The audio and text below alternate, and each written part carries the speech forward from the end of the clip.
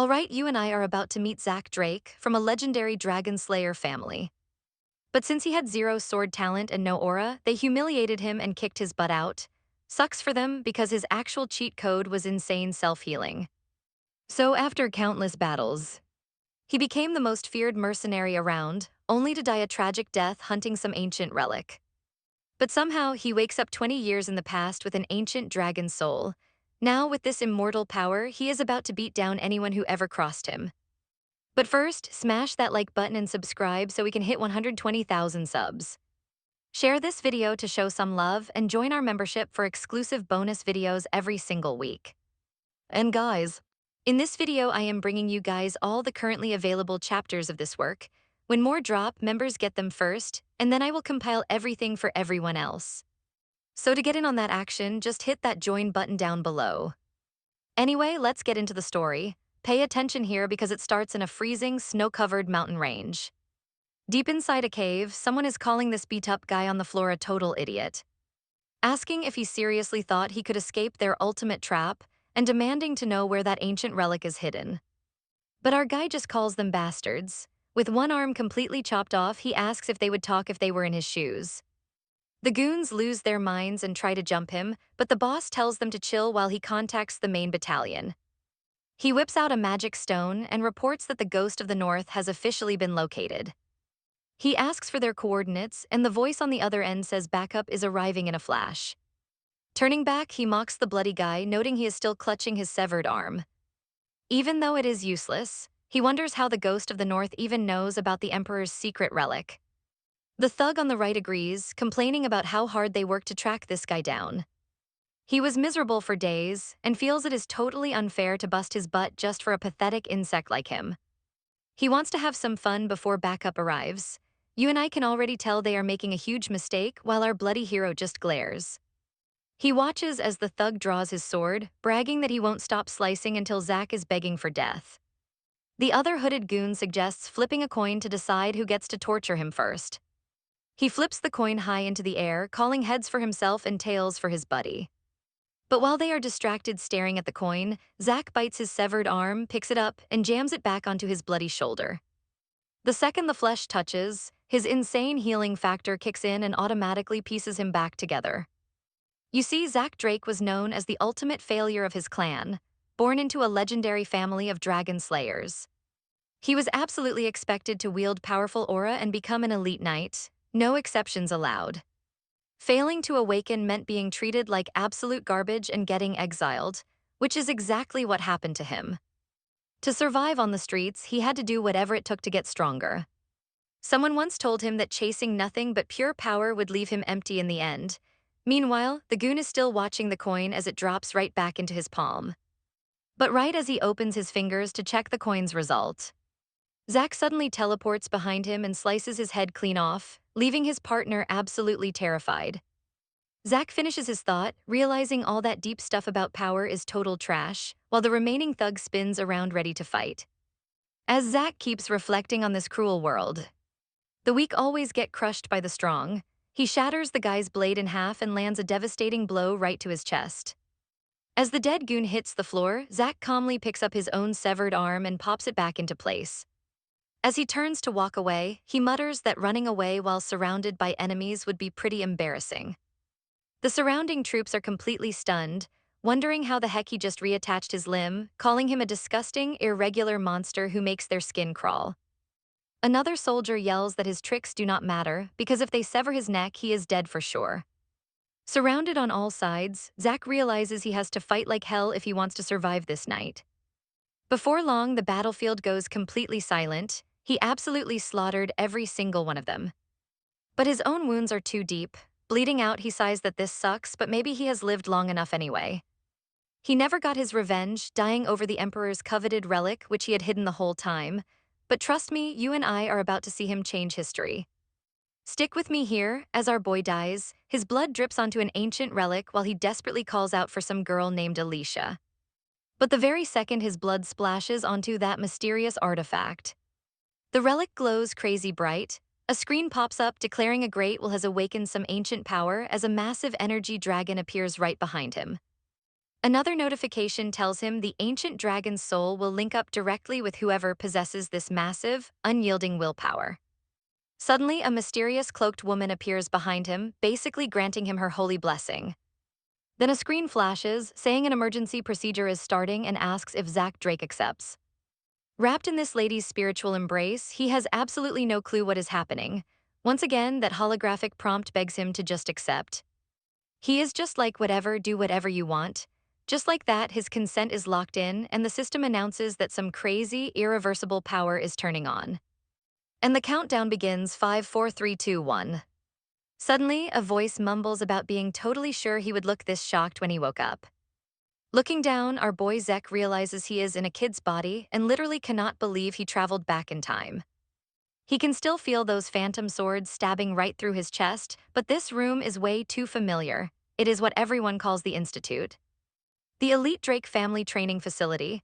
See, this dragon-slaying Drake clan is legendary, standing tall as one of the three great noble families. Their founder, Taron Drake, was the epic hero who defeated the evil dragon Baramut and saved the continent 1,000 years ago. Because of that, all his descendants are blessed with crazy aura, turning anyone who awakens into a totally badass knight. Well, except him, obviously. Now pay attention because here is where everything shifts. That weird holographic screen suddenly pops back up, announcing a system reboot, leaving our main character totally shocked. The system screens flash again, declaring that it is currently analyzing the soul of the Chosen One. Boom, soul connection confirmed at 100%. The ancient dragon's soul has fused directly with his, leaving our boy absolutely speechless. The screen even welcomes him, saying he has unlocked special system privileges. It says, "Nice to meet you, Zach Drake." Staring at this status window, he realizes it is like some kind of magical vision, probably triggered by that ancient relic he touched. Talk about high-tech ancient relics. As his new status screen loads up, he reads through the info, waving his hand right through the glowing, semi-transparent text. On top of that, he sees his class is a rare rank healer and his title is Dragon's Blessed. He knows nobody uses these ancient terms anymore in this era. Except for one person who actually taught him these weird words, his old master. His master used to say ancient people called everyone's talent their class, which came with a unique skill, and his class, healer. Meaning his skill is obviously healing. Man, he remembers how his master trained him so brutally back then he almost kicked the bucket. But according to this cheat code status window, he is already a certified healer. So he decides to test his power right now. The moment he activates it, his jaw drops, it actually works. Keep in mind, in his past life, he only became a healer at 20 years old, after finally unlocking his ether core. I know what you're thinking, can he actually open his ether core early? He focuses, opens his eyes, and yes, his core is wide open. Now he is absolutely sure he lost his physically trained body. But he is back in time with his memories and skills fully intact, and he can open his ether core way before age 20. This is going to give him a massive head start. Sitting on his bed, he realizes he needs to figure out exactly what else he unlocked. But suddenly, a knock on the door interrupts him, asking if the young master is awake. Zek instantly freezes in absolute terror. The voice on the other side warns him that pretend sleeping is useless. He knows our boy is wide awake. Zek starts panicking again. He barely got a look at his stats, and he has no clue how to make these glowing screens disappear. He can hear the guy opening the door, stepping into the room while casually calling out his name. This leaves Zek desperately trying to wave away and hide the floating window. But the butler simply marches right in, stops dead in front of him, and asks what on earth he is doing. This is Zek's personal butler, Dicker. Zek plays dumb, asking what the butler is talking about while sweating bullets. He quickly realizes that the old man cannot see his active ether core or his glowing status window at all. The intimidating butler leans in super close, asking if he really has no idea what he is talking about, which makes Zek shake in his boots yet again. He has always been deathly afraid of this man, and he simply cannot override the pure terror engraved deep inside his body. And that is where we leave things, mental stability activated. Alright, you and I are jumping right in as Z gets shocked to find his fear completely gone, thanks to his broken skill, mind stabilization, keeping his head cold as ice. He realizes this is one of his brand new skills that basically auto-activated, which leaves our boy feeling pretty damn confused about the whole thing. Suddenly, his butler snaps him back to reality. nagging about how huge this event is and asking if his young master is even listening to him. Z nods, and the butler clarifies he is talking about the upcoming deadly aptitude test known as the pancratium. Just hearing that name triggers some awful memories of Z getting absolutely demolished in the past. See, every single kid from the elite Drake family gets sent off to this brutal place called the Institute the moment they turn 7. They endure 5 long years of insane, backbreaking training and strict rules. To grade them, the instructors put on the pancratium, which is basically an all-out gladiatorial combat tournament. Matchups are picked by the instructors or set by mutual agreement, and since there are absolutely no safety rules in this place, some of these poor kids actually end up dying. This savage test is what decides everyone's rank in the academy. They have zero choice but to go all out. With that in mind, our main character heads straight to the arena where the bloodbath is about to begin. Pay attention here, that guy on the platform yells that this is the final exam, and everyone screams back in agreement. The instructor, a tough guy named Van Mark, loves the hype. He announces they are officially kicking things off and tells everyone to get ready to fight. The nervous cadets immediately start gearing up. Meanwhile, the haters in the crowd start whispering, asking if that loser is really Zik, and wondering why he showed his face after last year's absolute disaster. Honestly, if they were in his shoes, they would have stayed home. But he is a Drake, so he has to show up. Zik easily overhears these gossiping punks just as the instructor calls up Aaron and Goda for the first round. The two step onto the platform, ready to throw hands. The moment the referee gives the signal, they charge forward and unleash a flurry of blows. Out of nowhere, one guy connects with a brutal head kick right to the chin.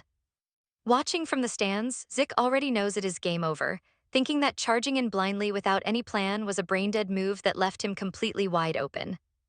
Just like that, Goda gets knocked cold, handing an easy victory to Aaron. Zik reminisces about how he used to literally shake with absolute terror whenever this tournament was mentioned. Now he cannot even comprehend how he was ever that weak and pathetic. But as our boy casually yawns, a shady rival across the arena glares at him with pure murderous intent, his fists itching for a fight. Okay, I know what you're thinking, and yes, it is finally time. The instructor calls up Zik and Leon, asking if they are ready, and both nod. Our main character realizes his opponent is, once again, this absolute clown named Leon. This smug extra sneers that Zik crawled back because he learned nothing from last year's beating. Zik just stares, thinking to himself that absolutely nothing has changed. He remembers how this bully used to mock him, telling him he better beg if he wanted to survive. Back then, Zik actually knelt and begged for mercy. He realizes this guy is his opponent every single year, meaning Leon must be pulling some serious strings behind the scenes. But of course, his toxic family would completely look the other way. They would just claim a real dragon slayer can easily overcome petty games. By the way, this arrogant jerk is actually Zik's own cousin. In his past life, he never even met his 4 siblings, and his 10-plus cousins treated him like absolute garbage every single chance they got. That is just how the brutal Drake family operates. Leon mocks him further, congratulating him on having the guts to show up again after getting beaten within an inch of his life last year. Or maybe he is just too stupid to learn his lesson. Right then, mind stabilization kicks in, keeping Zik's temper completely in check so he does not end up painting the walls with his cousin.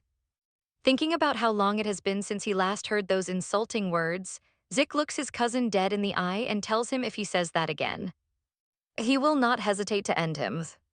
Leon taps his own forehead and mockingly dares him, asking what he is gonna do about it before calling him a piece of trash inferior again.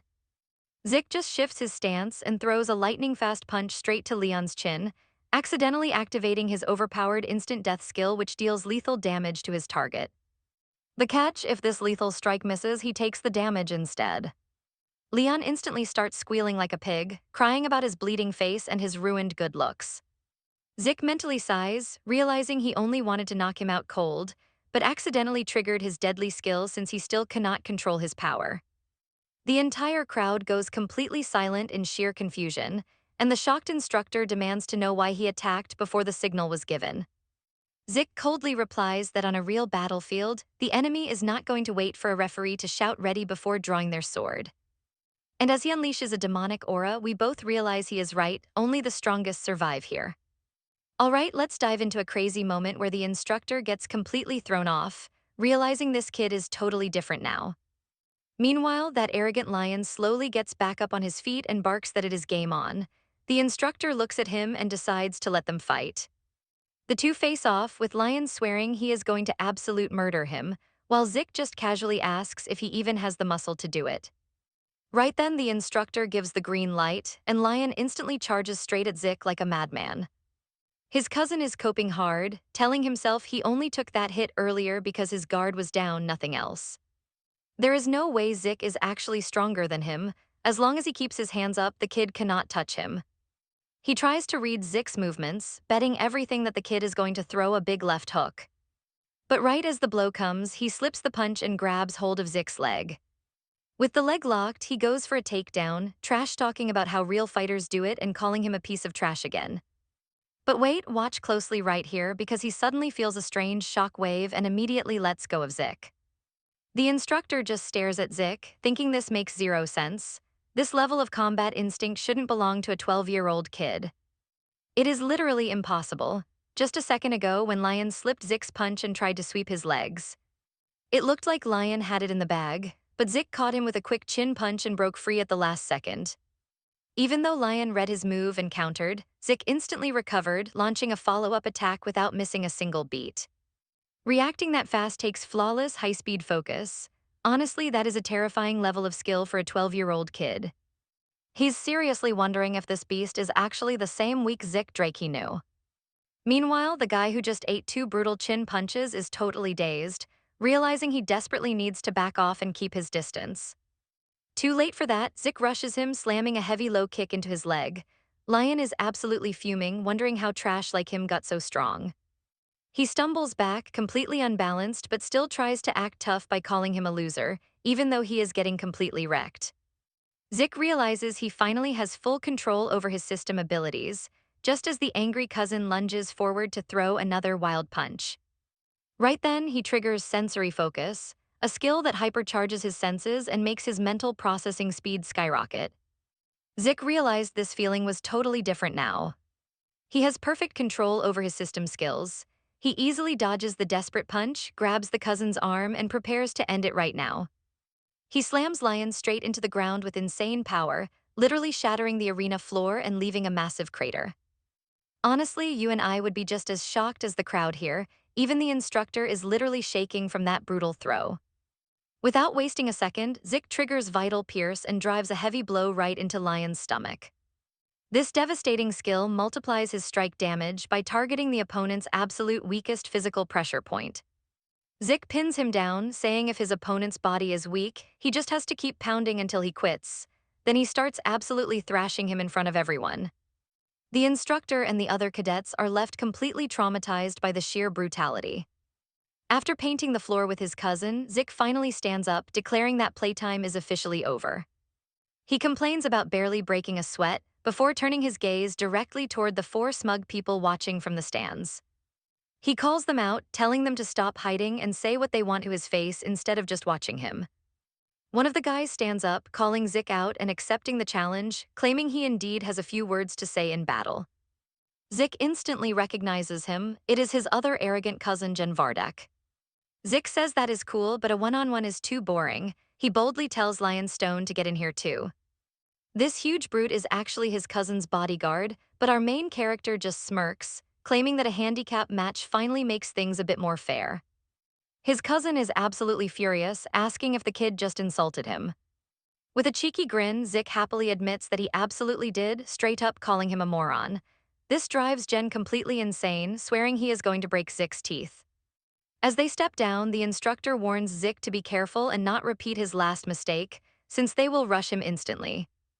Zik thinks this is getting extremely interesting, recognizing the big guy as none other than the future mercenary king, Lion. In Zik's past life, this brute served Jen and entered the academy, but being a distant relative meant he was cast aside. He was completely neglected, denied the elite training and education reserved for the top students of Valhalla Academy. Eventually, he managed to join the prestigious cavalry order of a small, struggling nation called Baranin. But when Baranin collapsed, he was forced to live as a mercenary. In those chaotic times, people naturally flocked to the strongest survivors. And that's where we leave it. You and I just watched him grow into a legendary Red Knight leading the Stone Mercenaries. Alright, you and I are diving into how this beast united 3 mercenary groups and became their king. When the Empire hired the Stone Mercenaries, Lee joined the mainland wars while Zik and the North Side crew faced them head-on. They took on Lion as their sworn enemy, though things might play out differently this time around. Once the instructor yells go, Jin wastes zero time and instantly lunges to throw a massive punch at Zik.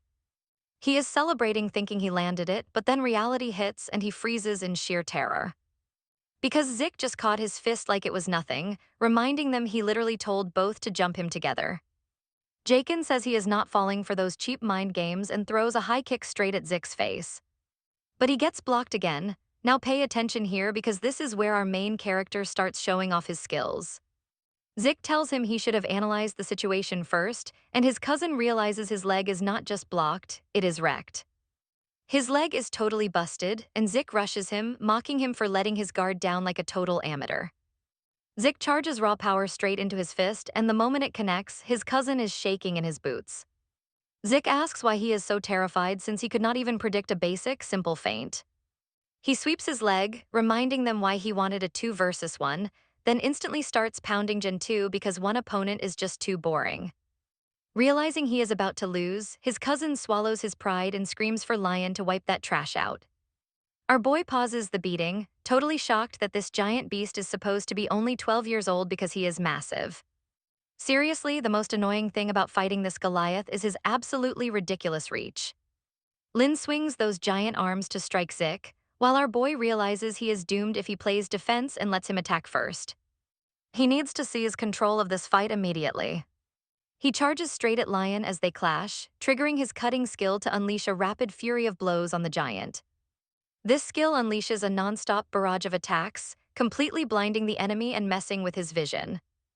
The crowd is losing their minds trying to figure out what is happening, and even the instructor is totally stunned. Zik smirked, knowing everyone is confused since they have never seen a technique like this before. A northern fighter using specialized dagger techniques right in the central region where swords normally rule everything. He complains that his younger body is trash since he is already gasping for air from this quick warm-up. Plus, that absolute beast of a body is a real problem since the guy is not even trying to dodge. He is just absorbing the hits behind a high guard, a contrast to Zik's aggressive days as the mercenary king. Zik realizes his own physical limits are catching up, and he sees how ridiculously tough this giant's body truly is. He is determined to break his guard anyway, while Lion just stands there staring him down. Zik charges a technique in his fist and strikes, but to his utter surprise, Lion actually manages to dodge it. He realizes everyone here has unreal reflexes, as the giant grabs Zik by the arm to slam him down. But out of nowhere, Zik uses the momentum to kick him in the head, grabs his arm with enhanced senses activated, and tries to drag the massive beast down. He wraps his leg to lock in a brutal chokehold, knowing that no matter how tough the body is, the brain needs oxygen. But think again. Zik starts coughing up blood, realizing this absolute monster still has one free hand and is pummeling him. Zik knows this guy is completely insane, but if he wants a war, he is not backing down either. While Zik squeezes the choke, Lion keeps throwing desperate punches as both fight to their absolute limits. The other cadets are speechless and the instructor looks totally terrified until one of them finally goes down. Lion collapses, choked out completely cold, while a girl watching from the stands smiles, satisfied with the result. She expected nothing less, thinking that taking him down is going to be incredibly fun. That is Zik Drick for you. Later, back in his room, the butler asks if he is all right after hearing about his injuries. Zik says he is fine. But the butler insists on checking his injuries, making Zik suspect he is actually trying to test his aura. Zik lets him proceed, and the butler grabs his arm, immediately injecting mana directly into his system. Zik wonders if he is a Blue Knight. Trust me, you and I are about to see how this core test plays out. Let's dive into this wild story where checking vitals by transferring aura from one body to another is already insane, let alone doing it at this level. And it is totally possible he is a Blue Knight. You see, knights are not all made equal, and they are ranked based on their raw power and mana control. White is for total beginners, basically most kids, while yellow is where things get real, awakening the aura and cracking open the mana core. Basically, after the awakening ceremony, everyone becomes a yellow knight. Once you can manipulate that aura, you get promoted to purple knight, But blue, that is when you can actually summon a literal sword aura. That is a god tier level only those who shatter their limits can reach, just like the mercenary King Lion did. Our main guy Zik actually reached it too in his past life, known as a Red Knight. He also suspects Black Knights exist, though barely any absolute monsters have ever reached that terrifying level. Which makes him wonder how his butler reached the blue tier but ended up as his babysitter. Like, that makes zero sense. Plus, there is this secret power that only 2 people in the entire world can use. Which is, wait, after the butler checks his body, he straight up asks if his young master is hiding something. Zik is just like, what do you mean? And asks if maybe the butler is the one hiding secrets instead. Cue the intense stare-off between them. But the main guy laughs it off, making the butler ask why he changed. Now pay attention to this. Zik looks back dead serious and tells him that is the wrong question. He should be asking why he only changed now because a storm of changes is coming. Everything is going back to how it should be, so he just needs to sit back and watch. The butler nods in agreement, letting him know the private training room he wanted is ready. Zik is impressed by his speed, just as expected. The butler wishes him a great day, and Zik just tells him to go rest, thinking it is way better to keep him close and gather all the intel he can. The real issue is picking a side. He cannot align with his late mother, only with his father or siblings. After that, we cut straight to the private training grounds. Stepping inside, he admits the place is actually pretty decent. He calls out his system to check things first and starts analyzing all the data. He notices his basic slashing skill upgraded to intermediate, realizes his abilities level up the more he uses them, and they trigger on autopilot depending on what he does. He wonders if he possessed any of these skills before and if learning something entirely new means he can add it to his skill slot. He also wants to figure out the difference between class skills and common skills.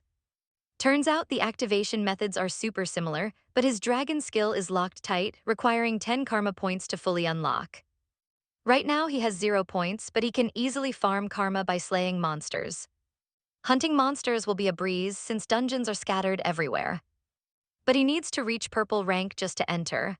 Honestly, I know what you're thinking. Why did he even regress in the first place, and what is this weird system anyway? He has so many burning questions, but looking at his class and unique skills, there is no doubt it connects to that ancient relic, even if he lacks crucial answers. But honestly, who cares right now? He grabs his sword, determined to do absolutely everything possible to grow stronger. He does not care if he has to rely on the system or the drakes. 2 main forces rule this world, the aura wielded by knights and the mana controlled by mages.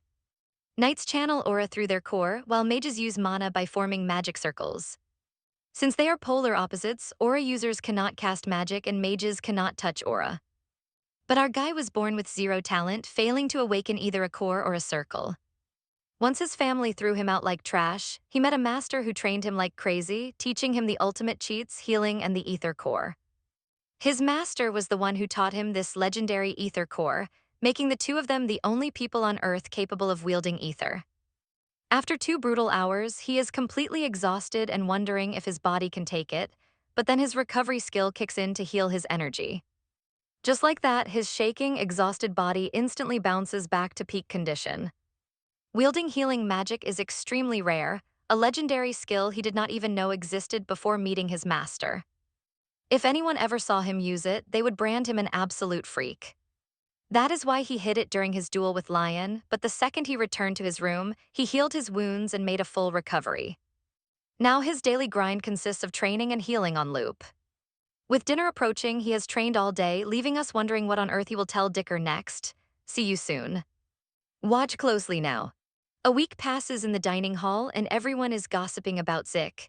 They are literally losing their minds trying to figure out how he became a totally different person and what the hell got into him. Some are even whispering about dark magic because, honestly, the guy literally broke the nose of a cadet from one of the most powerful families. Meanwhile, in a private room, a few cadets are grabbing food, and that girl Heina Trum is stuffing her face nonstop while they talk about Zik. One guy says even without an appetite, they need to eat because they will need full bellies for the training grind. That speaker is Owen Siemens. On the other side, that guy Zik beat up asks what the heck he is even talking about. And Owen asks if his head is so full of his inferiority complex that he cannot even recognize a little bit of basic kindness. The angry dude stands up and asks what he just said. This sudden move knocks Haina's meat off her plate, which makes her super mad, and the guy looks totally terrified of her reaction. So Owen asks them what they are going to do next. The four of them stare at each other, thinking of Zick Drake. That one guy keeps saying the fight was ridiculous but still pretty impressive. But his actual sword skills are not going to be enough. Someone who can barely lift a blade will not achieve anything, and that bruised guy agrees, saying it makes no sense that he lost to a total loser. And everyone saw it, he only won because he got lucky, but Heine stares them down and asks, "What do you mean by luck?" She tells them if that is what they really think, then they do not deserve to be a Drake Knight. Now pay attention because the night battle is a whole different beast. Real swords are used, and this is where most of the brutal deaths happen. It is also when the students' skills truly evolve. After a whole year of training, the Drake Aura Awakening ceremony finally kicks off. Time passes and the instructor calls Zick up to the stage. He steps up carrying a massive sword that is actually bigger than his own body, leaving everyone completely confused. They wonder what kind of crazy weapon that is, when suddenly someone right in front of him calls his name. Heine Trum steps up, and the two stand face to face as she furiously declares she will be his opponent. Our boy just gives a little smirk, saying that is perfect, and he gladly accepts the duel against her. She watches in disbelief as he lifts that massive greatsword so effortlessly. And right now, we can see she realizes this is not the Zick she remembers. He has gotten way stronger and is even trying to intimidate her, which is just stupid. She cannot let her opponent get in her head before the fight even begins. So she is just going to do what she does best, which is completely crushing her opponent. Meanwhile, Zick admits to himself that even though he accepted the challenge, he is still feeling a little bit nervous. Heine Trum is famous as the Lightning Knight, an active warrior from the war who awakened her aura way before the ceremony. She is considered a next-generation genius of the Drakes, having awakened her powers years ago. But since she stayed here, she never got a real chance to use it. With that, the instructor gives the signal to start, and she immediately charges straight at Zick. But he manages to dodge her move and launches a counterattack, which she dodges too. They clash fiercely, and though he blocks her incoming strike, the sheer impact sends him flying back, making him realize she is stronger than expected. Still, he is eager to fight, and as she rushes him again, the crowd screams for her to stop playing around and finish him in one blow. But that guy in the middle calls them idiots, asking if they seriously think she is playing, when in reality, Zick is the one messing with her. She grits her teeth, absolutely certain that he had a massive opening. But no matter how fast she moves, he blocks with his sword, almost as if he already knows exactly when she will strike. And whenever she tries, a new opening appears, and it is like he is baiting her on purpose, which only drives her even more insane with rage. After trading a few more blows, they back off, with her already totally exhausted while he is not even breaking a sweat. Thinking he expected much more from the Lightning Knight, it is like she only read a book and learned the bare basics. It feels like she is missing something. Well, since that is the case, he decides to give her a little push, dropping into a weird low stance that confuses everyone. She thinks, what kind of ridiculous low stance is that? She wonders if he is trying to close the gap, but before she even realizes it, he is already blitzing right toward her. She claims she won't lose when it comes to raw speed, but in that exact moment, she is completely shocked by Zick's insane acceleration, as he swings his blade, aiming a heavy blow straight at her head. But she barely dodges, thinking distance will save her. Trust me, you and I know she is in for a rude awakening. You and I are jumping right back into this intense battle as he goes all out. But then she feels something off. Her nose gets clipped and Zick is already ducking right under her, aiming a deadly sword strike that sends her anxiety through the roof. With his blade pressed right against her throat, he screams at her to just die. Somehow she counters, sending his sword flying. The crowd goes wild, thinking Zick is totally done for, cheering that this is the Riene they know and she did not even use her aura yet. But the instructor knows better, the crowd might have missed it. But the exact split second Zick attacked, she absolutely used her aura. It was so fast you could barely even see it. Remember, before joining the academy, she swore she would never use her aura, but look at her now. Her pride is completely shattered, leaving her staring at the ground in shame. Now pay attention because Zick asks why she is moping, winds up a massive punch, and yells that the fight is not over. He literally plants a brutal punch right into her neck, making her spit blood onto the floor. The crowd erupts, complaining that using fists is not how knights fight and they cannot accept this. They keep whining that fighting without swords is for losers, claiming Riene is the real winner. saying he is not even a real knight, but our main character just scratches his ear, ignoring their noise. He asks Riene as she struggles to get up if they should keep going, while she desperately thinks she has not lost. She tells herself she just got sloppy and let her guard down, but is that really what happened here? If she had a dagger in her offhand, maybe she could have blocked that brutal hit. So she closes her eyes in total embarrassment and admits she lost, leaving the entire crowd shocked. And just like that, the guy who was treated like absolute trash days ago won. Despite being from a legendary powerhouse family, Riene lost, and the instructor officially crowns Zick Drake as the winner. After that day, the scene shifts to a totally ruined, burning castle with bodies scattered everywhere. Knights walk around, tossing corpses off a cliff and into the raging fire. Suddenly, this guy with glasses calls out to the man ahead, naming him Abel, and asks what their next move is. You and I both know Zick's win is huge, but the guy sipping tea just calls him desperate, mentioning the awakening ceremony is right around the corner. The glasses guy confirms it is in 2 weeks, and Abel mentions it has been a long time since he last visited home. He wonders how this year's ceremony will play out since he is extremely curious about it. Zick's massive upset victory shocked everyone, and he spent the next month locked away in his training room.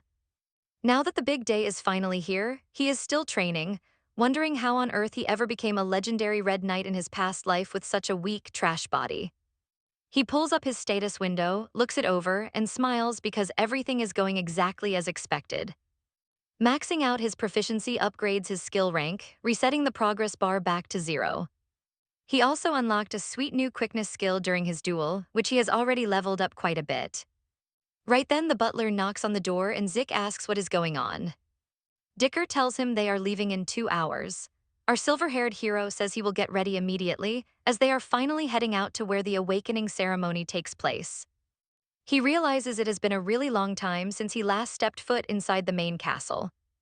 He remembers the main Drake castle is in Troy, but the family's actual seat of power is right in the center of the continent. The ceremony is held at the legendary birthplace of the warrior who founded their famous Dragon Slayer clan. The moment they arrive, they step off the carriage, standing right in front of the ancestral Drake homeland, famously known as the Dragon's Nest. Walking inside, the instructor barks orders for everyone to line up, and Zick reflects on how clueless he used to be. The crowd is packed with high-profile figures he only saw in papers, including tons of secret informants. But who cares? They are just here to watch him fail his awakening anyway. Maybe then they will leave him alone. But suddenly he feels a heavy gaze from afar and freezes in pure shock, recognizing that absolute bastard. Another guy strolls over and asks what he is doing at the ceremony, wondering if any kid caught his eye this year. But the long-haired Abel says it is nothing like that, though his own little brother is participating today. This is the second son of the legendary Drake family, the Sword Lion Abel Drake. He just keeps glaring at Zick. Zick knows this guy is a total psycho who should be called the Genocide Knight instead of the Sword Lion. He tries to stay calm, knowing he is powerless right now. In his past life, he never even attended this ceremony, so stick with me to see what happens next. Alright, you and I are about to see if our main character can finally rewrite history and win this time. Then the other knight steps up and announces that the ceremony is officially starting, calling everyone up one by one. First up is Aaron, who gets called to the stage. He walks over, dips his hand into the water, and pokes it with a needle.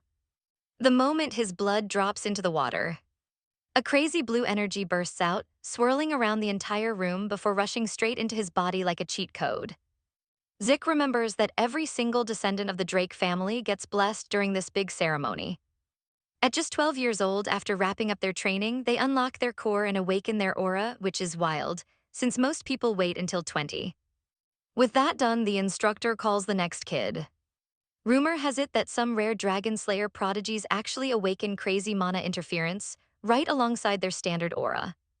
But pay attention here, the crowd gasps as the monument glows red, exactly as they expected, while our main character quietly hopes to awaken at least as a blue knight. If you are lucky, you can reach red or even black. That is the legendary Pureblood Awakening. And who just pulled off that Pureblood Awakening? It is Riene Trum. The instructor instantly shouts for them to bring out the gloves. Apparently without those special heirloom gloves from the family, living a normal life is totally impossible due to mana interference. She slips them on and realizes they are incredibly heavy. Once you prove that your blood is pure, you officially get the legendary Drake family name, plus insane backing and tons of sweet perks. Now the crowd is hyping up the main event, wondering what kind of awakening he will get since he beat Riene and should easily have a pureblood one. He never imagined he would stand in front of this giant stone statue ever again. In his past life, he was totally pathetic, and this ceremony was absolute hell for him. Back then, they branded him as the first major failure of the Drake family, a shameful title, but this time, things are different because he can heal and even manipulate ether. Plus, he is no quitter and plans to stand tall using his own sheer strength. So he silently tells this stupid statue to hurry up and do its job, dipping his hand in and letting his blood pour out. He gets super nervous watching for a reaction, and suddenly the massive statue behind him starts shaking. But wait, nothing actually happens. Nobody has ever seen this before, and Abel just stares while our main character shrugs, not expecting much anyway. Because of Abel, everyone had hyped this up, and now nobody understands what is going on or if it is even possible to fail to awaken. But he is a direct descendant. The crowd starts whispering that this is exactly what happens when you raise someone with cursed blood in the family. He just quietly wipes his hands, thinking that absolutely nothing has changed since his tragic past life. But whatever, there are plenty of other ways to get incredibly strong without awakening an aura. I know what you're thinking, he is totally done, right? Well, think again, because the system suddenly apologizes to Zik for a massive error. The system states that critical data for identification was lost during analysis, so system authority will be used to insert the missing pieces. He is completely lost here. It turns out the identification was wrong, and the system terminal mistakenly labeled his talent as a basic healer. Since his class was already unlocked, they determined that his acquired class is rare. He still has no idea what is going on. But when everyone looks back, the giant statue suddenly starts glowing bright red. Everyone in the room is completely shocked, realizing that red means he actually is a pureblood after all. As he stares at his status window, the terminal evaluation updates. The dragon blessing in his soul has been detected, leaving him totally shocked by the system messages while Abel silently stares him down. The system continues, stating that his bloodline talent, the blood of a warrior, has been detected. Both of his awakened talents are merging to form a brand new, insanely rare class, leaving him completely speechless. He receives a final notification showing he has unlocked a unique class called Immortal. But right after that red glow, a bright yellow light starts taking over the statue. Everyone goes wild trying to figure out what this reaction means, whispering and wondering if he is actually a pureblood. Others wonder if the monument is just broken, since a pureblood cannot awaken without some serious mana interference. Suddenly, Abel starts slowly clapping his hands to get everyone's attention, telling the crowd that everything is completely fine. Two purebloods just awakened at the same time, so shouldn't they all be celebrating? Everyone looks around and realizes he is totally right. Two purebloods have awakened, you and I should celebrate this wild win. All right, you and I are watching. Abel tell the instructor to bring the gloves to Zik. Puts them on, he notices how heavy they are. As the instructor calls the next candidate, Abel keeps staring at our boy with a smug little smirk. Zik knows this guy's move was dead obvious. But hey, he still helped him out. But just thinking about it is straight up disgusting. A bit later, an instructor announces that the awakening ceremony is officially over. He says they are throwing a massive celebration party, everyone is invited, and he tells them to go have a great time. But our boy does not care at all. He just walks away, calling the party useless while looking for a nearby training center.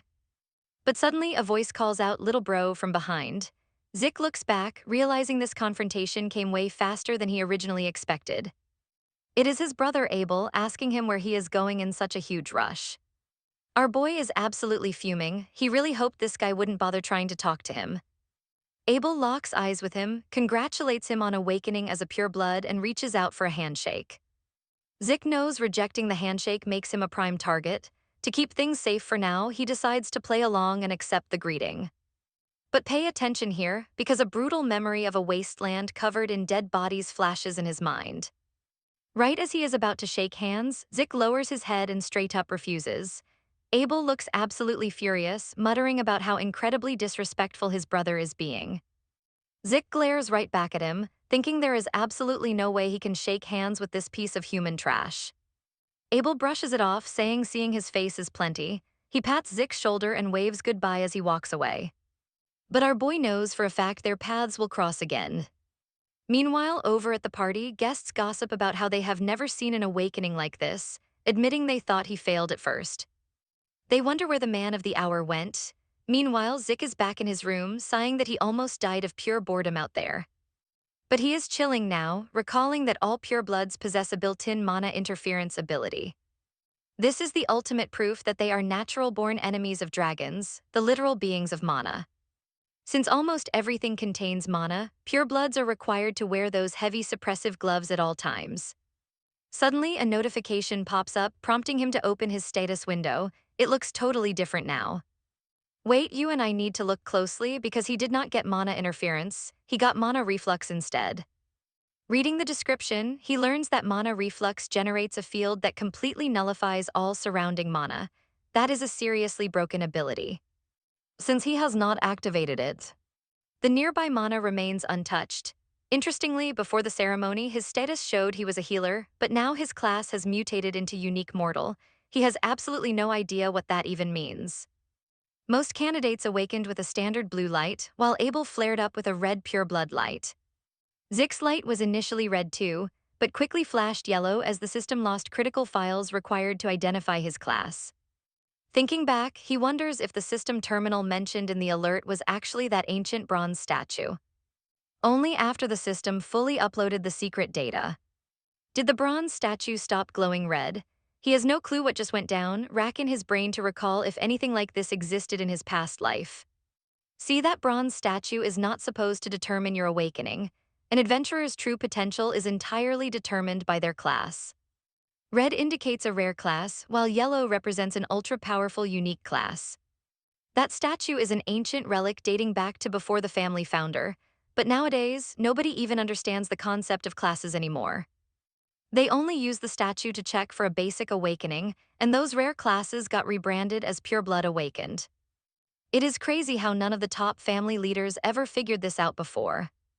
Checking his stats, he notices he racked up 100 karma points from all the crazy gossip about him, and he is ready to spend them. By spending 10 karma points, he unlocks some epic draconic skills. First up is Dragon's Eye, which lets him analyze nearby targets and see all their hidden details. Next is Royal Dragon, a broken skill that forces enemies to submit through pure aura and intimidation. The third is Gluttony, which basically lets him eat and digest tons. He figures the first two are way more useful. He honestly doesn't get this weird gluttony skill, and it costs a hefty 50 karma points just to unlock. He realizes it is much better to grab the skills that help him immediately. So he unlocks both Dragon's Eye and Royal Dragon, knowing testing the second one right now might be a bit too dangerous. Instead, he activates Dragon's Eye, and you and I get to see his glowing gaze in action. Alright, you and I are starting this wild ride with our guy finding absolutely nobody around. He cracks open the window and sighs because the only thing out there is a garden statue. He wonders if this is even useful. But as soon as he turns around, the system pops up asking if he wants to inspect the selected items. He is totally confused about what selected items even mean, but then he notices it.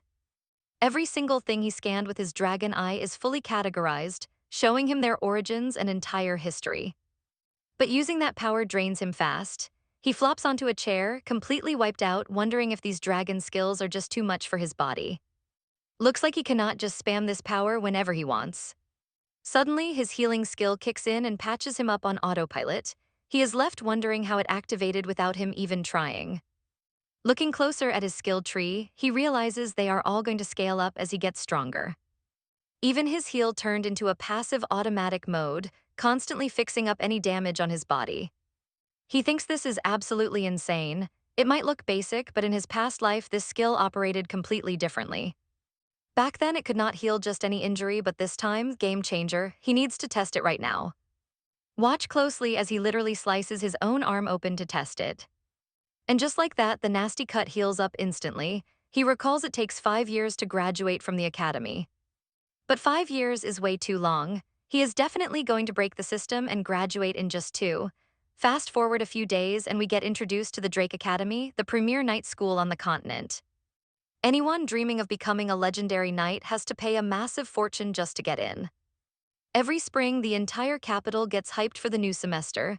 The fresh cadets are running around chatting happily, while our girl just walks past them, thinking about how their upperclassmen are already being treated like real adults.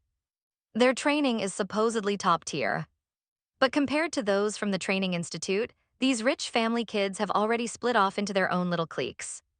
These houses are nothing but trouble. Out of those backing the Drake family, three stand out as the supreme clans. Starting with Trum, representing the bull crest known for strength. Next is Siemens, the serpent crest, famous for extreme intelligence. And third, the Wargs clan with the axe, sword, and shield crest, who are the master blacksmiths. But honestly, you and I do not care about these rich snobs. Our main character goes straight to the Platinum Mansion. He is thinking it pays off to be a pureblood. This mansion has crazy perks, like its own private training facility and library. Only the absolute elite of the school can access it. Pureblood heirs get an entire floor called the Platinum Floor, along with the prestigious title of Floor Master. The very second he steps inside, a maid welcomes him and says she will show him up to his personal luxury floor. As he walks, the entire staff of butlers bows to him. He wonders if this royal treatment is overkill for a pureblood. One of the chief butlers tells him that Mr. Dicker is already waiting inside his room. When our main character enters, the butler greets him, but he just tells him to cut to the chase already. The butler says he has a delivery and points to a box on the table. Inside, there are his new gloves. He notes they are way better than those cheap temporary ones. The butler is just glad he is satisfied. Our guy mentions that besides the gloves, he is planning to grab a new sword and asks Dicker for his opinion. Dicker thinks that is a solid plan. Since Troy is close to Giant Mountain, they have top-grade iron and legendary blacksmiths. Supposedly, everyone gets their first graduation sword from Troy, so they will start searching for an elite blacksmith. But our boy says there is no need, because he already has a specific blacksmith in mind and will visit him personally. He asks them to just book an appointment. The butler reads the name on the request, Dillian Walbert. He admits he has never heard of this guy before, but promises to track him down anyway. The old man mentions classes start tomorrow and requests that he review the orientation materials right away. Once he leaves, our boy digs into the reading, realizing he is literally the master of this entire floor now. This gives him tons of freedom to practice his op dragon skills, but then a sudden knock on the door interrupts him. The maid informs him that Lady Riene, another floor master, has formally invited him to a private dinner. He keeps thinking about her and agrees to go, heading straight over to the dining hall where she is waiting. She is sitting there surrounded by lackeys, looking like a total mafia boss. Trust me, you and I are about to see some crazy drama next. Let's jump into this crazy story where she admits her family is a bit different, as he already knows. So she dismisses her bodyguards, they sit down, and she says they will eat first then talk. Our main character is like, classic her, perfectly controlling her massive aura using her core just like he expected. And honestly, looks like she is already about to become a purple knight. But her skills are still totally basic, which is a total waste of talent. He feels awkward watching her eat, but then she finishes up and says she's cutting straight to the chase, asking him to accept her family sponsorship. Zick is shocked, reminding her that in case she forgot, he is a pure blood awakened. But she just smiles and says he's got her all wrong. Sure, they get some perks like that platinum status, but the academy does absolutely nothing to help them actually grow. If he plays his cards right, he can score elite knowledge and a personal coach to level up his skills. And without that support, no matter how gifted he is, he won't last long. Now pay attention, because she explains that even pure blood elites like them, or someone huge like a Bobble Drake, who was the youngest blue knight and is now a red knight, got backed by his mother's family, the Siemens. And the head of the Trun family didn't have a clear reason, but apparently missed out on maternal backing too. So she pushes him one more time to take the deal, but our guy just says he is not interested. Leaving her totally baffled, she asks if there is something he dislikes, but he says that's not the issue. He simply doesn't need any of that stuff, which blows her mind. Plus, he points out he wouldn't really get much out of the deal anyway. But before walking out, he drops some golden advice. She's putting way too much muscle into her sword, probably worrying about what the guys think. He tells Riene she needs to listen closely. Her real superpower is her insane speed, so she shouldn't be rushing head-on or trying to overpower everyone with brute strength. She just needs to dodge using her agility, then strike back with one single, deadly, precise blow. If she masters that, she will be way stronger than she is now. With that, he walks off, thanking her for the awesome dinner. She clenches her fists, thinking about how her family crest represents pure power and she is just trying to follow their legacy. She doesn't give a damn about other opinions, but deep down, she knows he's right. She desperately wants to honor the Trun name, even with a body not built for brute force. He clearly saw through her, unlike everyone else who just called her a genius without actually looking. So who exactly is this Zick Drake guy anyway?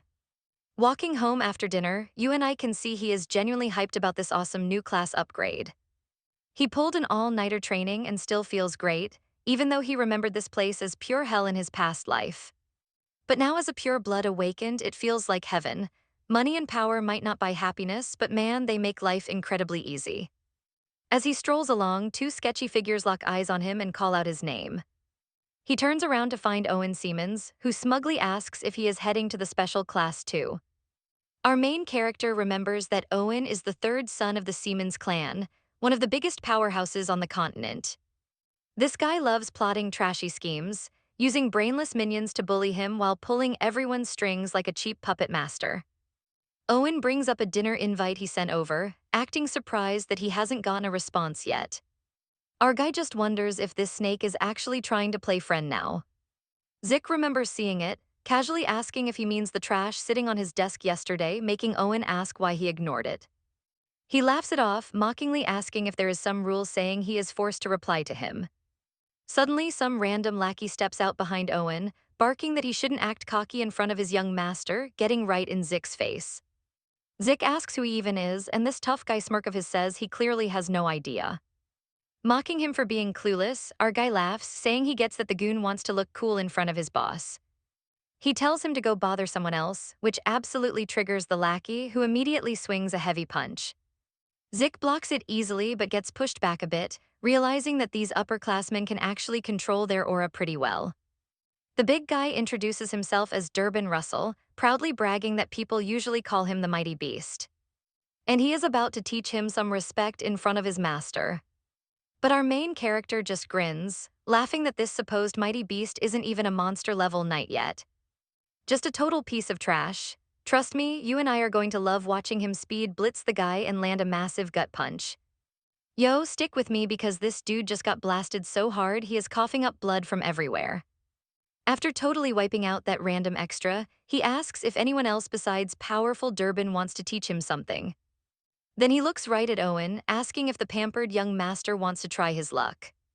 But Owen plays it completely cool, so he just walks past Zick and casually tells him that he is truly impressive. Zick just grumbles about wanting to join the fun, remembering that the Trick Academy is split into two separate classes. And by school rules, if you lack talent, you must make up for it with hard work. Regular students grind from sunrise to late at night, but in the special class, you get to choose your own advanced electives. Essentially, the special class is strictly for elite students. Our boy had high hopes, but seeing mostly institute students around makes him wonder if this is actually a special class or just their private club. But suddenly things change. The instructor yells for silence, announcing that a special guest is here to speak to the class. He was the legendary commander in the Western War 20 years ago, which blows everyone away. He goes on to call him a national hero who single-handedly stopped the Empire's invasion using nothing but his brilliant strategy. Enter President Howard Drake. This chubby old geezer steps up and cheerfully says it is a total pleasure to meet them. But our main character knows the real deal about this war hero, Howard Drake, who is praised as a genius mastermind. But check this out, he only became a hero because leaked info accidentally ended up confusing the enemy forces. Basically, he just got lucky off a traitor's work, leaving our guy wondering how such a rat became a hero. To make matters worse, this old bastard was the one who got him expelled, forcing him to wander Troy aimlessly until he was captured and sold off as a slave.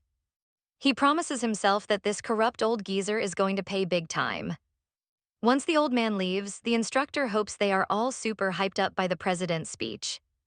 So it is time to grab their swords, because class is starting right now directly inside the elite training grounds of the special class. Our boy remembers that this basic cavalry course is mandatory and in his past life. Let's pause because this is crazy. Since he could not use aura, a 3-month course took him 2 whole years. His head hurts just thinking about it, but then a new instructor arrives and introduces himself as Andre. He is in charge of teaching them the absolute basics of how to slay monsters. This is the Scarlet Knight, Andre Drake, and everyone is wondering why he is wearing the official Drake clan uniform. But our main character knows the Scarlet Knight is a beast who graduated super early despite not being a pureblood awakened. He even finished top of his class in Valhalla. A true genius who earned the prestigious Drake name. Looks like this special class gets some heavy-duty teachers. He also remembers this guy was notoriously strict. Andre immediately tells everyone to shut up because the chit-chat is officially over, ordering them to draw their swords and get ready. But standing in the crowd, Andre glares at our boy and demands to know what kind of weapon that is. Zik unsheathes it, casually replying that it is just his regular sword. Andre stares at him, totally triggered, and calls him forward, asking if he does not know that students must choose swords that match their physical build. Zik knew this strict teacher would complain, which is why he drew it so defensively, but there was no other choice. So Zik boldly asks if he defeats him in a fight. Can he keep using the sword, figuring it is way faster to just show him? This pushes Andre over the edge, releasing an insane amount of pressure onto Zik, but his extreme mental defense skill instantly kicks in. Andre smirks and says fine, if he wants a hands-on lesson, he is allowed to keep using that oversized sword. But if he loses, he will get punished as Andre draws his blade to show off his real aura. Glaring right at Zik, he warns him that he will also be kicked out of his training class forever. Andre then tells him not to sweat it because he won't use any aura during their match, making our boy think this instructor is actually pretty nice. But Zik already knows his fatal weakness, meaning he can still secure an easy win. He is also well aware that Abel is keeping tabs on him, so showing off too much is risky. He needs to hold back. He grabs his weapon, declares they are starting, and immediately charges straight at Andre, aiming directly for his neck. But Andre blocks it cleanly, making our boy realize this teacher is the real deal and this won't be an easy win. He keeps slashing from all angles, but Andre blocks everything without budging. Trust me, you and I need to see what comes next. Alright, you and I are jumping into a crazy showdown where the surrounding cadets are hyping up Drake's officers for being next level, since Andre hasn't gotten a single scratch in 30 minutes. But little do these guys know, his sword is actually shaking like crazy after taking all of Zik's heavy hits. Andre is like, what kind of ridiculous energy is this? Even without using aura, I shouldn't be getting pushed around like this. But hey, if this dude is blood awakened, then it actually makes sense. Meanwhile, our main character realizes his own energy is running pretty low. That's probably because he's suppressing his aura. You see, this family has a super unique way of training their kids. During training, they gotta keep their aura active 24/7, even while eating or sleeping. It makes using aura as natural as breathing. So basically right now, Andre is just holding his breath during this fight. Zik rushes him once more, thinking this pressure will force Andre to burn through all of his energy way faster. But Andre manages to block the strike and shoves him a good distance away. Our boy thinks it's still going to be tough, so there's only one way. He's gotta force him to use aura because easy fights are just boring. Now pay attention here, he wants him to stop overthinking and just unleash that aura automatically under extreme pressure. The second he touches the ground, Zik straight up vanishes with insane speed, completely catching Andre off guard. Zik activates his speed skill and starts casually walking all over the place like a total boss. Andre thinks this is ridiculous, but before he can even blink, our main character is right behind him, activating instant death. But at the very last second, Andre looks back and reacts, instinctively activating the legendary Dragon Slayer technique. We are talking Chapter 1, Verse 1, the Celestial Slash. This massive wave of power slams directly into Zik, blasting him away. This shocks everyone, and the spectators are loving it since Zik is getting wrecked, even though our boy tried to block it. But his sword is totally wrecked, and he's like, man, this sucks. He activates his healing skill to deal with the pain, but the fatigue is too much and he passes out cold. The instructor sheathes his sword and just stands there in silence for a moment. Then he casually announces that this student doesn't need to show up to his class anymore. Next, he asks if anyone else wants a hands-on lesson like that. Obviously, the entire crowd is completely silent and in shock. Andre, absolutely fuming, says he'll take that silence as a no and orders everyone to grab their swords and get to work. After some time passes, our boy finally wakes up in the infirmary and realized things didn't actually turn out too bad. Even though he lost the spar, Andre still ended up unleashing his aura despite promising he wouldn't. And hey, let's pause and look at the bright side. This means Andre recognized his skills, kicked him out of class, and gave our boy free time. Still, that final attack was just the absolute basics of the Dragon Slayer style, Chapter 1, Verse 1, the Celestial Slash. But in the hands of a pro, it packs insane power. Honestly, he still could have won since he literally has broken cheat codes like self-healing and infinite energy. But hey, this was enough to secure his freedom. To keep that freedom, though, he needs serious power. The kind of ultimate power that nobody can easily surpass. Suddenly, his train of thought is ruined by a random drunk dude chugging next to him, asking if he's Arthur's youngest kid. This completely catches Zik off guard, making him wonder who this old geezer is. The old man notes his eyes look exactly like Arthur's and calls him arrogant. Our main character realizes he didn't even sense the guy's presence. He asks who he is, but the old-timer just asks how he did it. The MC realizes he's being totally ignored and just asks what the heck he's talking about. The old man asks about his little trick. He took massive damage but is totally fine now, plus he was lightning fast. Zik wonders if the old guy noticed his healing, triggering his extreme mental defense skill to activate. But he reassures himself that it's fine since nobody here should know about his healing.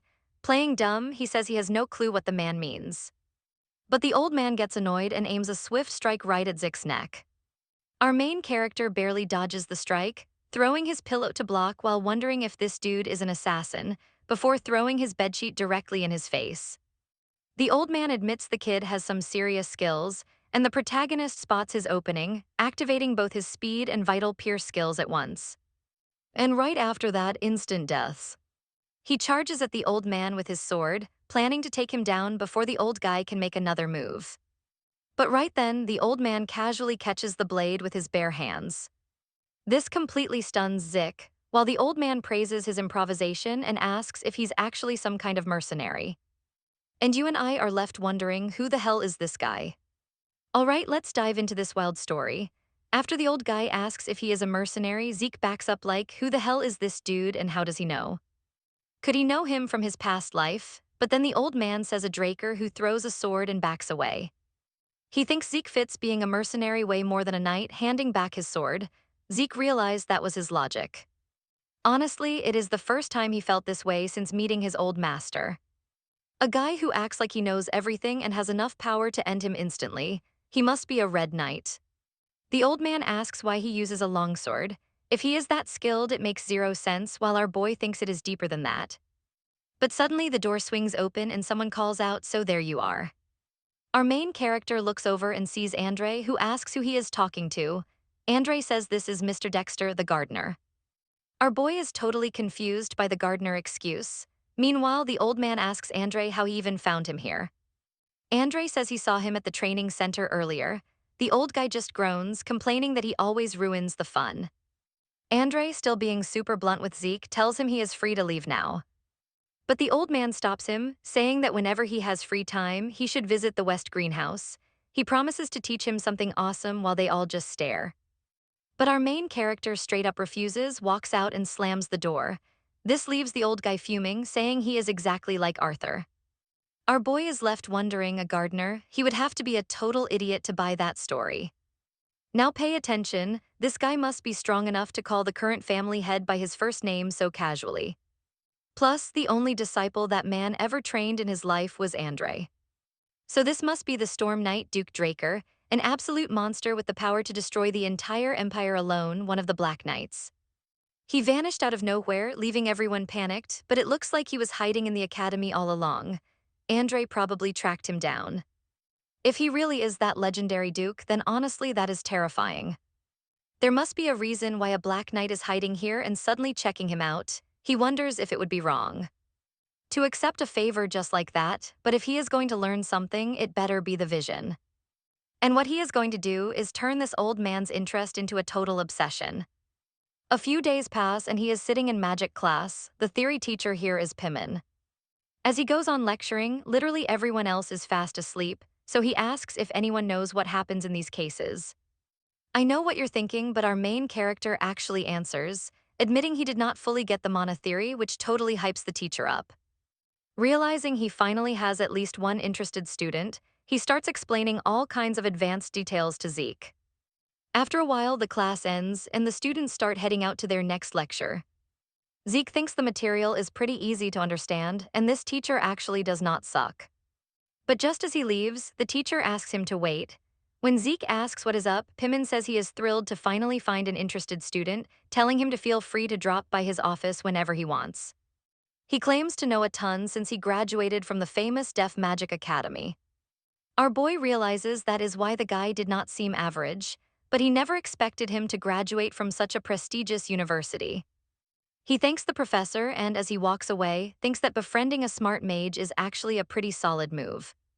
Mages are definitely incredibly smart people. And having a smart ally is way better than some dumb knight following him around. This Mr. Pimin is going to be extremely useful to him. But as he walks, he realizes the old guy has more patience than expected because a whole week has passed and waiting on a bench is Duke Draker. The old man asks if his classes are finally over. Zeke asks what he is doing there, but the old guy immediately cuts him off, asking why he did not visit the greenhouse to learn the awesome skills he promised. But our boy says he already refused, which makes the old man super mad, complaining that Zeke does not even know what the lesson is.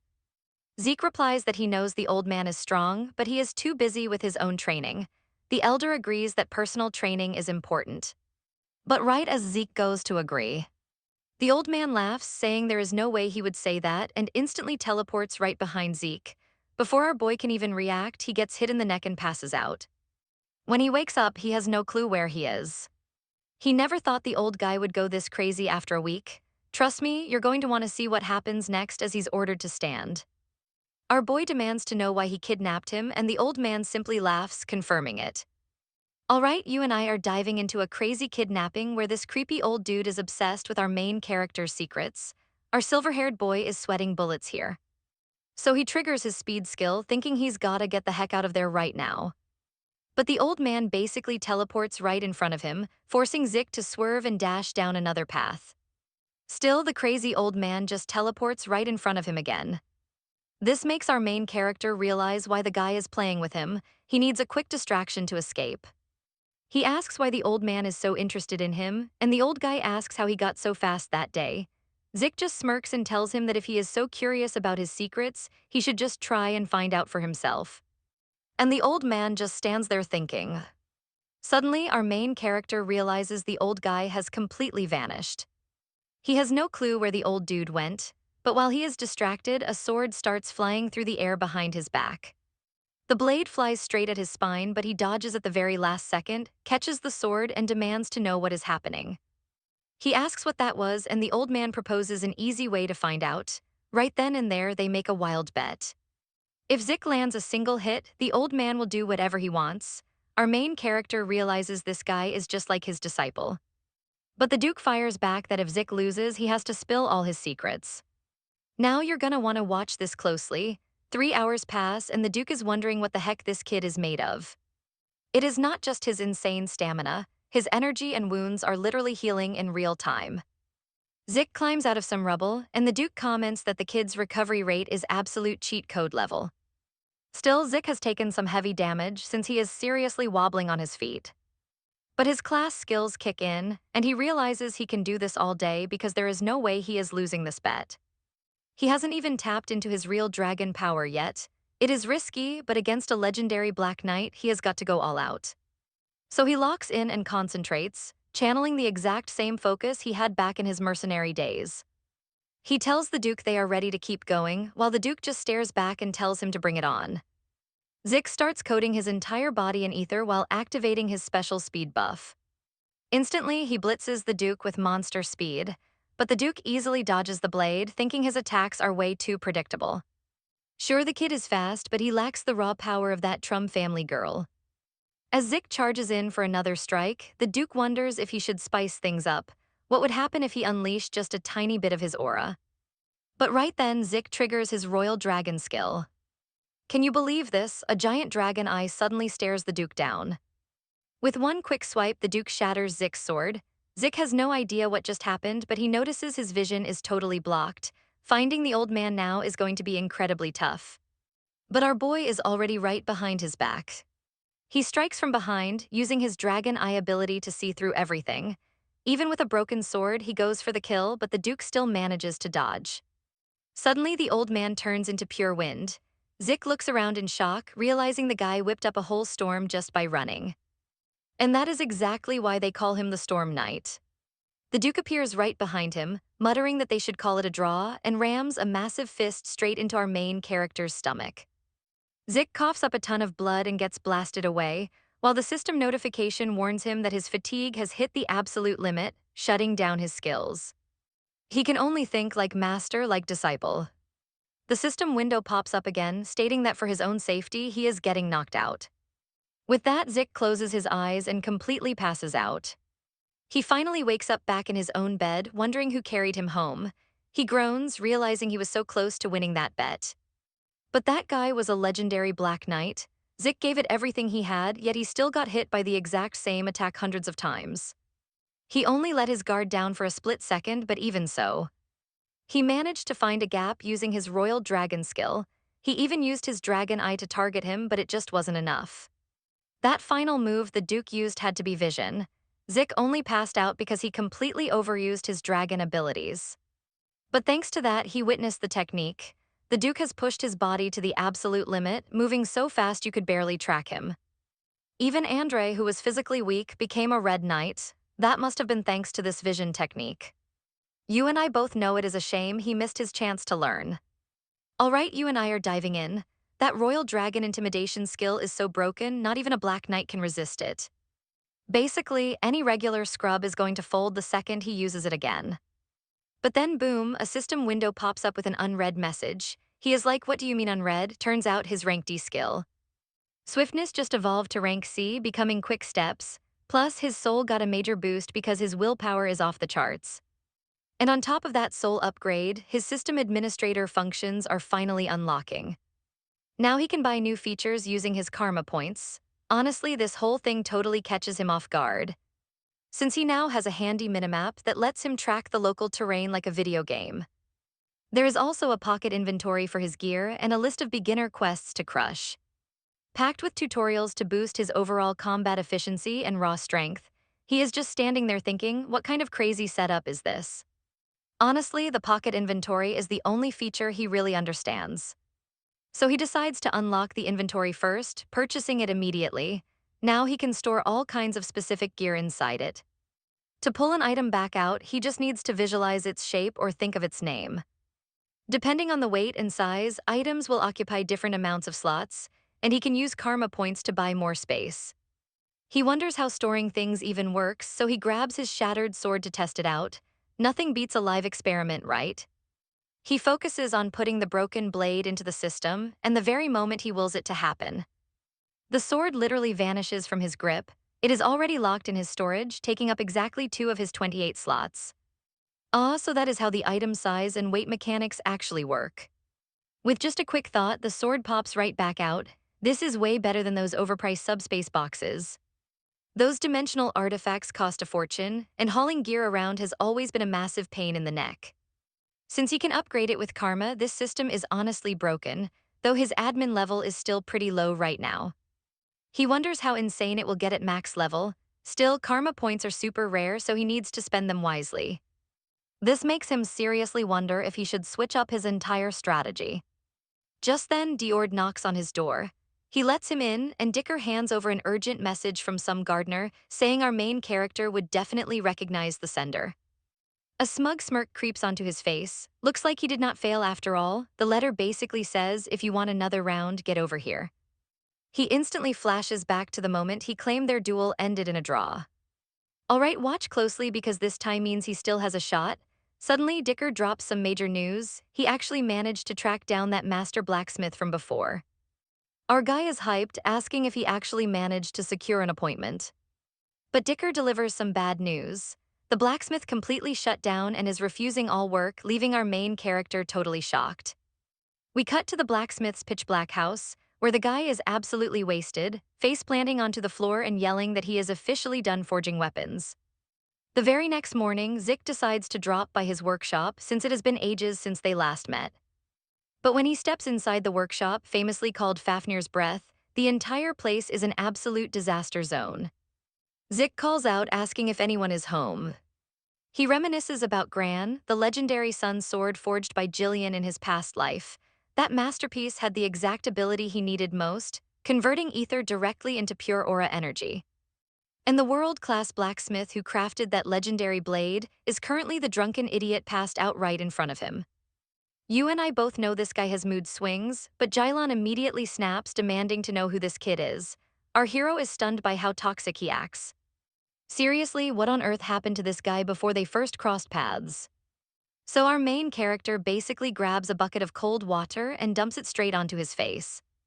Once the blacksmith sputters awake, Zik asks if he is sober yet, demanding to know why the heck he rejected his official visit request. But then the drunk guy spots the Drake crest in Zik's hand and starts shaking like a leaf. He immediately drops to his knees, begging forgiveness for his total disrespect. The catch is, he is not taking any orders right now. He claims he can't even forge the items he wants to make anymore, let alone stuff for other people. As he begs for some time, Zik remembers that in his past life, this guy was already the absolute best on the continent. Yet Jylon never shared a single detail about his past, probably because it was too painful to bring up. But our hero cannot afford to wait a whole decade while Jylon sits here having a massive identity crisis. Zik snaps him out of it by shouting his name. The smith apologizes for breaking down, but Zik just shrugs it off, glad to see the genius has some flaws. And that is where we leave it for today. He drags him to the back, knowing he has to be completely direct with the guy. Wild, right? We're back and poor Gren is still apologizing his butt off. It is a total mess. But Zik does not mind at all. He actually finds it super cool, saying it feels like walking through a massive sword graveyard. He starts picking them up to inspect them while Gillen warns him they are incredibly sharp, but our boy just smiles, saying they are not failures. Examining them one by one, he realizes that even as rejects, their quality matches the level of the continent's finest blacksmith. Suddenly, his dragon eye ability activates. Looking deep inside the blades, he asks if there is an issue with the forge. Gillen is completely shocked and asks how he knows. But our boy simply says, he asked first. He points out they used the lightest possible materials for these items, and then, with a single quick slash of his blade, he declares that every single one is weak. Shattering them right before his eyes, he explains it is because the impurities were not properly filtered out during the smelting process. Gillan is totally blown away. The kid spotted flaws instantly, mistakes that the blacksmith himself had not even noticed. If it is him, maybe he can pull it off. Gillan clenches his fists, musters up his courage, and asks Zik if he can make a suggestion. They head inside, and our main character asks what is up. Now check this out, Gillen pulls out a secret blueprint and both of them just stare at the project. Zik realizes this is the magical furnace he is destined to use 10 years in the future. He recalls Gillen saying a blacksmith should never hide anything from his benefactor. This incredible furnace can actually control temperatures using pure magic. This beautiful machine literally saved his life. Zik comments that it looks awesome and Gillen chuckles, saying the kid has great taste. So Zik asks why he hasn't built it yet since he already has the design. But Gillen sighs, saying he wants to, but the fee demanded by the magic tower is a whopping 10,000 gold coins. This shocks Zik because the average living cost for a family of 4 is only 10 gold a month. No wonder it took him 10 long years to save up. Zik admits that is a massive pile of cash. Gillen explains that is why he wants to propose a deal, since Zik is an awakened pure-blooded Drake. If he helps him, he will be in his debt forever and forge anything for him completely free of charge. Zik thinks about it. This is a tough spot, and it would be way easier if he belonged to a knight family. Even as a pureblood, scraping up that much cash is crazy hard, but he cannot afford to give up now. And yep, you know what's coming when he smirks. He gets a wild idea and says he will take the deal. This leaves Gillen speechless. Our boy explains he will ask a favor from a mage he knows and return once he has good news. But before heading out, he jokingly tells him he should probably stop drinking so much. Tearfully, Gillen thanks him over and over, promising to treat his savior with the utmost respect from now on. Zik just waves him off, saying he will officially hire him later. Back at the Drake Academy Research Department, Zik wonders why the Magic Tower fools charge so much when the design is actually quite simple. He remembers that Pin specializes in mana engineering, so maybe he can help, but as he is walking down the hall, he hears loud shouting from a nearby alley. Heading over, he sees a nasty fight where a bruised kid on the ground is begging for forgiveness, crying that it was all his fault. While Zick's arrogant cousin stands over him, glaring down with nothing but sheer, pure rage in his eyes. The sight instantly reminds Zick of when Leon beat him up, calling him trash just for accidentally touching him, as Zick begged him to stop and let him go. Leon had literally stepped on his head, laughing that he was generously giving him another chance. While the crowd mocked him, back then Zick could only thank him, remembering this makes our boy's blood boil with rage. Approaching the alley, he watches Leon mercilessly thrash the poor guy, shouting at him that he is a complete and utter useless waste of space. And that he is just like that loser Zick. Leon grumbles to himself, wondering why the statue glowed yellow and if Zick is somehow more special than a pureblood. He denies it completely and kicks the guy again, venting his anger because he actually lost to that idiot. He claims he only let his guard down for a second and that it was pure luck since a loser like Zick could never be a pureblood. Right then, our boy shouts from the corner, calling him a little sardine, which makes everyone stop and stare. With a wicked smirk, he asks if he found a new punching bag. You and I can't wait for this. But then he gets dead serious, telling him he is counting to 3, so he better beat it before he blows his head off again. Now everyone finally spots him, and honestly we can all see how shocked they are to see him. He calls him cocky ever since he went through that pureblood awakening, asking if he actually thinks he is strong. But Zitch just tells him to shut his trap, warning him that if he repeats that garbage, they are the ones who need to bow down right now or face the music, unleashing a terrifying aura all over him. And Lion starts shaking in his boots, wondering what kind of crazy pressure this is. He remembers when Zitch used to grovel at his feet, but now he is the one who is terrified, trying to mask his fear with pure rage. Yelling about how Zitch dares to order him around, calling him a lowlife bastard before ordering his goons to attack him. And as the thugs rush toward Zitch, our boy just lets out a heavy sigh, telling them not to blame him since they started it, before dodging the very first punch and launching a brutal counterattack. The guy is completely dazed because he did not even have time to react before a heavy fist connects straight to his face. But watch closely because 2 other guys finally realize things are going south. But Zitch effortlessly steps forward, landing a brutal punch right to his jaw, grabbing another thug by the arm to slam him hard onto the floor, before tossing another guy straight into his buddy and basically wiping them out one by one. More and more of them keep rushing at Zitch, but he does not care about their numbers, he just keeps dropping them one by one. Just like that, he has completely dismantled Leon's entire squad. This leaves Leon absolutely terrified, thinking this cannot be real and wondering if this is actually the same Zitch he used to know. Zitch just tells him there is no need to be scared. He is sure Leon remembers all the beatings and how much they hurt, but his terrified cousin draws his sword, yelling at Zitch to back off or get sliced to pieces. Zitch asks if he is seriously drawing a sword outside the training grounds, questioning if he even comprehends what that actually means. Leon gulps hard as our main character calls him out by his full name, Leon Conrad. He was the one who showed clear murderous intent by pulling a blade outside the sparring arena. So Zitch Drake will also fight with intent to kill, aiming his sword and overwhelming aura directly at Leon. That boy starts shaking like a leaf as our protagonist mentions that according to ancient tradition, this is now a duel to the death and all the consequences are on him, declaring he won't take any blame. Lionstone will act as the witness, and yeah, I know what you're thinking, this crying loser becomes the future mercenary king. Leon burst into tears, sobbing absolute apologies before dropping to his knees, literally wetting his pants as he begs Zitch to please spare his miserable life. He is shaking and bawling his eyes out at the same time, pleading with him not to kill him. Our protagonist just stares at this pathetic sight, shaking his head. He is so lame this time around, and with a swift motion, Zitch slices right at his head, shocking Leon. He says he will spare his life for now, but in exchange, he is taking his ear, leaving his cousin screaming in absolute agony. Zitch warns him that next time they meet, it won't just be an ear rolling on the ground, but his entire head. After he walks away, Lionstone asks why Zitch saved him, but our hero says it is no big deal. He did not come to rescue him, thinking that in the end, he was just preserving his own past life memories. He walks away, thinking he almost let something incredibly embarrassing slip out of his mouth. Later, he is in Professor Pinon's office, asking if the project is actually doable, and the professor confirms it is. So Zitch tries to ask for a favor, but Pinon tells him to wait, suggesting he should listen to the explanation before making requests. Just as he explained, the structure is incredibly simple, but the real issue lies with the core running the entire thing. You could say the core is the literal heart of the furnace, and getting it to work is going to be incredibly tough. Despite its tiny size, it needs to generate more mana than a massive core to let them control the furnace temperature freely.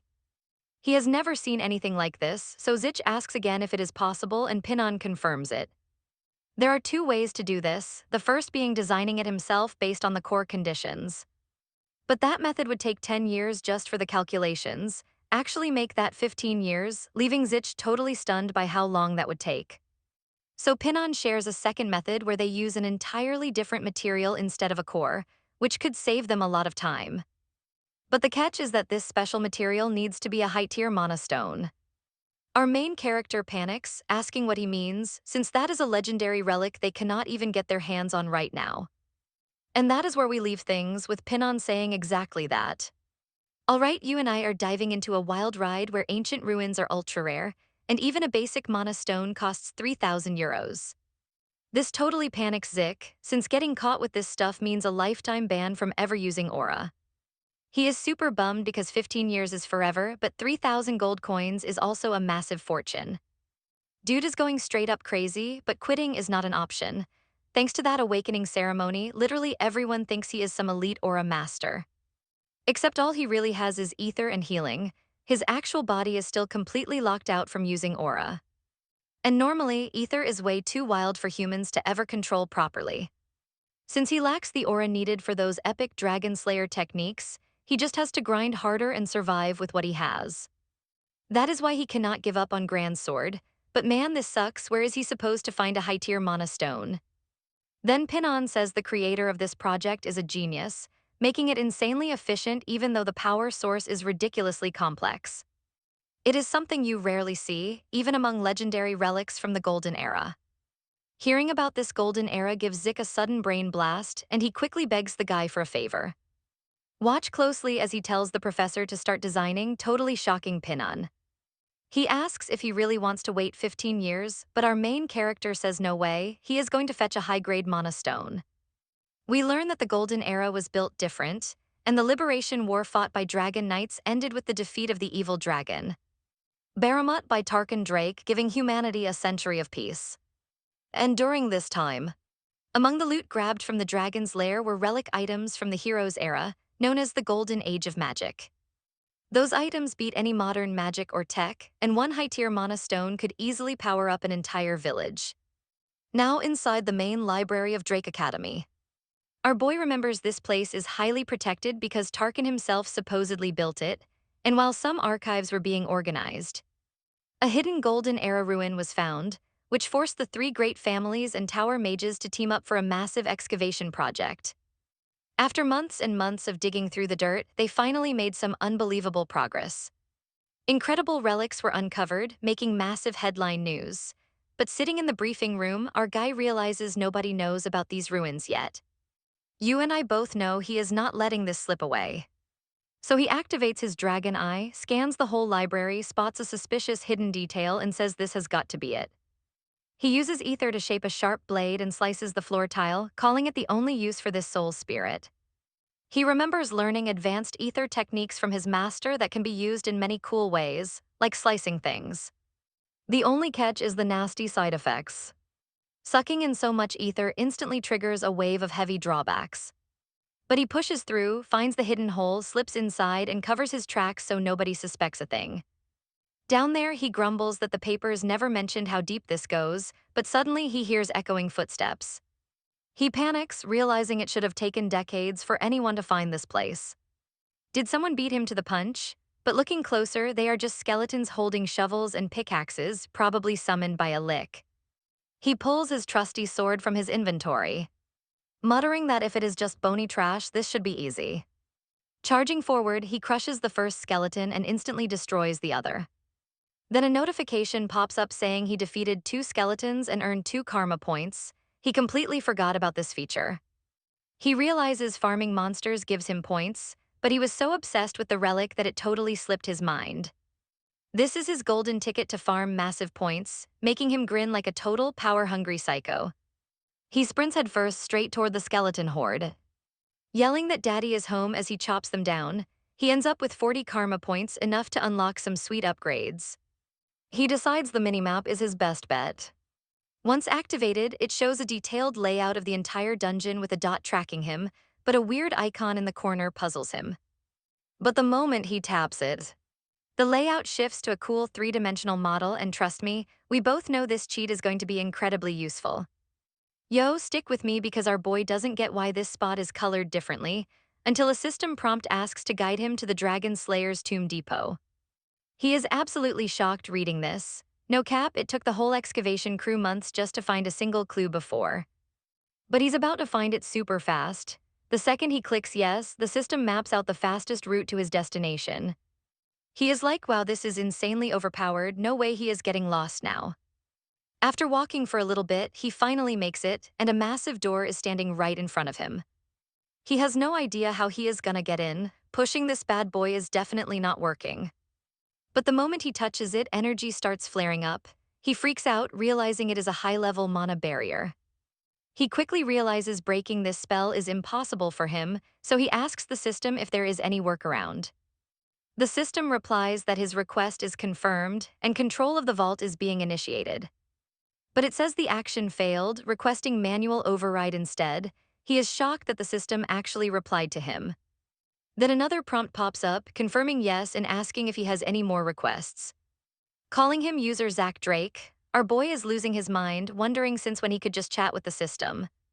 So he asks why he got sent back in time, but the system hits him with access denied. Then he asks what the system even is, and it just repeats the exact same error message. He asks who built it, and the system blocks him again. Our boy is like, man, what a total drag.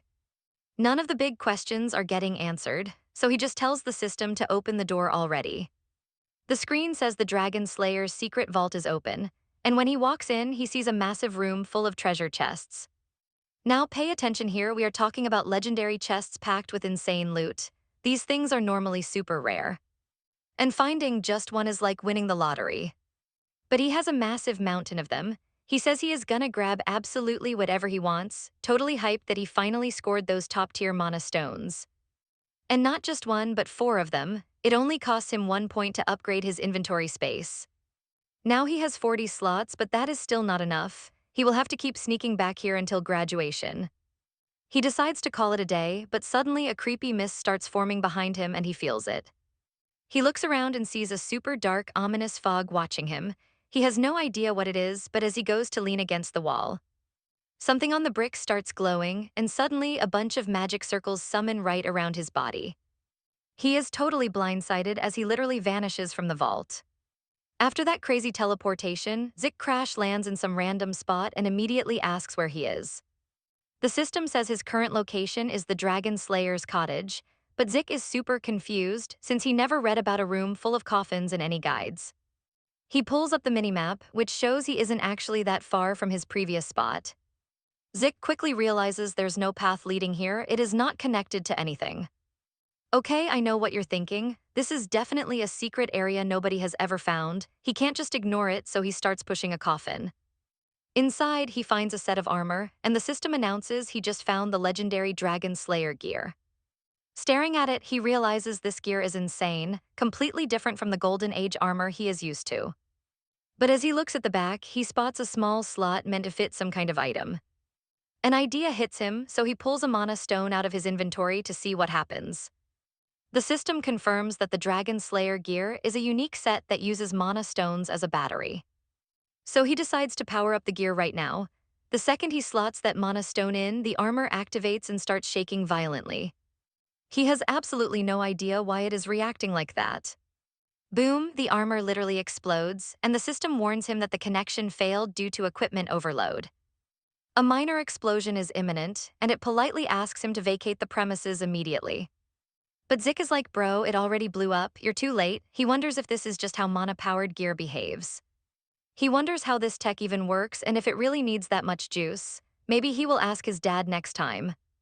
Either way, he wants to keep exploring this place. After checking out a bunch of totally empty rooms, he finally finds the last one, containing nothing but a weird, empty glass cube. But then he gets a system message asking if it is serious. Sweating bullets, he reads the name Tara K. Drake, Trust me, you and I are in for a wild ride because this guy was completely insane. Alright, you and I are diving into this legacy, the cursed heart of the dragon Barmut of Terra K. Drake. He realizes his ancestor left this behind as a cursed dragon heart he killed as an epic legacy. Maybe that insane energy he felt earlier was radiating from the spot, and man, things feel super weird. The system notifications say that Baramut's cursed dragon heart is actively reacting to his energy. Suddenly, he hears a voice in his head and feels like there is only one choice: slaughter everyone. Thankfully, his extreme mind defense skill kicks in. He realizes that nasty dragon was trying to hijack his brain. He doesn't get why he wanted to murder everyone, but suddenly his eyes turn pitch black. What is this creepy fog? A massive wave of dark, ominous mist starts swirling around the room. Pay attention here because a secret quest just triggered the trial of Tarak and Drake. He must overcome the curse engraved on Baramut's heart. The reward, the legendary Tarak and Drake legacy. Our boy is completely stunned, especially since the system itself is glitching out. Suddenly, some dark force starts forcefully invading his mind, and his eyes go fully pitch black again. But instead, he slams his head against the glass container, shouting that it's too damn noisy.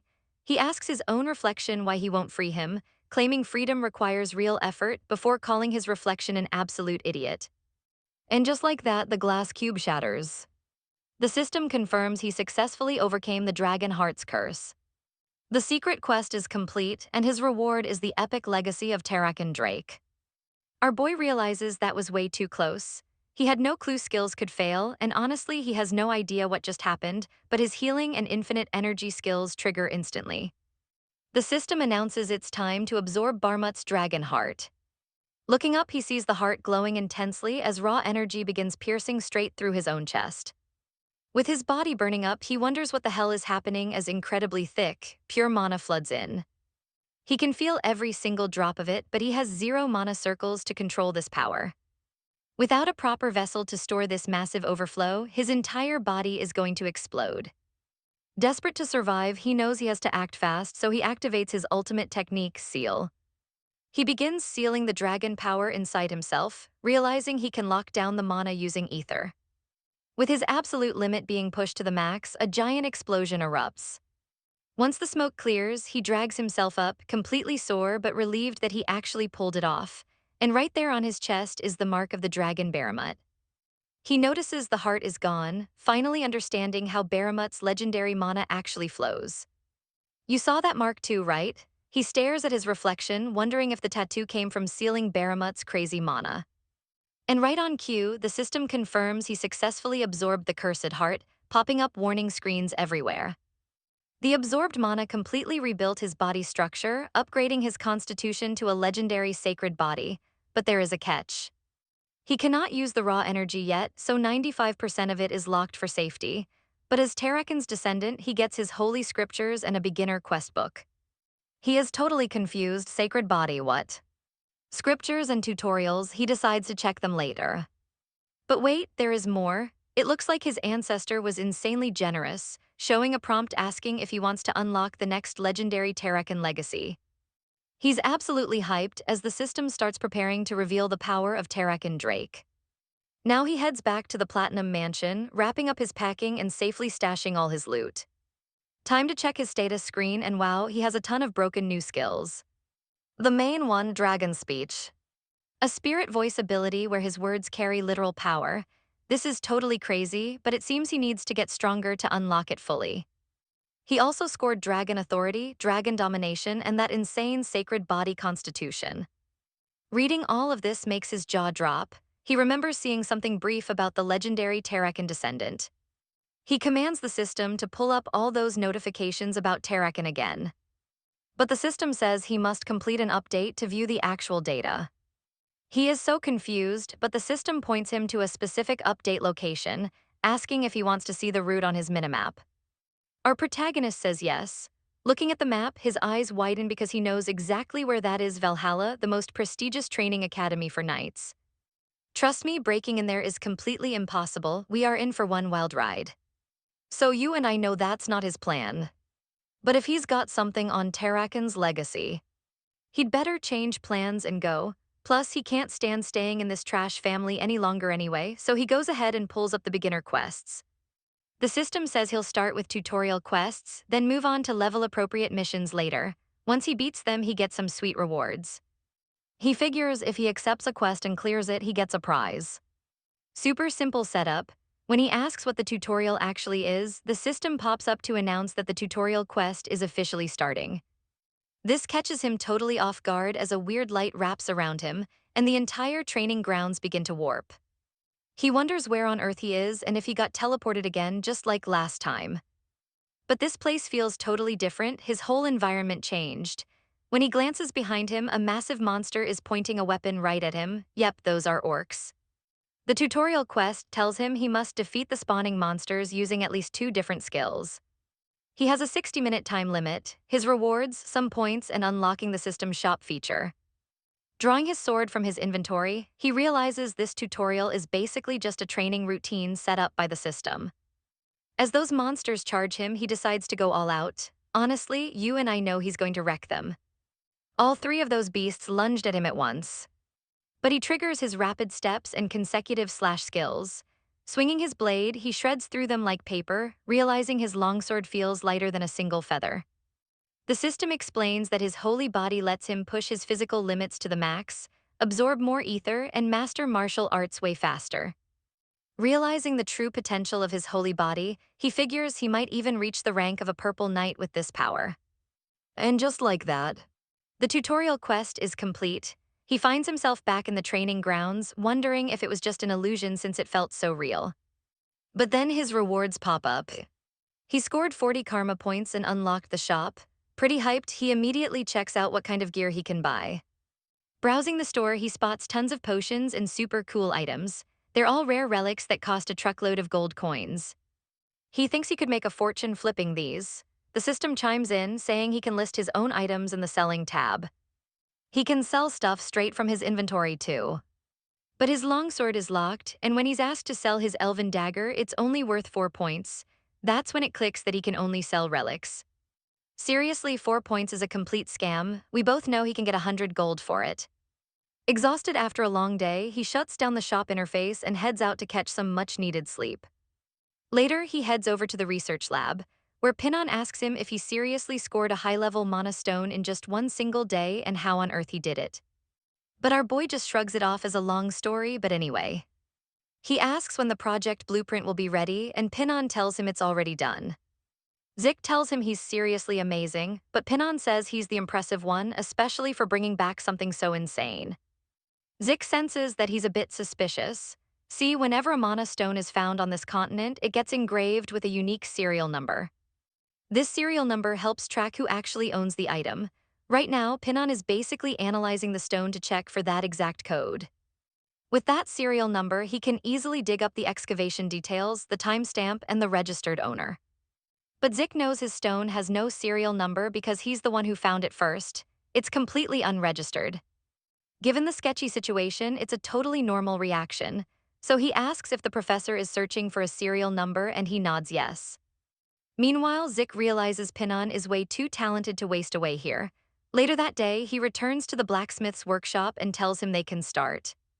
And with Pinon's amazing blueprint in hand, he finally manages to build the magical forge he wanted so badly, absolutely thrilled as he operates it. Pinon is ecstatic too because his brilliant blueprint was a massive success.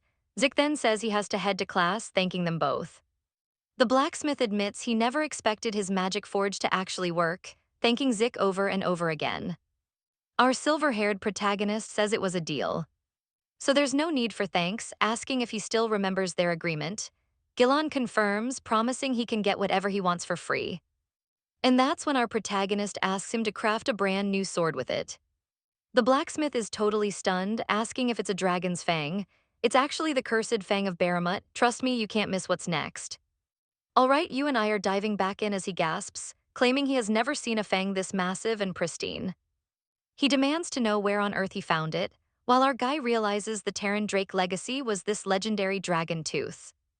And honestly, the only thing cooler than this was that heart he grabbed earlier. He tries to explain, but before he can finish, Gillan starts shaking like a leaf and bursts into tears all over again.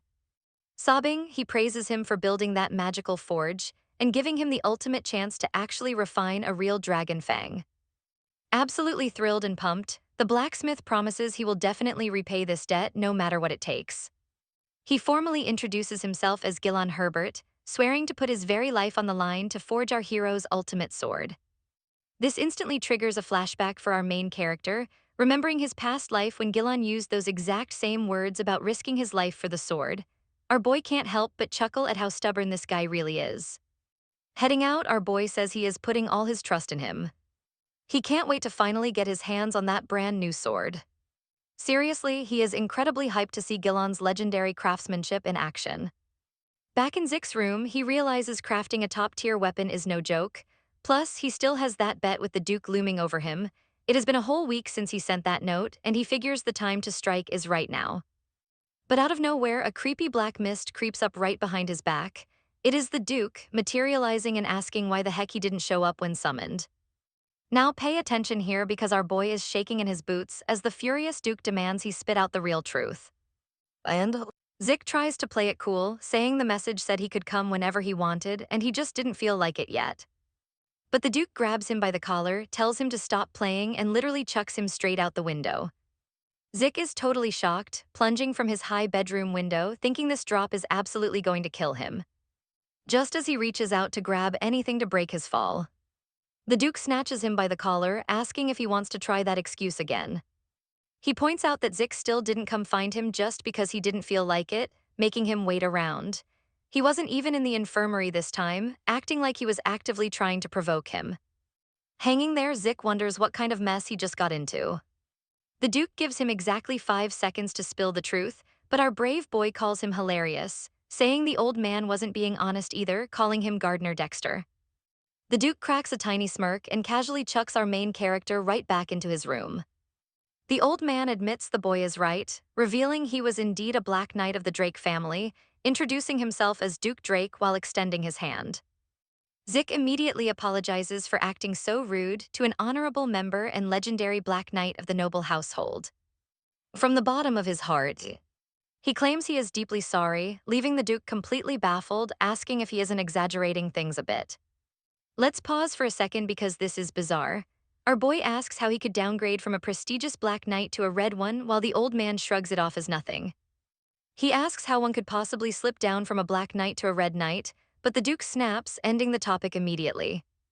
He clearly doesn't want to discuss it, and our main character notices his hand shaking slightly as he tries to dodge the sensitive subject. Deciding to match his honesty, our boy chooses to be completely open too, laying out the entire situation to the old master. The Duke realizes Zick already knew his real identity and was just actively provoking him on purpose. Zick boldly admits it, prompting the old man to let out a chuckling grin, officially announcing that he will accept Zick as his disciple. This leaves Zick totally shocked, thinking to himself that this was way too easy. He drops to one knee and declares that he, Zick Drake, swears a sacred oath to the former Black Knight Duke Drake. He vows to follow every order, learn everything possible, and bring absolute honor to his master. The old man remarks that nobody makes oaths like that anymore. The veteran grumbles that knights don't pledge loyalty like this nowadays, but Zick proudly replies that he is still a true knight at heart. Addressing him as master, our boy decides to ask a crucial question. He wonders why the Duke actually chose to accept him as a disciple.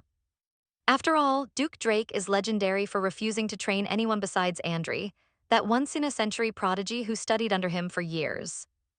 Zick wonders if the raw potential shown in their bet could actually surpass even Andry's genius level.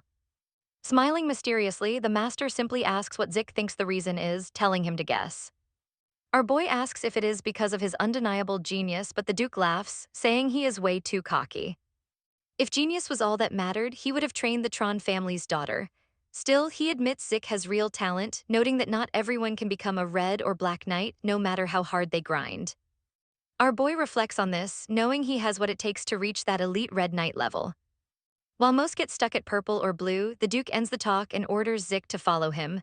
And trust me, you and I are definitely going to want to see his first crazy lesson. Alright, you and I are dropping right into the gym where our boy asks what he's about to learn. But literally, the only thing the old man made him do so far was run. His master just stares at him, realizing it's been over 3 hours, so he tells him to stop running because he needs to ask him something. Zik says go ahead and the old man acts like it's totally no big deal. Suddenly he teleports right behind him to grab him, but our boy defends and reflexively takes a few steps back. So the Duke asks to examine his body while Zik is just standing there sweating bullets. The master says something's fishy, whether back in the infirmary or during their tests, because this kid just ran 500 laps and yet there's zero aura coming off him, plus he always dodges whenever he tries to examine him closely. So he glares at him and straight up asks if he can't use aura, totally catching Zik off guard. But he wonders if the bronze statue didn't literally react and cause a huge scene by flashing that insanely bright golden light. The old man steps closer and asks if he can just take a quick look at his wrist. Our boy feels super uncomfortable but just stares back, wondering if the old man is simply curious. Now pay attention here, a Drake who can't use aura is a massive scandal, but this old guy's just curious. It's actually perfect that he's the Duke, because once he gets his sword, the suspicion vanishes. He just has to play it safe until then, without even needing to tell a flat-out lie. Unlike his past life, he didn't even manage to awaken. So Zik slowly takes off his glove and admits it's the absolute truth, activating his mana reflex to prove that this specific mana interference means he is a pure-blooded awakened. It's just that for some weird reason, he can't tap into aura. He realizes he basically told a solid half-truth, which isn't technically lying. He apologizes, explaining that if anyone finds out he can't use aura, he's totally terrified they'll kick him out. And just like that, fake as always, he starts crying right in front of the Duke. Once the Duke finishes checking his wrist, Zik asks for his verdict, but the Duke can't feel even a drop of aura in his system. The old man is left deep in thought, while Zik realizes even the Duke is clueless after examining him. Since the awakening ceremony is completely absolute, and even if he can't use aura, that's a fact that absolutely cannot be denied, then the Duke suggests he might actually be an irregular, totally shocking our main character. He'll always get treated this way, which is normal for people who don't know his class, so he asks, "What exactly does that mean, Master?" And the Duke says it's basically someone with completely abnormal abilities.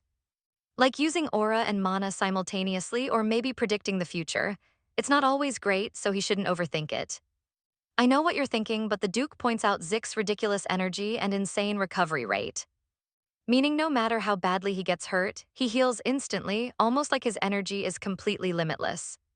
He asks if he knows where that energy goes, and Zik guesses it must be aura. But his master explains it constantly drains his energy and healing power, except in his case, it consumes nothing, making the protagonist wonder if that even makes sense. So he asks if he can never use aura, does that mean he'll never learn the vision? The old man just starts laughing in his face, saying he can learn using a special force besides aura. Basically, once a knight reaches a certain level, they can use this force to forge their own unique technique. While it's standard to use aura for these moves, his own technique solely relies on physical strength, and he's about to show him. So he tells him to watch closely. He starts moving at lightning speed, totally shocking Zik, before returning to his starting spot and asking if he caught that. Zik immediately asks to try using his footprints, but the Duke asks if he wants to see it one more time. But our protagonist says no way, he's ready now, stepping forward and perfectly tracing the Duke's exact footprints, completely blowing the old man's mind. Zik realizes that by following these steps, he can suddenly see angles that were totally invisible to him before. It feels like an actual battle where every single step serves a purpose, whether to strike, dodge, close in, or back off. Not a single move was wasted, and just like that, he finishes right back where he started. The Duke is left thinking that just a week ago, he wasn't this good, wondering what on earth happened to make him level up so fast. This gets him hyped, realizing this kid is absolute perfection, while our highly confident MC asks if that was really all he had, totally pissing off the Duke, who asks if he's trying to push his buttons. And that's where we leave it. The Duke says his next lessons depend entirely on his behavior. Let's dive right back in as our main character smashes a massive plate of cafeteria food. He's thinking about how it's already been a month of training with the doctor, and his appetite has absolutely gone off the charts. But out of nowhere, Andre pops up right next to him, begging for another rematch like a sore loser. Zik tells him he is busy and needs to wait, but Andre just plops down anyway and asks how he managed to convince Dexter. Zik remembers he wasn't even his disciple back then, figuring Andre got super salty just finding out that they were training together. So he asks what he means by convince. Dexter was actually the one who begged him to be his disciple, instantly triggering Andre. Andre just glares at Zik, muttering that it's obvious it's only because he is a pure blood. This gets under Zik's skin, and he fires back that Andre clearly has a massive inferiority complex, leaving the guy totally stunned. Andre gasps, asking if that is how a classmate should talk. But our main character says he is not even done yet, and even if his bloodline got Dexter's attention initially, the actual reason Dexter sought him out was way simpler, asking Andre if he really thinks he needed to convince anyone. Now pay attention to this absolute mic drop. He became a disciple through pure skill, and blood was just the start, so instead of letting his jealousy rot his brain, just to boost his own ego, why not actually grind to be worthy of that choice? And boom, he drops his heavy aura right on Andre. Cut to the greenhouse gym, where our main character is watching Andre run like crazy. Asking why the heck he is doing that, Dexter admits he has absolutely no clue what got into the kid, but he literally begged to hang around even if he is just watching. Then he promised to run 300 laps without using any aura. And there he is, struggling to survive. Our main character always thought the guy was way too stuck up. But it looks like he is a decent guy, even though Andre is now practically half dead. Since he doesn't have the broken healing abilities and infinite energy that our cheat code Zik has. Later on, outside the academy gates, students are crowding together and wondering why they've all been summoned, until one kid points out that today is the big patriarch's official visit. And right on cue, a super fancy carriage rolls up as a guard announces his arrival, making everyone instantly snap to attention. As the carriage stops, the knights throw the door open and a powerful-looking man steps down to greet the academy headmaster. He radiates an incredibly heavy and dominant aura as the tower clock strikes high noon. And as the patriarch walks forward, he reaches out to shake hands with Horit. Everyone literally feels his suffocating power. The family head tells Horit he's done a great job, but the old guy humbly replies that it's all thanks to the patriarch's own greatness. You and I both know this guy is bad news, and Zik's dad just smiles as expected. He always gets him. Meet the legendary third-generation leader of the Dragon Slayers, Arthur Drake. The director mentions it is getting way too hot out, so he invites them inside. Instead of going inside, the patriarch walks straight toward the students, catching everyone off guard, and tells the young Dragon Slayers they are the ultimate hope carrying the future of the Drakes, urging them to keep pushing their limits. Because one day, they will be fully recognized by the family, prompting the cadets to cheer and kneel in deep respect to their leader. He finally tells the director they can head inside, and while they're talking about various matters in the office, one of the people Arthur summons is his son, Zik. And Zik steps up to formally salute the patriarch. But his dad laughs it off, saying nobody does such a boring greeting anymore and tells him to just go ahead and take a seat, asking if he likes tea since he brought some top-shelf stuff. Our boy thanks him while secretly realizing that even his personal tastes are being reported, proving the rumor that the Drake patriarch knows literally everything. Even secrets that the emperor has no clue about. And now he is experiencing that chilling reality firsthand. His dad explains that he summoned him because word got out that he became Dexter's new disciple. Zik notes that his dad really loves cutting straight to the chase, mentioning that Dexter did him a massive favor. Arthur agrees that seems to be the case, adding that while he does not know what Zik's ultimate goal is in following Dexter's teachings, Zik suddenly cuts him off, declaring he wants to become the strongest warrior on the continent, completely shocking his father, who stares right back. The father listens to Zik explain that he wants to be the strongest of all and freer than a bird in the sky. That is his dream. Hearing this, his dad starts releasing an absolute ocean of crushing aura all over him, asking if he honestly thinks he can surpass him, which makes our boy break a cold sweat, realizing this pressure is from a legendary sword that can control life and death from any distance. The legendary astral sword, crazy, right? Alright, you and I are jumping in as Zeke starts sweating bullets, realizing this is the absolute peak of a Black Knight's aura. Meanwhile, his dad just stares him down. Zeke gets all hyped up and proudly claims he is absolutely planning to surpass him one day. Hearing that, his dad shuts off his terrifying aura and admits it is the most interesting thing he has heard in ages. He says he came to the academy to handle some business and visit, but just saying hello is not gonna cut it. Zeke is secretly shocked, thinking his dad is a real legendary beast. He thought the Duke was crazy strong, but his old man is on a whole other level. Then his dad whips out a sleek card and hands it over, calling it a celebratory gift for officially becoming the Duke's new disciple. It is a legendary black card, which leaves our boy completely stunned. Judging by your reaction, you clearly know what this is, his dad says. Staring at the card, Zeke realizes it is one of those exclusive no-limit credit cards reserved only for high society elites, packed with insane perks. He cannot believe he is holding one in his hands, let alone getting it as a gift. His dad tells him to spend it however he wants. Zeke thanks him and says he will only swipe it for emergencies, while silently noting that his father's true intention is totally obvious despite the nice gesture. Since it is a credit card, his dad will get all the billing statements, making it super easy to track Zeke's every move. But using a black card for spying is pretty reckless. Now pay attention here, his dad thanks him for his time, hopes he reaches his goals, and tells him he can leave. Zeke bows respectfully, tells him he understands, and prepares to walk away. Stepping out of the office, right after the Duke swoops in through the window, calling Arthur a heartless jerk. Arthur notes the Duke seems pissed, but the old man snaps back, asking why he is playing the good dad now when he never cared. Arthur defends himself, explaining that his high position kept his hands tied. He adds that the Duke's words are technically a massive insult, but the old man just plops down and says he does not give a single damn. At that moment, Arthur says that, as always, the Duke is the only one who talks to him like a normal person. He then pulls a bottle from his coat and invites him for a drink. This makes the old man super happy, and Arthur asks if he knows what is going down in the continent. But the Duke says he is completely clueless because he never leaves the academy grounds, so he has no idea what Arthur is talking about. Zeke's dad smiles and reminds him that his personal eyes and ears are still active all over the world. He reveals that the crazy emperor is currently scouring the entire continent, desperately searching for a cure for mortality. Arthur asks if he thinks that is actually possible, but the Duke scoffs and says it is not. Even if he uses magic to spark the eternal flame, true eternal life is just impossible. Arthur agrees, but think about this: what if an ancient dragon artifact actually had the power to make it happen? This leaves the Duke totally shocked. As they talk, Zeke is hiding nearby around the corner, eavesdropping on their whole conversation by using his mana to activate active listening.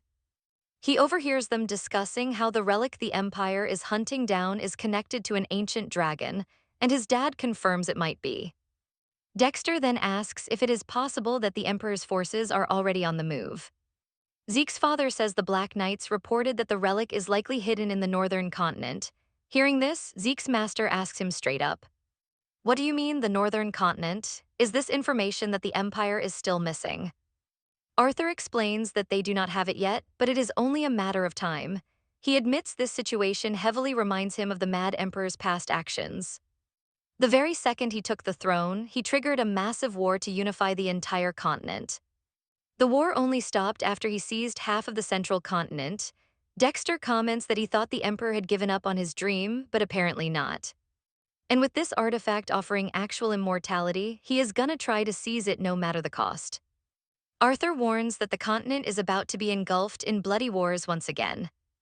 Given how massive this threat is, he realizes he has to travel directly to the northern continent. So Zeke's dad explains that is exactly why he wanted to meet him, while the Duke laughs and calls him as sharp as ever. They clink their glasses together and share a toast. After hearing that insane talk, Zeke collapses to the ground, totally drained from burning through his mana. He realizes that even after absorbing Bahamut's heart, his body still cannot handle the brutal side effects. He recalls the ancient dragon, absolutely sure that the mysterious statue he held right before his regression was indeed the ancient dragon's legendary artifact. Everything finally clicks. He stole the very artifact the Emperor wanted to use. The Emperor even deployed an elite unit of hounds just to hunt him down. Back then, Zeke was purely obsessed with revenge and did not care about anything else. But now you and I can see he is finally uncovering the truth. Alright, you and I are diving straight into this mystery, where an ancient dragon artifact sent him back, but the system administrator's motives remain completely unknown. And just like that, he realizes he's only ended up with more and more burning questions. As they leave the office, Dookie mentions heading out to make some cash, while Zeke's dad notes that his son never fails to meet his high expectations.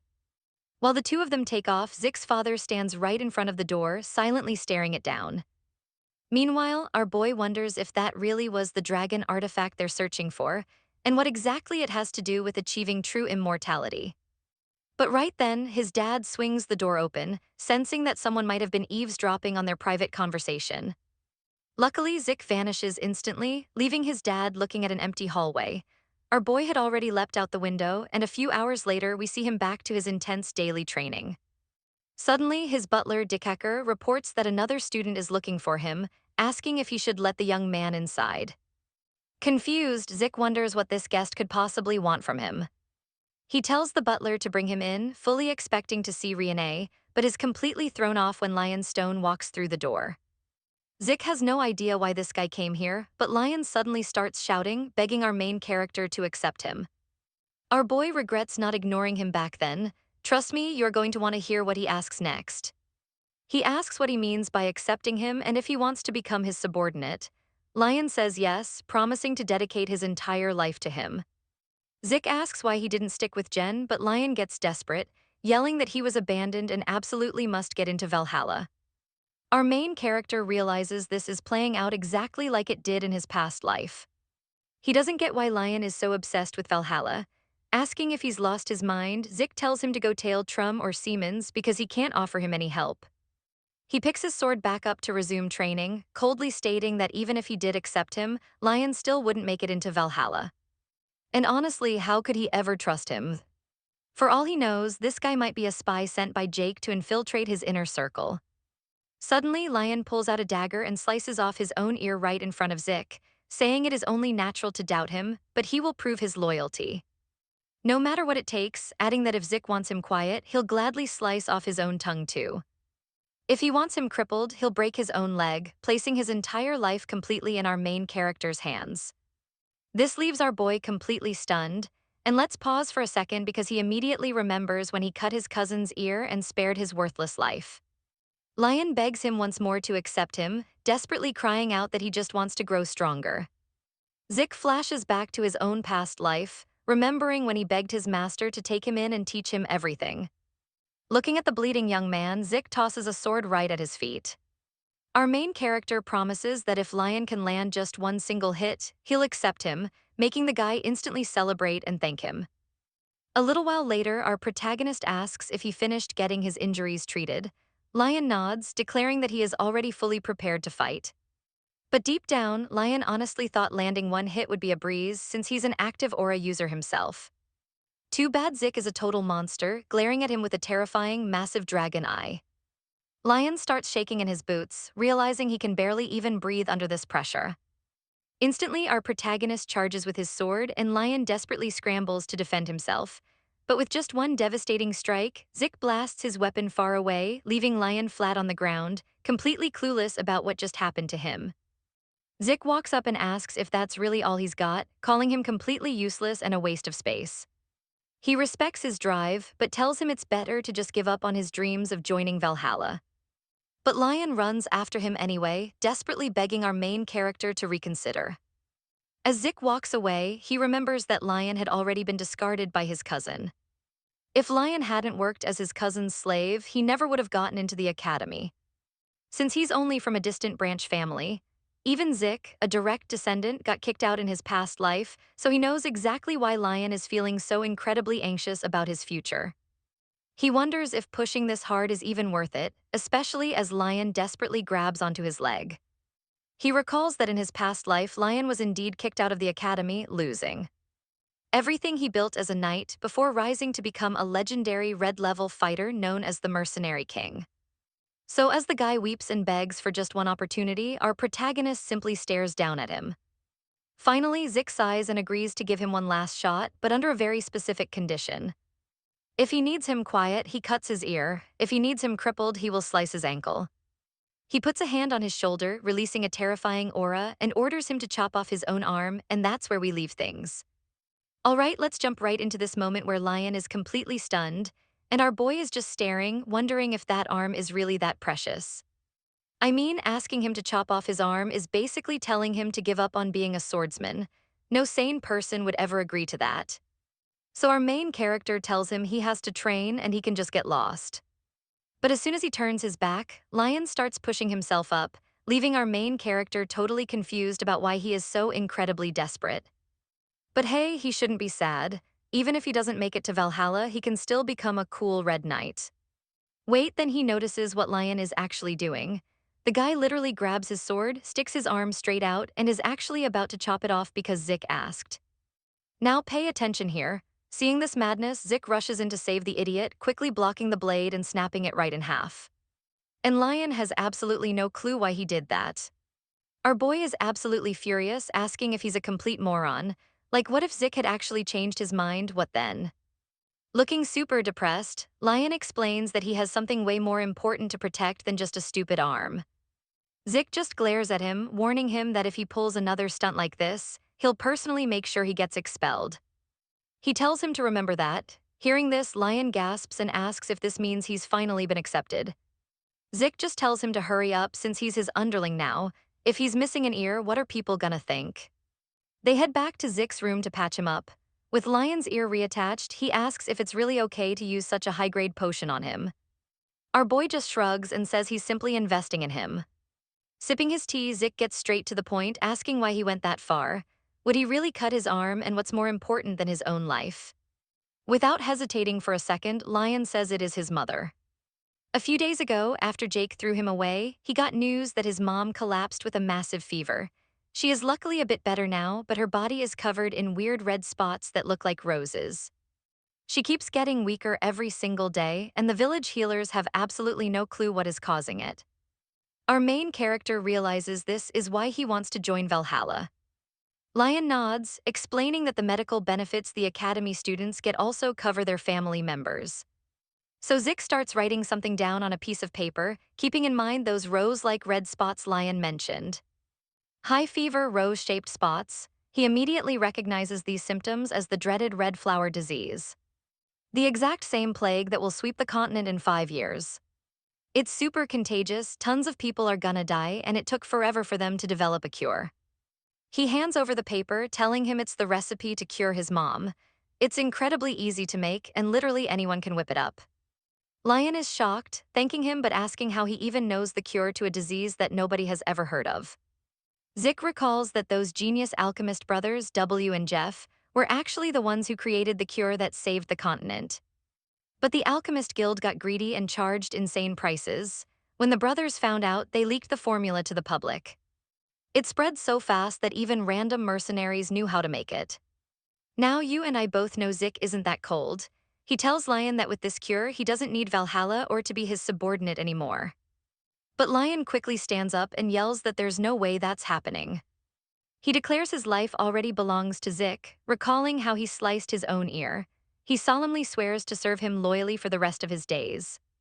And our boy is secretly thrilled, thinking about the ultimate oath of loyalty he just scored.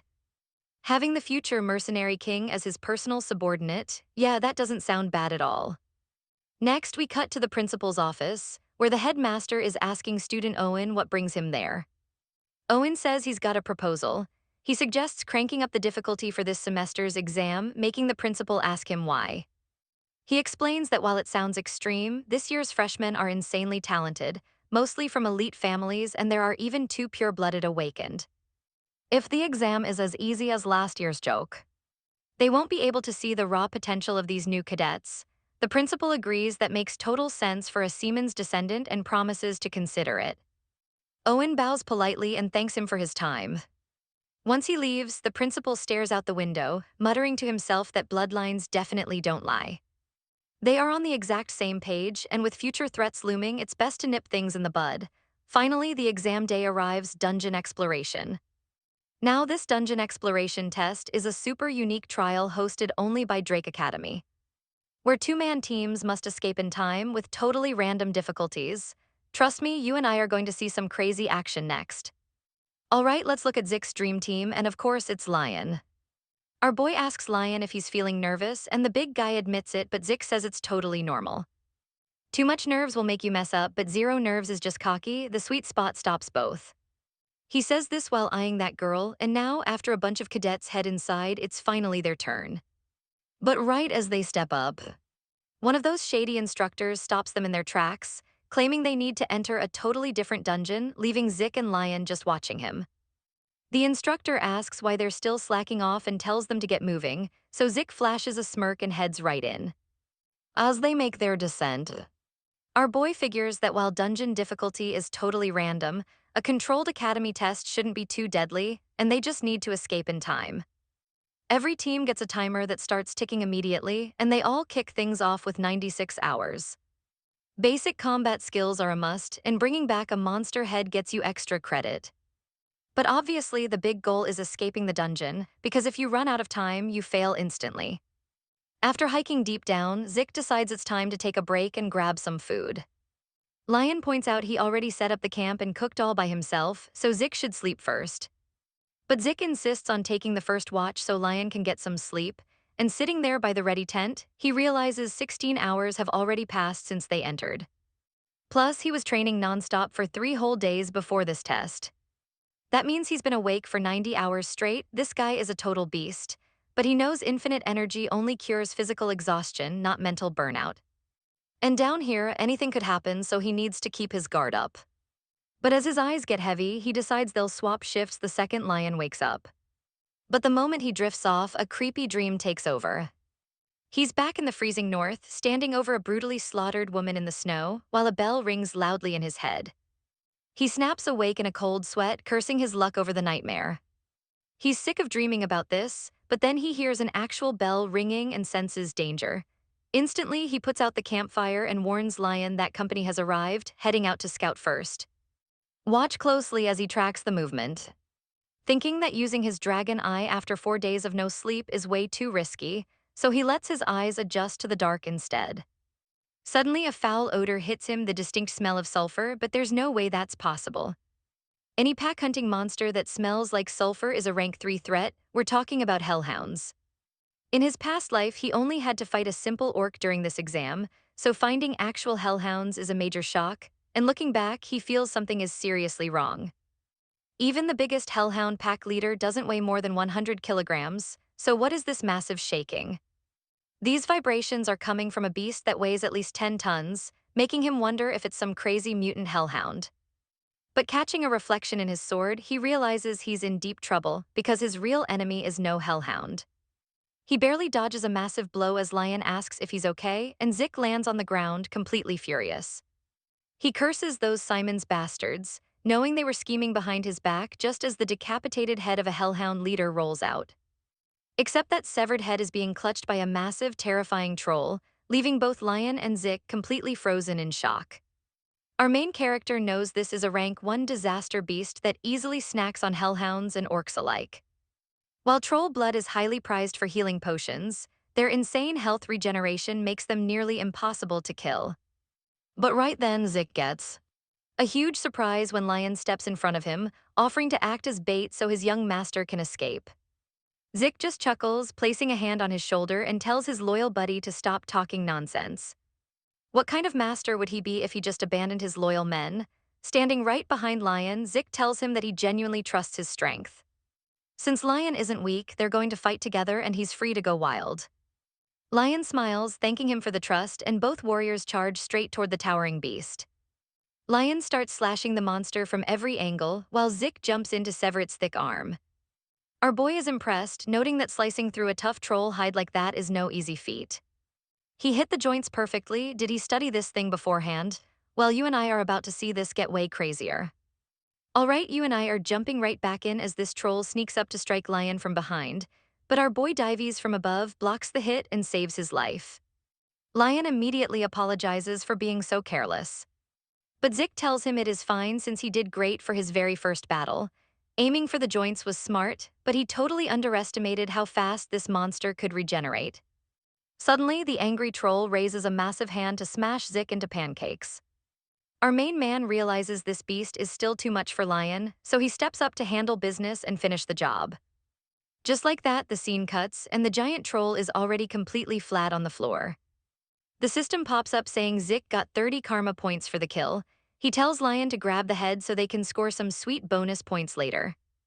But then our boy stares at the screen as a brand new secret quest suddenly triggers. Kill 2 birds with 1 stone, hunt 100 monsters of 10 different types within 72 hours. The reward, double karma points for the entire run, plus they get to unlock 2 random loot boxes. He checks his watch and realizes 79 hours remain.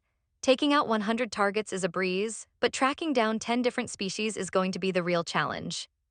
Even with its massive size, it is still just a test dungeon. Usually these zones only have 3 or 4 enemy types, but since those Siemens idiots set a trap, if he looks closely, there must be at least 10 types lurking around. Surviving and completing this quest is going to be brutal. Right then, Lion says he is done packing.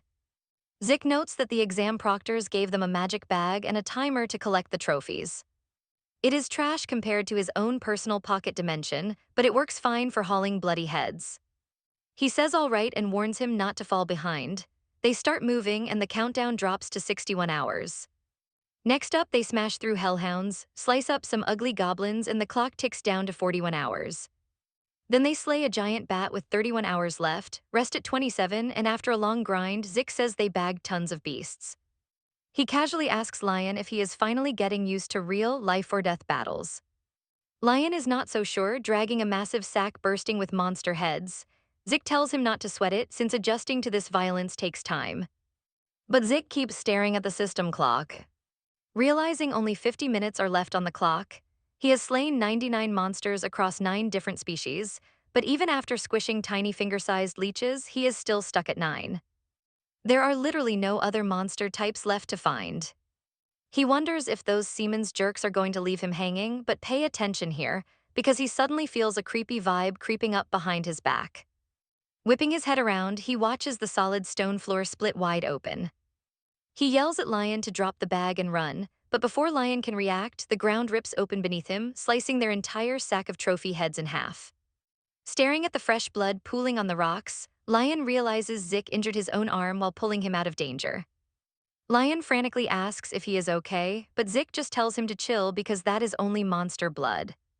You and I both know Zick is a beast, so he tells Lion to sit back while he handles this massive underground monster alone, since babysitting during a raid is impossible. He recognizes it as a dungeon worm, a high-threat level boss that usually requires a squad of elite purple knights to put down. Those Siemens scumbags really went too far this time.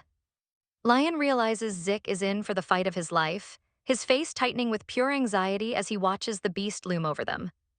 But then he starts digging frantically through his bag, desperately searching for any item that might help while Zick goes head-to-head with the Titan. Zick parries the heavy strikes, well aware that even veteran Blue Knights actively avoid battling a subterranean worm in cramped spaces like this. Since this thing burrows through the earth, it keeps digging deeper, and if the cavern collapses from all the shaking, they will both be buried alive. Suddenly, the floor collapses right behind him, and when he spins around, the monster is already lunging to swallow him whole.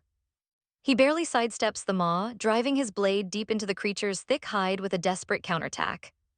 He manages to draw blood, carving a deep gash along its side while raging that he is going to slice this overgrown bug right down the middle. But to his absolute horror, a bunch of sharp, venomous spikes suddenly burst outward directly from the monster's wounded flesh. Cursing this rotten pest, he finds himself completely tangled up and pinned right against the creature's massive body. The giant worm begins to constrict, trying to crush Zick's bones into powder. Out of nowhere, Lion leaps in and slashes the beast. Zick feels its crushing grip weaken instantly, leaving him totally confused about what just went down. Slipping free, he realizes Lion just pulled off a clutch move. What did he do? Let's find out next time. Alright, you and I are about to watch Lion drop some major science after stabbing this worm with an anesthetic-coated blade, making Zick realize the secret ingredient is actually belladonna. See, in humans, this stuff only causes a slight tingling sensation. But for a giant worm, it acts like a straight-up deadly poison. Even with his back against the wall, this crazy guy remembered its weakness and improvised a whole chemical attack on the fly. No wonder everyone says his reaction time is insane and he adapts to danger in a literal flash. Yup, this is the legendary mercenary King Linha he remembers so well. He tells the kid to strike the second he gives the signal, making him realize teaming up was the absolute best choice. With that, our boy starts slicing and dicing the worm from every angle. Getting right up in its ugly face, he screams for Linha to go in for the kill. Linha wastes zero time and rams that anesthetic-soaked blade deep into the monster's slimy body. With the worm totally frozen right in front of him, Watch closely as our boy unleashes his ether aura and triggers his soul slash technique, slicing the beast clean in half. And just like that, with the giant worm split in two, he successfully clears the hidden quest, which completely doubles all the karma points he racked up during the run. On top of that, he scores 2 random reward boxes and 780 karma points. Talk about hitting the jackpot. Meanwhile, let's head right back to the dungeon entrance.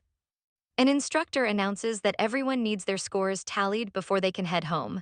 First up is Riene's squad, who easily secure 30 points just for making it out alive. After counting 20 goblins, 2 hobgoblins, and an orc, she walks away with 180 points total. The crowd is losing it, calling this the highest score yet, almost 200 points, classic overpowered pureblood behavior.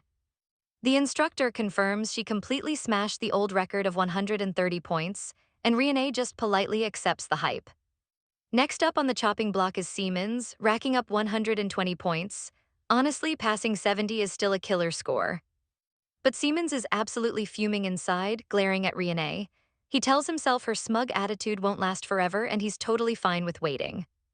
He just needs to take her out the same way he did with Zik, by sending him straight to a brutal death. But right as he's plotting, a familiar voice whispers directly behind his back, saying how awesome it is to finally see daylight again. You and I both know Siemens' jaw is about to hit the floor when he spins around and sees Zik carrying a massive worm head. He is completely losing his mind, thinking this is impossible, while the surrounding cadets whisper in absolute shock, wondering if that really is a legendary dungeon worm. Without skipping a beat, our boy slams the giant severed head right at Siemens' feet. Zik casually asks Owen if he's too shocked to speak or just thrilled to see him, which pushes Owen's temper to the absolute limit. Our savage protagonist flashes a smug grin, mocking him by asking what happened to that boring poker face he usually wears. He adds that this angry look suits him way better, driving Owen insane. As the dude tries to storm off, Zik just yells if he is leaving so soon. The blonde kid stomps away, cursing those arrogant purebloods and swearing they will pay dearly for making a fool out of him today. As he walks away, Zik calls him a major hothead before casually asking the instructor to finally calculate his own score. Andre steps up to begin the grading, while Zik asks if they need to do a manual review for his crazy loot. Andre nods, saying that as the head evaluator, he will handle this unique inspection personally. He checks if the monster tore open the dimensional bag, making all the surrounding cadets super anxious during the exam. Zik is secretly thrilled, knowing he's incredibly strong, even though he lost all the monster trophies he collected over the last 3 days thanks to that stupid worm. But since failing this test was absolutely not an option, he brought the worm's head instead, knowing nobody besides Andre would be skilled enough to analyze the digested remains inside its massive teeth. Once Andre finishes his analysis, he announces he successfully identified remains of gremlins. Goblins, hobgoblins, hellhounds, an orc, and incredibly a whole troll. The students nearby completely lose their minds, whispering in pure disbelief at the mention of a troll. Andre notes that the sheer volume of monsters was insane. Since a precise tally is impossible, they will officially record that at least one of every single beast was defeated. Plus, the giant troll and the dungeon worm aren't even on the standard scoring sheet. But since one has the power of 3 orcs and the other equals 6, he awards 90 and 180 points respectively, bringing his grand total to 368, completely obliterating Riene's historic record. The other stunned instructors start wondering how low their own graduation scores were. One veteran admits they didn't even have to fight hellhounds back in their day. 368 points is absolute insanity. Naturally, one of Zik's annoying cousins in the back screams that this is totally rigged. But his peer snaps back that the worm alone is 180. Crazy victory, right? Alright, let's jump right back in. What's the point of whining now? Imagine running into a dungeon worm and a literal troll. But they still made it out alive. Man, this Zik Drake is an absolute beast. Our boy thinks they're talking way too much, and hey, at least they're not laughing at him anymore. That's cool and all, but now he's drawing crazy attention to himself again. Those Siemens guys went way too far rigging the exam just to get rid of him. This has gotta be Wen's doing. But wait, would he really be bold enough to mess with the Academy's official test directly? Still, he's a Siemens, so things are getting spicy. Trying to hide his overpowered skills now would be totally brainless. He decides to just feel out the situation for now, but as he's walking away, Someone calls his name, it's Riene, and as she struts past him, she says he won this round. Our main character is left totally stunned, like, what do you mean I won? A few days later, he's back to grinding. He finally bought some epic new skills like level 1 gluttony, which lets him eat and digest basically anything. He admits he totally ignored this skill before, since it looked kinda useless, but hey, 50 points is pocket change. Suddenly, the system asks if he wants to unlock the draconic gluttony skill. Watch closely because the second he unlocks it, he freezes. The skill description completely changed. It says that by activating gluttony, he can digest literally anything and convert it straight into pure energy. And if he eats a living creature with skills, he steals those too. He smirks, thinking that stealing monster abilities is a total cheat code, and he should have unlocked this way sooner. So now he wants to test this energy conversion out. He triggers the gluttony skill, but suddenly something snatches the monster meat right out of his hand. He whips around and sees a massive shadow devouring the meat. He's like, what on earth is that? It looks like a dark quicksand swallowing the meat whole into the shadows. Right then, the system chimes in, saying his depleted stamina has been fully restored. Just like that, his headache vanishes like he got a perfect night's sleep. All his physical and mental fatigue, poof, totally gone. Even if it's just a small boost, this is amazing. Now he can minimize the drawbacks of his other high-tier skills and crush mental exhaustion with gluttony. Never feeling physical fatigue with infinite energy. Talk about a broken cheat. He's absolutely hyped, realizing he can train for 24 straight hours without ever needing food or sleep. He's starting this grind today, but right then someone calls out to him. He asks Dicker if he didn't already warn him about this. I know what you're thinking, nobody likes being interrupted during a grind session, but Dicker insists he's got some urgent news to drop. And then he reveals that the custom sword he requested is finally ready. This news makes our boy absolutely ecstatic. He rushes straight over to the blacksmith's place to ask Jillian if his brand new blade is actually finished. While waiting for Jillian, he fondly remembers his previous life when he wielded Gran, the legendary sun sword, forged from pure mithril. It was a famous weapon that everyone recognized with just one glance. Since he provided a dragon's fang this time, he expected something that looked just like Gran. But when he finally lays eyes on the weapon, he's like, what kind of monstrous sword is this? And once Zick holds the sword, he realizes that no matter how he looks at it, this thing is insanely ugly. He asks the blacksmith if he made it look like this on purpose, and the smith says yep, because that's the vibe he got. Zick just stares at it and says he guesses this is the best fit for him. The blacksmith agrees, secretly thinking any normal person would find this ugly design completely ridiculous. But our boy is built different, it's like he understands the dwarf perfectly. So if it's Zick, it's fine. The blacksmith tells him the blade doesn't have a name yet and invites him to name it. Zick is taken completely aback, remembering that Jillian was actually the one who named the sun's sword back in his previous life. So he wonders why the smith isn't doing the same thing this time around. He thought this weapon would be another Gran, but it's totally different and forged with dragon materials. He should have realized this would be an entirely unique blade. He brainstorms a name, and to officially christen it, he slices his own hand open. To Jillian's complete shock, our guy is actually forming a blood contract with the blade. Zick knows his passive healing skill is always active, but since it's one of his own abilities, he can manually turn it off. Once he deactivates it, that deep cut remains open on his hand. Grinning because it worked, he lets his blood drip right onto the weapon while Jillian watches him, recognizing this ancient ritual of the blade. It's a legendary dwarf tradition to name weapons. And trust me, you and I are about to see him absorb insane levels of aura and mana. You and I are about to see this wild ritual start the moment blood hits the blade, knocking our guy completely cold while the magic does its thing. He has to wander a spooky void until he finds his weapon. This ritual was actually forgotten ages ago because it is incredibly dangerous. He has no clue how this blacksmith even knows such ancient magic, but now our boy is deep inside the sword's void, searching for his own blade. Out of all the legendary names flashing before his eyes, only one is going to ride or die with him into the future. So with a brand new weapon and a fresh title, he names it the Black Sword Baramut. Just like that, Baramut the Black Sword gets registered as official gear, and our boy finally wakes up. Feeling the raw power of the blade, he realizes this name is literally the only thing left of that wicked dragon. He cannot help but wonder if his sanity is going to hold up with a dragon on his mind.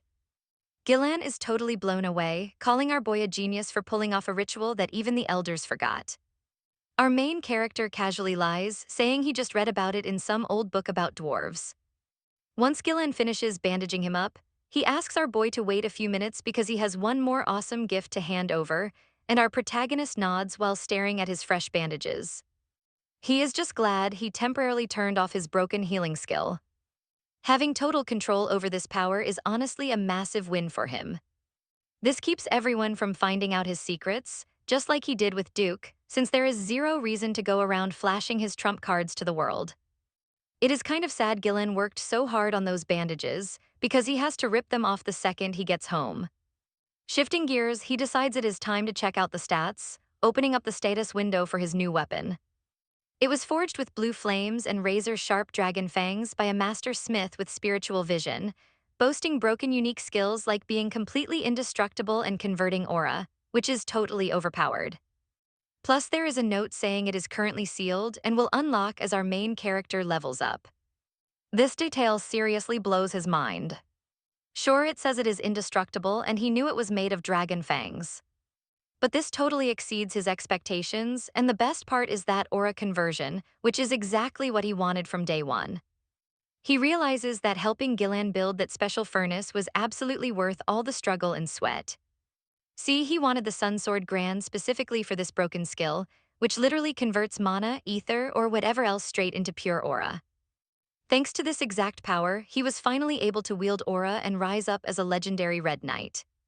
Just then Gillan walks back in and freezes, noticing our boy is casually flexing his raw aura.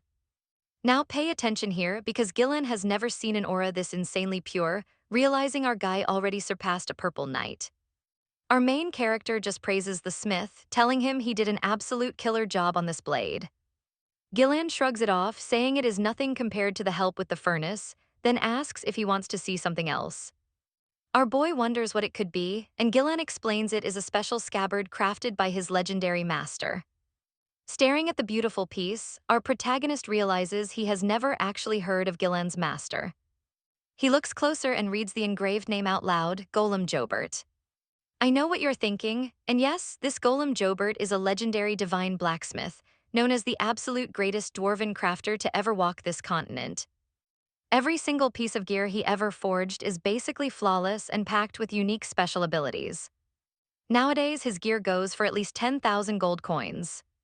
He shocked asks Gillan if he was actually Golem's disciple, and Gillan proudly nods before asking how our boy can read ancient dwarven writing. Our boy quickly realizes this is definitely no ordinary scabbard, and Gillan grins, proudly explaining there is a secret mechanism near the opening that does something special if you press it. It actually transforms into a shield crafted from pure mithril and tough wyvern bones. This makes it crazy durable against any heavy attacks, and flicking the trigger on the handle turns it right back into a regular scabbard. Gillan says this is the least he can do after all the help, begging our boy to accept it. This gesture completely stuns our protagonist. Realizing this is an incredibly generous gift, our boy points out he could have sold it to build his dream furnace, but Gillan refuses to sell a keepsake from his master. Our boy asks if he even realizes this thing is worth easily over 10,000 shiny gold coins. This jaw-dropping price completely shocks Gillan, but our main character tells him he is keeping it anyway. Comparing it to his sword, he thinks the sheath is a bit small, but trust me, you and I both know anything made by Golem is going to work. Alright, you and I are jumping right back in. The moment he touches the sheath to his sword, it expands into a massive scabbard, making our boy super hyped because it works exactly like he hoped. He immediately tells Gillan that this is one awesome present. Gil just grins, saying he is super glad the guy likes it. Back in his dorm, our main character realizes that this celestial iron is one incredibly rare material. He is wearing those epic celestial gauntlets made of celestial iron, realizing he pulled them from the random reward box after completing that quest. At first, he thought it was just a basic treasure chest, but this loot is way more valuable. Now he wants to check out the second box, but the moment he pops it open, he is totally confused by what is inside. Once he pulls the item out of the chest, he sees that it is actually a map. Suddenly, a status window pops up, revealing he just stumbled upon a map containing the traces of the legendary Grandmaster Kaiser.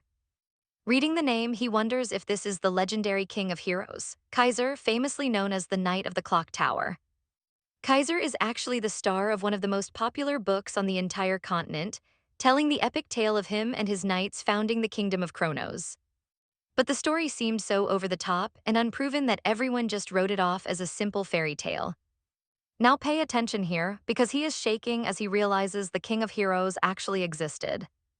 And the status screen reads, damaged parts of the item will now be restored and translated. Now that the analysis is finished, all confirmed locations are going to show up on his minimap. Staring at the screen, he is shocked to see the spot is near the mountains, which is barbarian territory. He wonders if this is getting way too easy, but then another notification pops up, stating the tutorial will end based on the user's current level. He is confused, wondering what his level has to do with it, when the system alerts him that a quest item has been found. And the quest is called the Vision of Kaiser. The goal is to get the king's vision in the ruins with 0 time limit, and the reward is a system upgrade to intermediate administrator status. He figures it out. The whole point of this tutorial is just to push him to a certain level. He notes that once he wraps this up, the real game can finally begin, but first he needs to. First, he has to spend his hard-earned points to unlock 2 brand new draconic skills. The first one is Dragon Scales, which coats his entire body in epic scales like a suit of armor. And the second is Dragon Claws, summoning a massive claw that can shred through enemies with a single strike. I know what you're thinking, save the points, but he wants both even if he has no idea when he'll get more. So he goes ahead and buys both anyway, and the first skill he decides to test run is the Dragon Claws. The moment he fires it up, a massive claw of pure energy manifests right over his hand. He decides to unleash the skill, slashing at the training arena and leaving a massive, deep gash right across the ground. He stands there completely shocked, realizing this power is way beyond what he ever expected. Now it is time to try Dragon Scales. He activates it on his arm and takes a swing with his own sword. The blade bounces right off and goes flying. He did not even use aura, but he swung with enough power to chop off his own arm, yet his skin is completely untouched. This is basically a walking fortress. He has got dragon claws for offense and dragon scales for defense. It is absolutely amazing.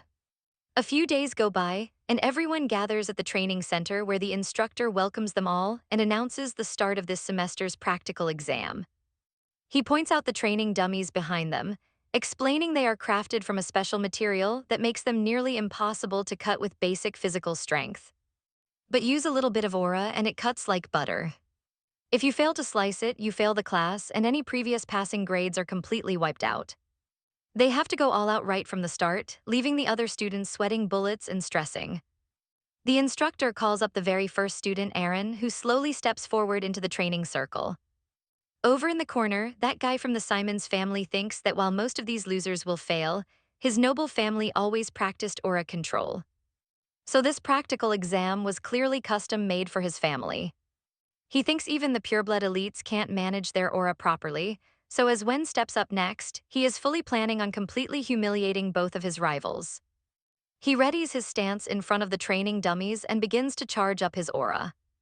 Everyone gasps as sword resonance flares up, and trust me, you and I can agree that mastering this technique at 13 is absolutely mind-blowing. You and I are starting with this bearded instructor hyping up some kid from a super powerful family. Owen basically starts slicing through those training dummies, leaving the entire crowd completely speechless at his insane power. And the instructor is like, wow, he is amazing, just like a true seaman should be. At this rate, it is only a matter of time before he easily surpasses Lord Abel. But hearing that, Owen gets pissed, shoves the guy's hand off his shoulder, and the instructor mutters that he is a cocky brat while everyone wonders what his deal is. Anyway, the guy storms off mad because he hates being compared to Abel, and right after, the other students start taking their tests one by one. Some pass, some fail, and the instructors whisper about how everyone seems to be struggling out there. They probably felt way too much pressure after watching Owen's crazy performance.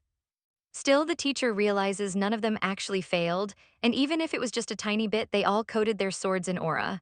The special class is built different. But even in an elite class, some students are just naturally superior to everyone. And now pay attention because Riane steps up next. But before starting, she makes a wild request, asking the instructors to evaluate her under the insane Dragon Slayer criteria. The teacher hesitates, pointing out they are only supposed to be using standard midterm grading for the students. Riene agrees, but she thinks that pureblood guy in the back is acting way too cocky just because of his lineage. See, grading a dragon slayer is totally different from a basic aura user, since just keeping aura on a blade takes massive focus. When it comes to the dragon slayer test, every single swing requires the exact amount of aura, and he seriously doubts she can even handle more than 2 strikes.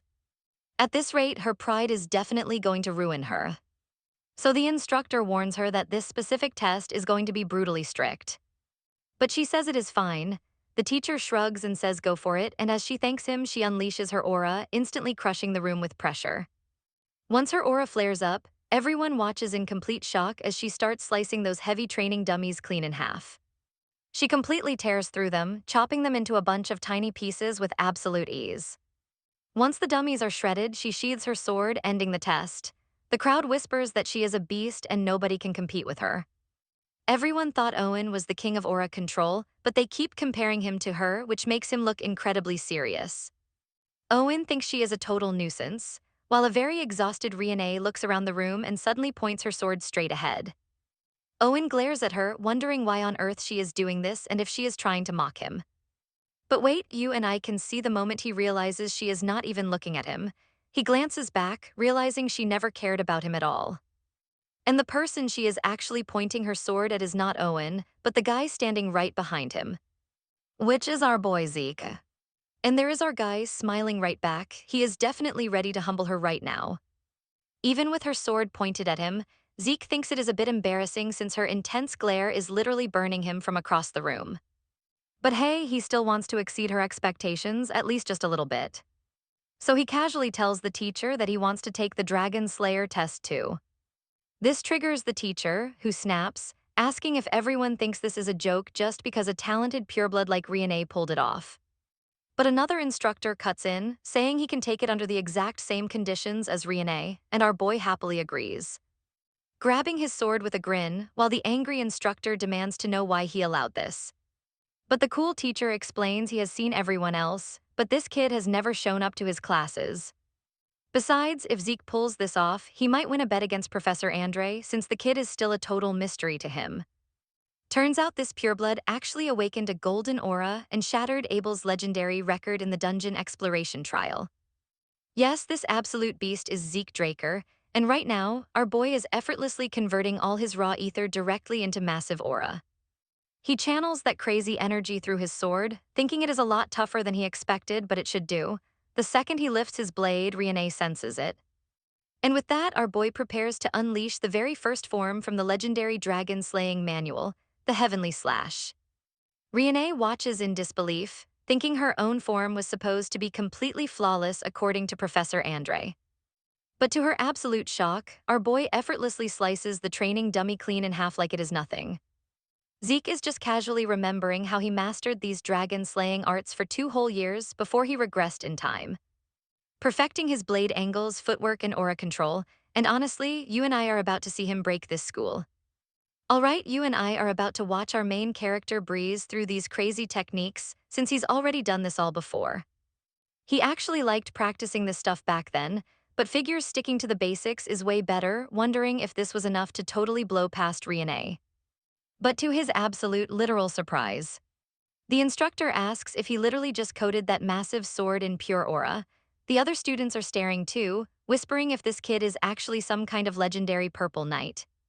Our main character realizes he totally overthought this and probably messed up his aura control big time. He looks at the damage, realizing he just tried to match Riene, but clearly went way overboard again. The instructor is absolutely losing his mind, wondering how a fresh first year is already a purple knight, while the rest of the cadets are freaking out. Everyone starts shaking in their boots, thinking that Zeke Drake is an absolute cheat code monster. But Riene, she is just smugly smiling while watching him. Cut to the headmaster's office, where the big boss says he heard all about his insane performance on the midterms. And honestly, the results were wild. Zeke plays it cool and blames luck, but the director laughs, saying he must be incredibly lucky to become a purple knight at just 13 before offering him a shot at the annual test. Our boy asks if he wants him to skip a grade, and the old man says skipping 1 or even more would be perfect for a prodigy like him.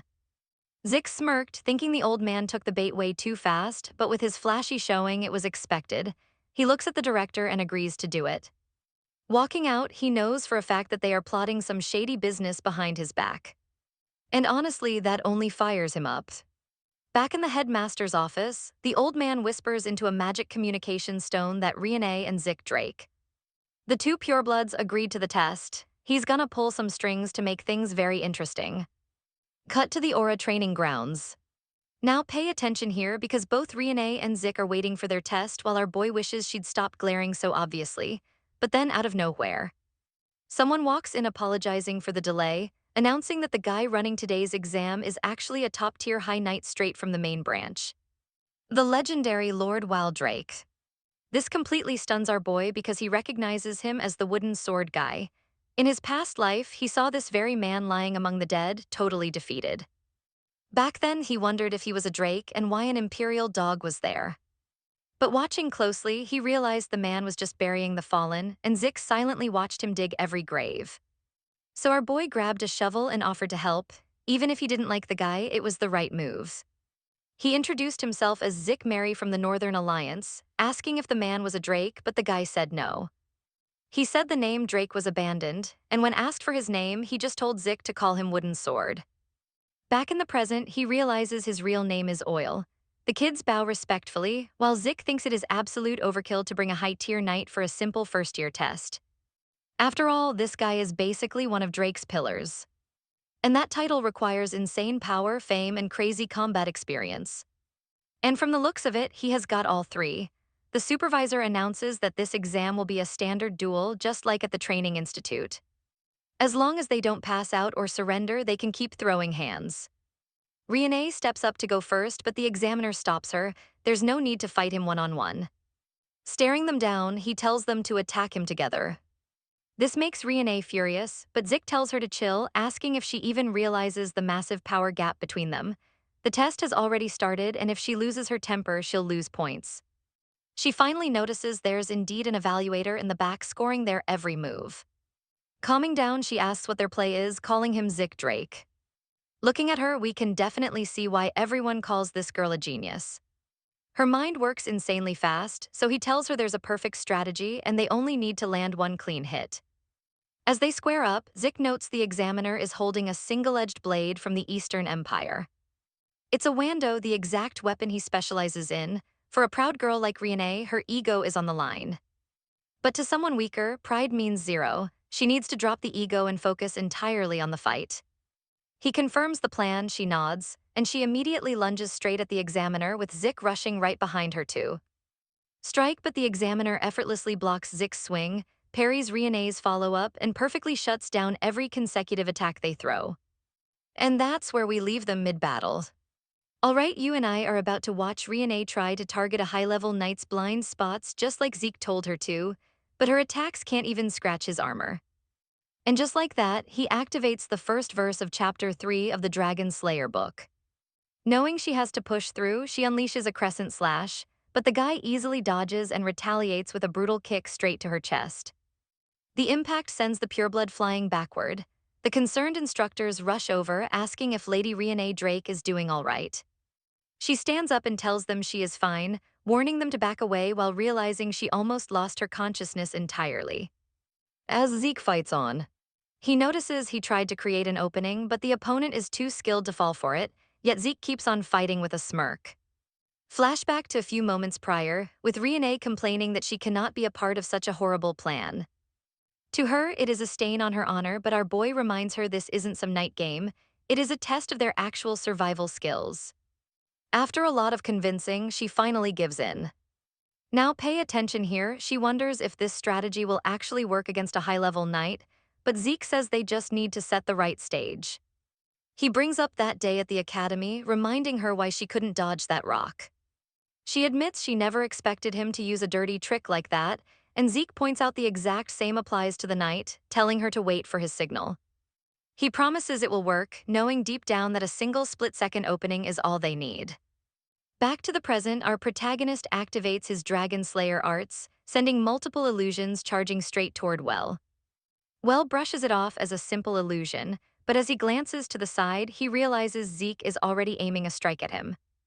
Flash of a grin from our boy, who tells him he should probably start paying attention. Suddenly, the lights cut out completely, leaving Well stunned as the realization hits him. They are using her pureblood bloodline to trigger a magic interference to blow the lights. Shrouded in total darkness, Well takes a few steps back, deflecting Zeke's blind strikes while dismissing it as a childish plan, even if they completely block his vision. They still cannot create an opening against a true high-level knight. But to his absolute shock, our boy is right next to him, making him wonder what this creepy, unsettling sensation is. In this darkness, he can barely make out their faint silhouettes, but Zeke feels completely different. Meanwhile, our hidden protagonist realizes this is the perfect moment to test his brand new abilities. It's not like the guy can see it coming anyway, and with that, he activates Dragon Claws and lunges straight at him. Well internally questions if this insane sword style could honestly belong to a mere first-year student. This goes way beyond normal swordsmanship, especially with a massive, looming dragon specter tearing right toward him. You and I can clearly see Zeke Drake is operating on a level far beyond any regular student, but unlike him, Riene seems completely lost in the dark. Since the kid couldn't beat him in raw strength, he tried limiting his senses, but that trick won't work on him. He easily blocks Zeke's attack, pushing him right back. After trading blow after blow, our boy realizes the knight is already adjusting and moving perfectly, as if he literally owns the dark. With that, Well lands a clean strike on Zeke's chest, but the kid immediately vanishes upward. Since he can only see a vague outline, it feels like fighting a living shadow. Then our boy appears right behind him, slashing through the knight's defense once again. But is that really pure mana? Without wasting a single second, our boy leaps up and shatters every remaining light fixture. As they crash to the floor, Well realizes the chaotic noise makes tracking Zeke's presence even harder, and then out of nowhere, a blinding flash of light hits him right in the face. Our protagonist strikes, but Well still manages to barely guard. Suddenly, Zeke signals Riene as something rattles directly above the knight's head, with our boy recalling how Penn told him the design of these magic materials was incredibly simple. They seemed disposable, so how was he supposed to use them? Once Zeke figured it out, Penn asked if he wanted to unleash explosion magic, but Zeke said absolutely not. This is meant to trigger a deafening sonic boom with a massive flash, completely blinding the guy with intense light. Our protagonist smiles, knowing it is perfect. With the knight completely deafened and blinded by the flash, the guy realizes they caught him totally off guard with a trap he never expected. And that was definitely his biggest mistake, as Riene charges in from a distance. At the same time, Zeke closes in from behind, with both of them ready to strike him down.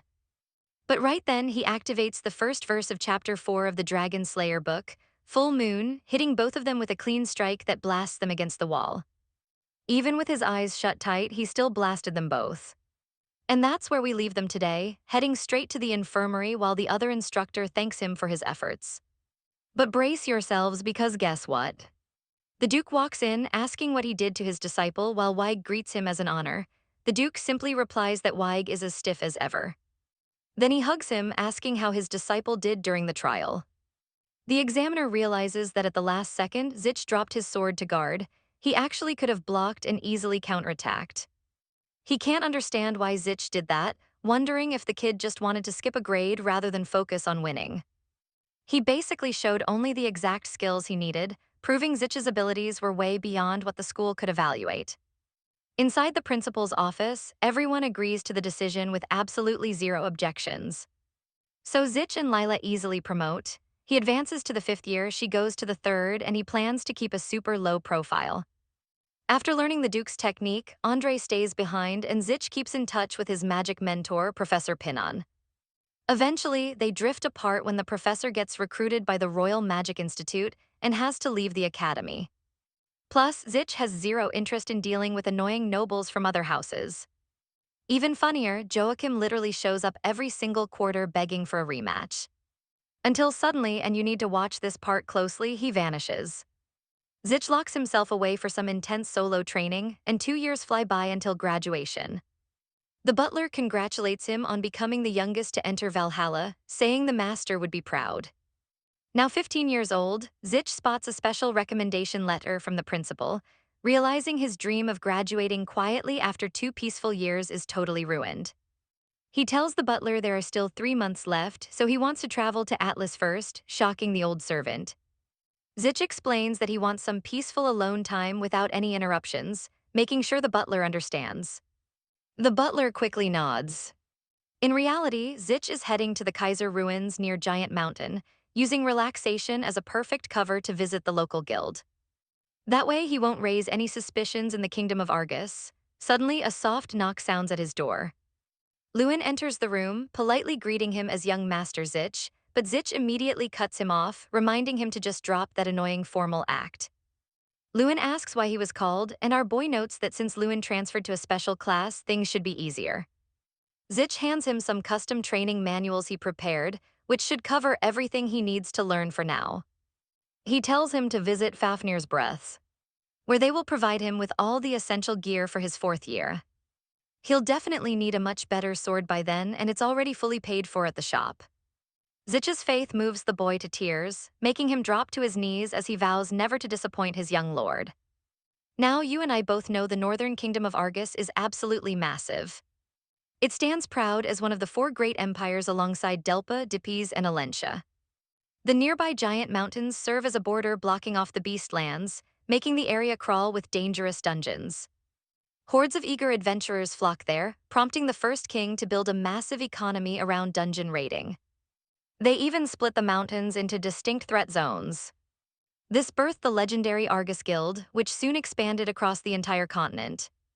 Inside, the receptionist congratulates him on becoming a certified hunter, Zich Moore.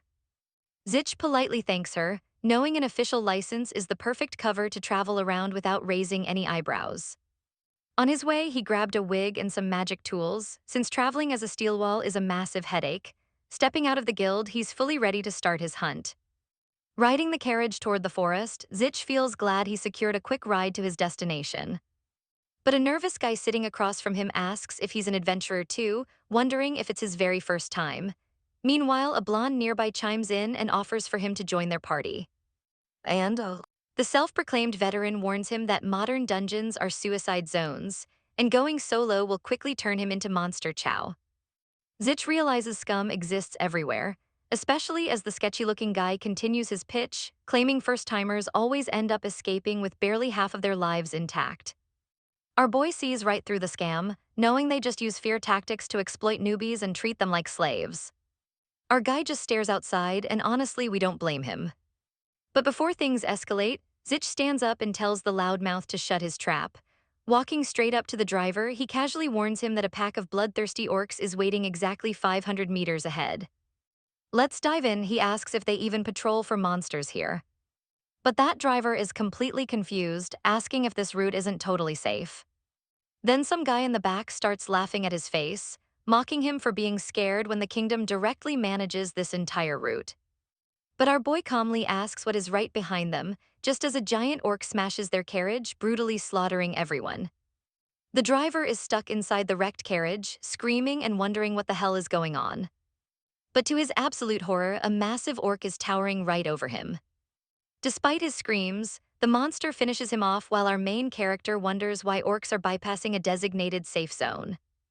Heading directly to the outpost, he finds exactly what he was expecting. It is a complete bloodbath, but while checking the bodies, he realizes these clean cuts mean this wasn't a monster attack. It was done by humans. Closely examining the dead bodies, our boy notices they intentionally added brutal damage to fake a wild beast attack. But if actual monsters did this, the blade marks would never be this clean. Most were taken down in a single strike without resisting, likely by elite purple rank knights or higher. It is a real tragedy, but staying here will only cause misunderstandings. His main goal remains finding the Kaiser ruins. Moving through the dense forest, he enters barbarian territory. According to his map, he is extremely close to the ruins.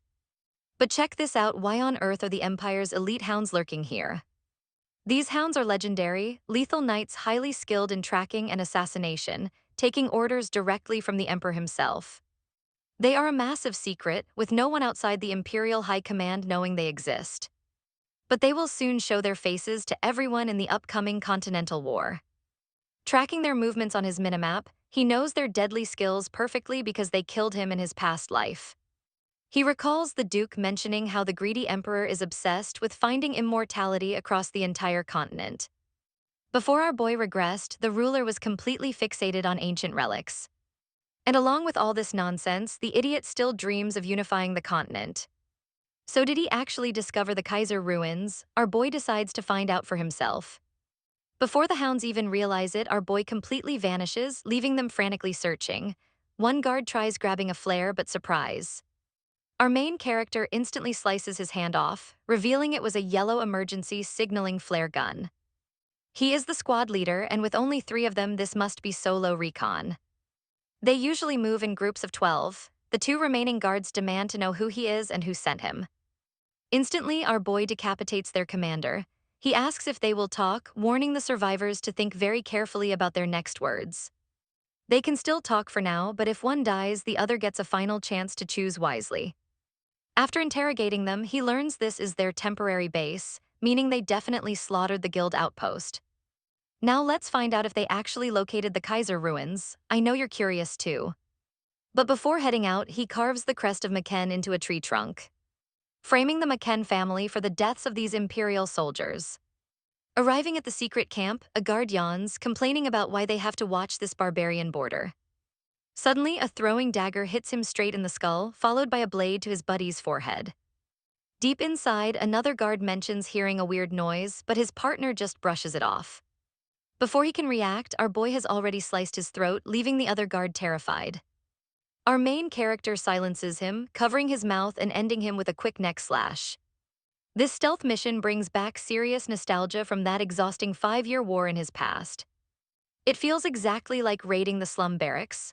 Suddenly, the commander spots him from above, immediately recognizing his southern mercenary technique. He screams that he won't leave this base alive, though surrendering now might earn him a relatively painless death. Sizing him up, our protagonist realizes he's the leader and is tougher than a blue knight. But compared to the hounds from his previous life, these guys are absolute weaklings. Our main character laughs, asking if a painless death is really the best threat they can offer to an assassin. He'd torture their families instead. The Empire really is full of idiots. Stick around for the next chapter. Alright, you and I are diving right in as Nonsuch begins absolutely wrecking these fools. He thinks it is pretty weird how weak they are. Like, did he get a massive power-up? Honestly, he does not even care. And boom, he activates Mana Reflection, plunging the entire room into total darkness. The commander is panicking, thinking a blackout is impossible right now. It must be Dragon Slayer Mana Interference. But hold on, he has been gloveless, used zero aura, and his skills are strictly southern mercenary style, so it is just a crazy coincidence. The boss screams at them not to panic because the lights will be back on soon. They just need to hold their ground, but the second the lights flicker back, everyone is already dead on the floor. Sweating bullets, the guy is completely terrified, wondering what just happened. Suddenly, our boy appears right behind him, whispering that the Emperor is way too greedy for targeting the legendary ruins of Kaiser. Wait, the ruins of Kaiser? What on earth is he even talking about? Watch closely here. Our main character tells him to relax, aiming straight for his throat because if he will not talk, he will find out himself. After finishing them all off, he leaves, dropping a southern dagger on the cold floor. He remembers the Maken Guild is a notorious southern criminal group that does anything for money. He actually belonged to them in his past life. When the Southern Kingdom fell during the war, the territory was split between Maken and the slums. Sure, he could just use his dragon powers. But if he uses Southern techniques and leaves behind the Maken Guild symbol, it will be much safer. The Emperor will blame the Southern Guild, and even if he has to fight them, it is no big deal. After all, they are just mercenaries. And according to the letter he found inside, the Emperor is way crazier than he originally thought. All the Emperor wanted was for them to locate the ancient ruins, but what really shocked our boy was the map. It was not just the center of the continent, but every single corner, including the dangerous Black Sea. Every marked area has hounds searching for ancient ruins, meaning there are just as many of them as in his past life. But it looks like the Emperor has not found the ruins of Kaiser yet, so he needs to find them fast. Suddenly, a flare is shot into the night sky, catching our main character completely off guard. He mumbles that a red flare is absolute trash because it is the signal for a deadly trap.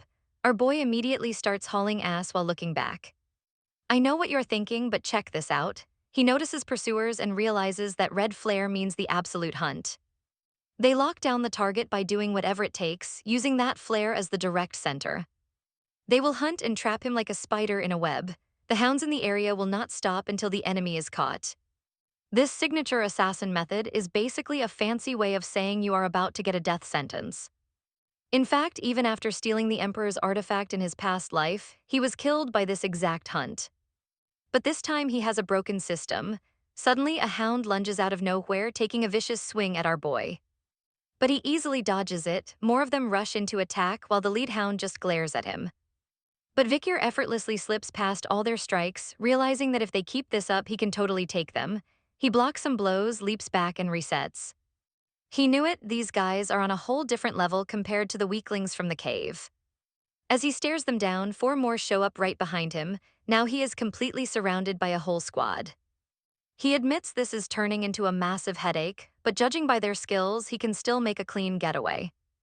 But that would ruin his whole plan to frame the McKen Guild. So he realizes he has no choice. He really did not want to resort to this, but he pulls something out, pops it in his mouth, and blows a whistle. The assassins are completely confused, wondering what that whistle was. Before their leader can react, our boy drops a smoke bomb, creating a massive cloud around them. But right before vanishing, he flashes a cheeky grin. Their leader barks orders to stay calm and update the hunt because there is no way he can escape this.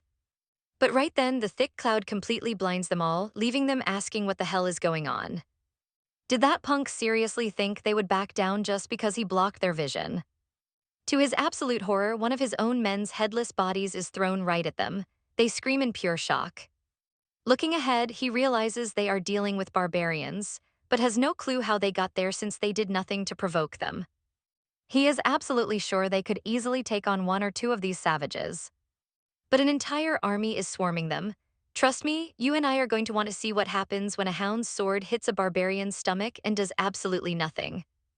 Buckle up, because you and I are starting this off with a massive punch that completely explodes this guy's head. Watching that absolute disaster, Vlad realizes they stand 0 chance, even if they go all out. So she fires off another flare, giving up on the hunt, but suddenly a swarm of barbarians shows up to fight. And those hunting hounds immediately start running for their lives. While our boy just digs a hole in the dirt, hides from them, and laughs that it worked better than expected. And what he used was a barbarian horn, created to be an efficient communication tool during intense battle. It is literally a weapon of war. Turns out in his past life, he built a pretty sweet relationship with the Morhoak tribe. They taught him how to craft and use this horn, and the signal he sent warned them that invaders had breached their sacred homeland. Most folks think they are just mindless savages, but they actually have rich traditions and live in primitive civilizations. He mentions he only made a cheap, one-time use replica, but hey, it got the job done. He keeps trekking deep into the woods, focusing on his main goal, finding those ancient ruins. Now watch closely, because he finally locates those ruins, but there is a massive surprise waiting for him inside. When he looks closer, the system alerts him that a fallen dragonborn, corrupted by dark energy, is blocking his way. Our boy wonders why on earth a literal dragon descendant is chilling here, while the minimap shows the door right behind it. So he asks the system how to open the massive door, and it starts connecting to the administrator system of the hero King Kaiser. And just like that, Kaiser's home starts opening. As that huge door begins to slide open, the gigantic monster catches the movement, immediately enters combat mode, and makes sure he cannot slip past. Looks like he has to use his dragon-slaying arts, charging straight at that terrifying multi-headed hydra, which immediately starts smashing everything in sight, but Zig expertly dodges the wild attacks, using his skills to push past the beast. Just as he is about to squeeze past and reach the door, the hydra snaps at him, and even though Zig dodges, the beast manages to rip off his arm. He regenerates it instantly, and as the beast snaps again, our boy unleashes his legendary dragon-slaying arts. Chapter 7, Verse 1, Decapitate the Dragon. As he slices a head off, he realizes its blood is pure acid, which immediately activates his crazy healing factor skill. He remembers this 9-headed freak with acid blood is so tough that even his master barely survived fighting it in his past life. The legendary 9-headed dragon, the Hydra. I know what you're thinking, but during this brutal fight, the beast suddenly slams our boy straight into the dirt. Our boy starts questioning if this dragon-killing art is actually all it is cracked up to be. In an era where real dragons are extinct, dragon-type monsters are the closest things left, but the style is useless here. No matter how many times he cuts it, the beast just keeps healing exactly as he expected. He cannot beat it with his current power. Standing about 30 meters from the entrance, he commands the system to lock the gate. As the system seals the ruins shut, our boy activates his dragon-slaying arts-applied form, slamming his sword directly into the ground. At that moment, he rushes forward using the secret Gale Wind-style sword technique. The air slash, he knows he must seize this opening, forget about killing it, and run straight for the gate. Getting close to the entrance, the Hydra spots him and moves to block, but our boy thinks he finally made it. But before he even realizes, the Hydra is right there beside him. It bites down hard on his arm, and with his arm caught in its teeth, he calls this snake a damn menace for chasing him this far. He tells it that if it wants his arm so badly, it can keep it, chopping his own arm off to escape. Immediately, he activates his healing arts and fully regenerates his missing arm once again. But another head spits venom directly at him, and he realizes it is a toxic mist. This creature really has endless dirty tricks up its sleeve. So he charges ahead with his soul manifestation, slicing off several of the Hydra's heads. As those heads roll on the floor, one last head charges right at him. Realizing it is all or nothing, he activates his dragon power skill. An immense aura of a massive dragon erupts behind him, and staring down the Hydra, he yells at it to get lost or get shredded. Sensing Zig's terrifying dragon aura, the massive Hydra starts shaking in fear, completely stops its attack, turns around, and simply runs away. Zig is shocked, and honestly, you and I never expected dragon power to scare a dragon monster either. What an absolute wild ride. Alright, you and I are diving into a wild one. If he knew this sooner, he would have done it, but why is he exhausted despite infinite stamina? Suddenly, the system alerts him that he actually terrified the fallen dragonoid. Now, it asks if he wants to activate his dragonoid domination authority to totally tame the beast. Our shocked hero is like, wait, did I seriously scare that giant monster? But hey, whatever the reason is. He can actually control an absolute unit of a beast like this. He figures there is no harm in trying, so he activates it. But nope, the system shuts him down, saying he lacks the authority to tame the dragonoid yet. So the subjugation totally fails. He complains about getting his hopes up for nothing, realizing he wasted a killer skill. But while he is standing there whining, an intense, crushing pain suddenly shoots straight through his entire body. And then, a system alert pops up saying the deadly Hydra toxin has completely overloaded his body. This venom is absolute trash, blocking his crazy healing factor from kicking in. He frantically tries to think of any possible way to survive. But then a light bulb goes off. He remembers his broken new skill, gluttony, which lets him absorb stuff. Since this toxic beast has such incredibly lethal venom, it definitely must have some kind of built-in, passive immunity to poisons. Without wasting any time, he triggers gluttony, and the skill starts literally devouring the monster heads. Once those ugly heads vanish, the target is fully digested. His healing skill instantly levels up from beginner to proficient, and he absorbs the beast's passive trait, granting him total immunity to all poisons. Our boy was already crazy overpowered. But now he is on a whole new level. Thanks to this cheat, he easily purges all that deadly Hydra poison. He laughs, realizing this broken skill is completely insane. But reading the details, it says it cures most poisons and boosts his resistance. He is like, wait, what do you mean most? Why not all of them? He also notices his mastery with gluttony finally leveled up, and it is all because he devoured his designated target. The system explains these are specific marks he is forced to hunt down. He grins, thinking this info is actually going to be super useful. Now pay attention, because we are finally making up for lost time and heading straight to the epic ruins of Kaiser. Legend has it that the great hero Kaiser was a half-human, half-fairy hybrid, born to a brilliant wizard and the beautiful fairy queen. But just like every other mythic hero, his childhood was far from peaceful. Thanks to an evil wizard's plot, he was ripped away from his parents and abandoned in the wild mountains. Luckily, a giant sacred wolf adopted the baby and raised him in the wild, helping him grow into an absolute beast. He went on to rescue oppressed humans and founded a massive kingdom for mankind in the central continent, establishing the legendary kingdom of Kronos. Our main character knows this is the famous fairy tale that literally everyone in the central continent grows up hearing. But today, zero proof remains. It is literally just a myth now. Except real proof that Kaiser and his kingdom existed is sitting right in front of his face, a massive, towering structure waiting for him. He mutters that it looks way smaller than the history books described. There is no way these ruins were actually the Grand Kingdom of Kronos. Standing right in front of the giant gate, he realizes that this place actually looks a lot like the ancient dragon slayer's sanctuary. Suddenly, the system announces that the sanctuary of King Kaiser is opening. He steps inside and spots a glowing crystal resting on a pedestal. He wonders what the heck it is. Could this crystal actually be the legendary vision of Kaiser? But the second he reaches out, the system triggers a surprise co-op quest to conquer the vision of the hero King Kaiser. Our boy is completely baffled, like, wait, what? And yes, you and I both know what happens next. The system locks him inside, slamming the massive gates shut until the quest is fully cleared.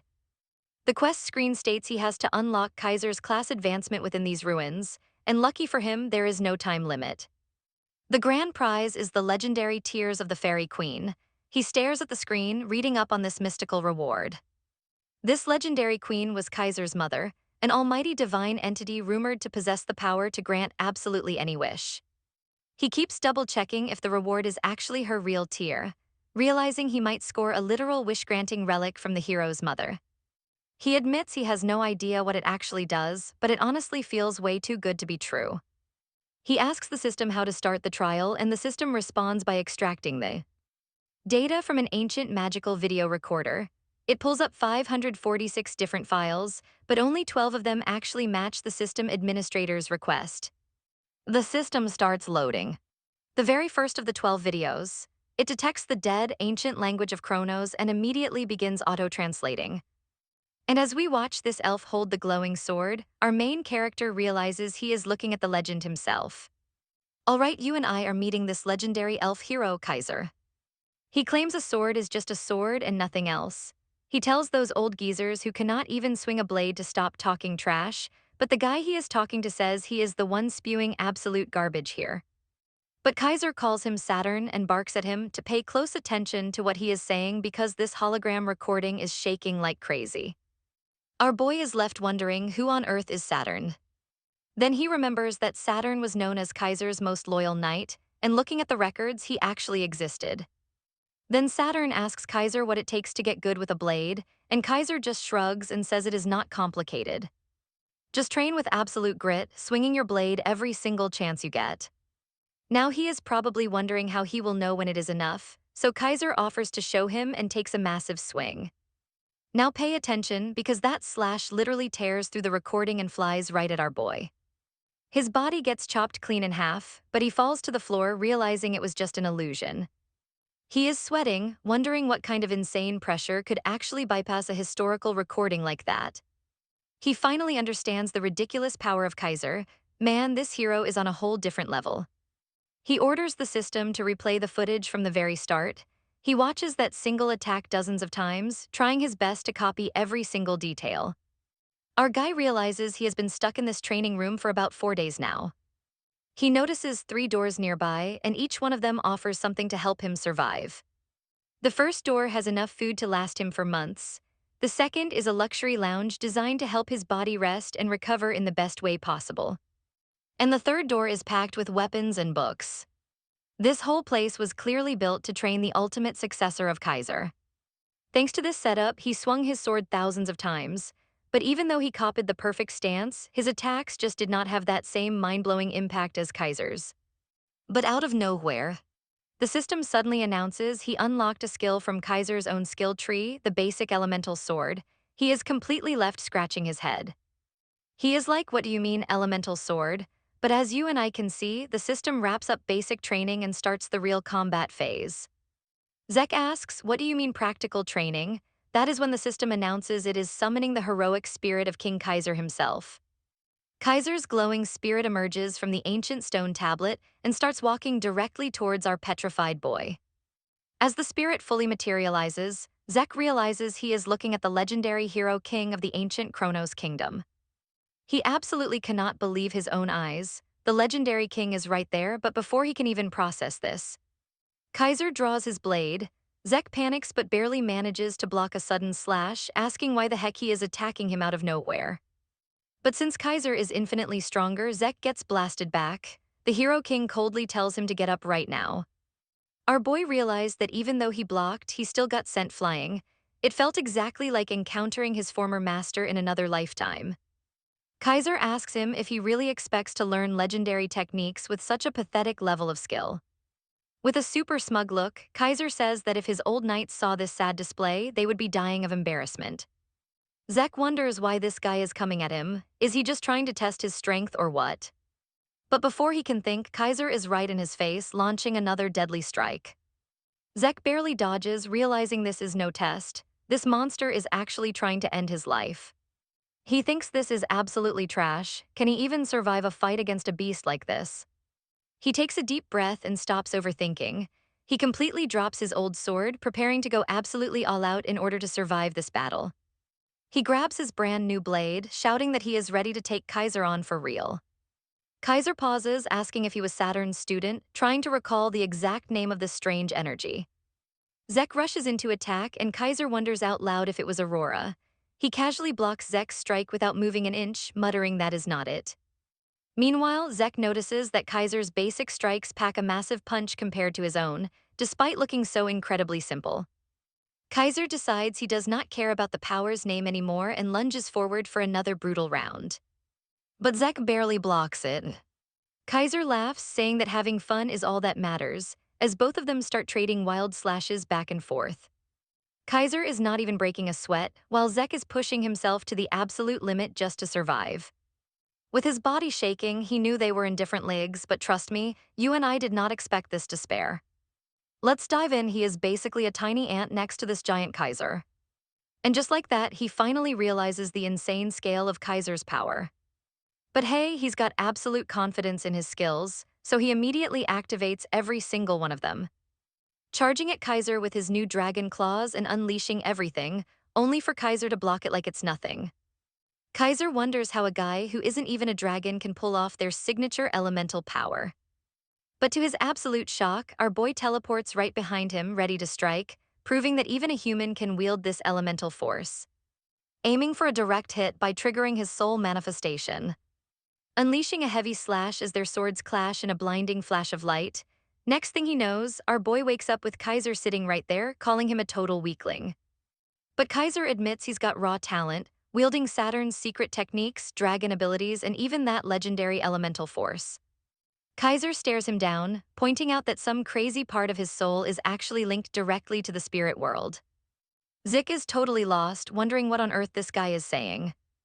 Kaiser explains that Zik has clearly danced with death countless times, even while stuck in a fragile human body. So it actually makes sense that he can tap into elemental force. But our boy speaks up, saying he has been throwing around terms like Saturn, the spirit world, and elemental force. And trust me, he is completely, utterly lost here. He asks if Kaiser could actually explain all this, but Kaiser smugly replies that there is something far more important to deal with first. Zik asks what that is, and Kaiser tells him to stop playing dumb, asking if he finally wants to learn his true abilities. He is talking about his legendary elemental sword. He explains that elemental power is the manifestation of pure nature, the raw energy making up everything in existence. Like water, fire, earth, and wind, and Kaiser adds that the elemental sword is just combining the powers of these four elements. To prove it, he unleashes the wind technique right in front of him. Summoning a massive, swirling tornado right behind his back, this bad boy is called the Storm Sword. Kaiser explains that by channeling the wind element, you can forge this incredible storm sword. And the fuel for this elemental sword? It's ether, just like he mentioned before, which completely blows our main character's mind. Since both the theory and the sheer destructive energy radiating from it feel way more like a magic attack than actual swordsmanship. But Kaiser wraps up the demonstration and tells him it's his turn to try. Our boy panics a bit, realizing that even if ether is the source of this power, he can't feel a single drop of it inside him right now. He wonders if there's some kind of secret trick to converting ether into raw elemental power. So he just asks Kaiser what specific method he's supposed to use to convert his ether. Kaiser is just confused and says it's something that just happens, admitting he can't really explain it any better than that. You and I both know the pain of having mentors who can't explain anything. He stares at the elemental sword, realizing there wasn't even a single trace of ether on it. Maybe he just can't perceive it yet, meaning he needs to focus all his senses to catch a whisper of that power. With his ether completely under control, Zik decides he'll just have to figure this out and learn it his own way. Kaiser complains about his attitude, asking him if he's getting way too cocky, while our boy tells himself that he can't get held back by only what his eyes can see. He suddenly remembers that Kaiser actually called his earlier technique a form of elemental power, which means his soul manifestation is basically just another branch of that same power. So while Kaiser watches him train, our boy tries to combine his soul manifestation with the wind. But out of nowhere, he gets smacked right on the head with a sword. Kaiser yells at him to focus on pure elemental power and not some trashy, half-assed technique that just mimics a spiritual connection. When Zik asks what he's talking about, Kaiser explains that it is a magic method exclusive to dragons. Maybe a half-breed could pull it off, but definitely not a regular human like him. He asks if his body gets absolutely wrecked every time he casts it, and our boy remembers that is exactly what happens. Kaiser points out that a human soul and a dragon soul are on completely different levels. Zik can try to copy them crudely all he wants, but he'll never truly master those high-level techniques. He has no idea who invented that trash skill, but honestly, it's pretty pathetic. It is just a cheap knockoff attempting to copy a dragon's spiritual connection. But hey, you and I are going to watch him fix this, so he needs to stop using it and try again.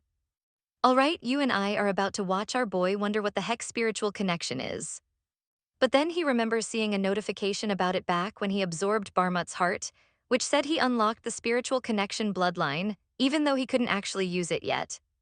So he starts thinking, what if soul manifestation was actually created based on the exact way dragons cast their magic? That would mean as soon as he levels up enough to finally unlock it, he will be able to use soul manifestation powers with zero limits. Looks like our guy just got another major reason to get absolutely ripped. Then Kaiser snaps at him, asking if he wants a beatdown or if they can finally start. And man, this hands-on practice session turns out to be way longer than the theory. But thanks to his soul powers and Kaiser showing him the ropes, along with all their sparring matches, he finally grasps the basic principles of the elemental sword, though maybe not 100%. Just like how he has to gather mana and channel it through a magic circle to cast a spell. The elemental sword works similarly by drawing in spirit energy, using that raw elemental force as the main trigger. Once he finally gets the logic behind it, wielding the elemental sword becomes a whole lot easier. Then Kaiser is like, now we are talking, but trust me, things are about to get way more complicated. So for now, he should get some rest. Our boy says sure, but wonders if he can ask a few quick questions, and Kaiser is totally cool with it. Zik realizes that since he can use elemental power now, those weird floating sparks around them are also elemental energy. He asks Kaiser about their first encounter, specifically when Kaiser saw him unleash his aura. Kaiser accused him of being a disciple of Saturn. He explains he only said that because wielding elemental power is usually impossible for humans, and he did not know it was called aura. He figured Zik was just using some cheap trick invented by that absolute bastard. Instead of sharing his real techniques, he only passed down that one, cursing the name of Saturn Draker. This completely shocks Zik, who always thought of the legendary Pure Knight, the right hand of the hero Kaiser. The creator of the aura training technique actually belongs to the Draker family, based on what he just heard. So that means the firstborn ancestor of the Draker family was not Terrakin, but actually Saturn. But why would they hide this? Zik nods along, then asks him about the spirit world, where the elements actually live. What kind of place is it? To be honest, he still does not get how it works. At that exact moment, Kaiser waves his hand and a sudden gust of wind appears right before them. Our boy realizes they can also trigger the elemental sword wind field in this way too. Kaiser explains that is not quite it. To put it simply, the spirit realm is like the other world or the afterlife. Their current reality is the world of phenomena, but once a soul loses its physical body and leaves this plane, it ends up in the spirit world. So our boy asks if Kaiser did not say that a part of Zik's own soul actually belonged to that place. And since Kaiser is also in spirit form, Kaiser explains that although he has never seen someone like Zik, there are ways to cross the barrier between the two worlds. In his case, a dragon actually helped him cross over. And our boy is shocked, asking if it was a real living dragon, which Kaiser confirms. Kaiser asks what is wrong with that, but Zik says he just cannot picture a dragon helping out humans. Kaiser looks genuinely confused by this. What does he even mean? Is there any creature that loves humans more than a dragon? You and I can clearly see Zik is totally losing his mind over this insane question. Alright, you and I see Zik totally shook, wondering what the absolute hell this guy is yapping about. How could dragons care about humans when those monsters, led by Barmut, literally tried to destroy the entire world? How is that even possible? He wonders if the relationship between humans and dragons was different in the past, but honestly, that makes no sense. Kaiser says Zik is the living proof, so there is no need to explain since his heart and the tooth used to forge his sword were given by Barmut himself. And even though Barmut had a nasty personality, he was actually a softie who could never turn down a sincere request. Which leaves Zik completely stunned because it sounds like Kaiser and Barmut were actually pretty good friends. So he figures he should just listen to the hunting expedition details, while Kaiser casually covers up, saying Barmut gave those gifts after they served him for generations, and he thinks he was mistaken, while Kaiser laughs, saying that is typical of him, and that is where we leave it for now. Alright, you and I are jumping right back into the mess this guy made, especially with his wild personality clashing with Kronos. They were always fighting, and our boy realizes this Kronos might be exactly who he thinks, so he immediately asks about him. Barm had shared a ton of info, so he asks if the kingdom was named after him, and Kerala says yes, it was. And actually, he is the very one who made a pact with him. While everyone else was stressing over the kingdom's name, this dude was just chillin', peacefully sipping on some hot tea. This blows Zik's mind even more, like how does a dragon even drink tea? He wonders if it is that polymorph magic. Kaiser tells him he is not surprised in the slightest, admitting that he fully expected things to turn out like this. He remembers that thousands of years ago, back when he was still alive, humans and dragons actually coexisted in peace. But if an overpowered dragon just helped humans for free, the world's balance would shatter, putting the entire universe at risk. So they nerfed their own power, took on human disguises, and only lent their aid through strict soul pacts. And the lucky humans who held these pacts were known as contractors. And that is exactly why those ancient artifacts are so incredibly broken, since they were forged with actual dragon power. So of course, they ask what went wrong to make the relationship between humans and dragons turn so toxic. Now watch closely because our boy Zik realizes he needs to study the chronicles ASAP, while Diak complains about waiting for ages. The old man complains that he waited 2,000 years for his successor to finally show up. But he can probably wait a bit longer. Meanwhile, Kaiser calls him a cocky apprentice, challenging him to keep his cool because the final stage of his training is an all-out battle against him. But if that was all, it would not be any different from his usual training, so Kaiser decides to throw in a brand new rule. From here on out, no eating and no sleeping. This battle goes on until Kaiser himself decides to call it quits. Even worse, Zik can only match whatever element Kaiser is using at the time. Naturally, our guy asks what happens if he breaks a rule. Unleashing his crazy power, Kaiser charges instantly with his flame dance, but Zik barely manages to block it using water. Kaiser warns him that if he really wants to break the rules by switching to the opposite element, he better have an extra life ready, because if he breaks a single rule, Kaiser will literally end him. We learn right in the middle of battle that the elemental sword is split into 4 distinct segments, each holding an element. First up is the fire segment, designed to unleash extreme heat and intense blazes with massive output. The destructive power on this thing is absolutely devastating.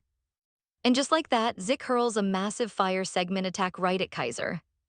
We both watch Saul's eyes turn rock solid. He instantly brings out the heavy earth segment. Kaiser easily leaps back to dodge the rocky attack before lunging right back at Zik with absolute crushing pressure. This defensive segment uses the power of Earth to build massive containment barriers, while also crushing enemies under the sheer weight of its own mass. As Zik blocks Kaiser's attack, he feels the insane force behind it but manages to deflect the blow and push him back. Right after, Kaiser unleashes the wind element, sending a barrage of sharp, high-speed air slices directly at our boy. While Zik desperately struggles to block them, Kaiser builds up momentum and launches an even stronger strike. Sure, wind is weaker than fire, but it is super versatile, letting the user move at sonic speeds while opening up deadly aerial attacks. And finally, we have the water element, which makes up the final water segment. Zik struggles to block Kaiser's fluid water attacks, which can seamlessly transition between offense, defense, and capturing foes. The water segment is basically the ultimate balanced force, adapting to almost any combat situation. Drowning in a massive tsunami of pure water magic, a half-dead Zik wonders what kind of absolute nonsense this is. He is absolutely certain that his own raw power and scale of attack are way higher than his teacher's. Yet he still cannot close the massive gap between them.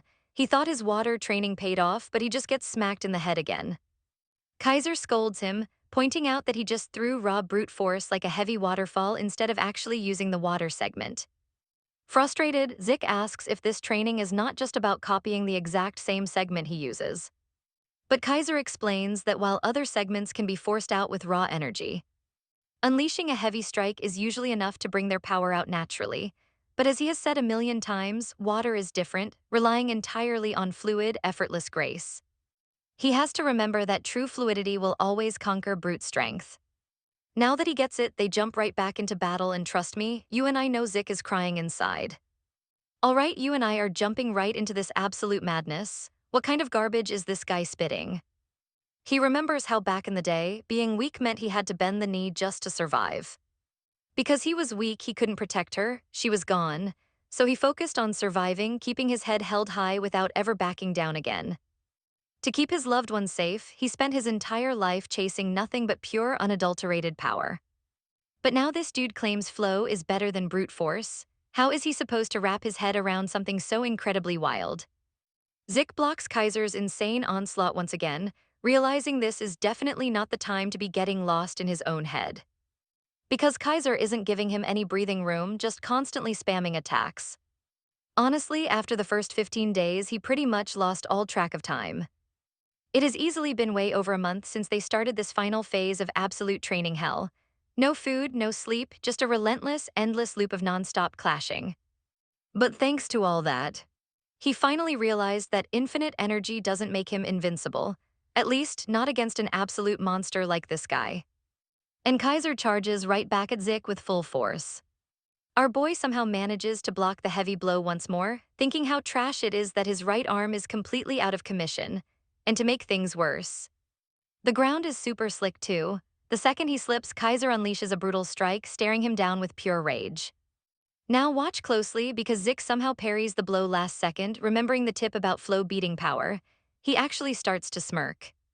He finally gets it, from the strength needed to hold his blade to the very energy keeping him on his feet.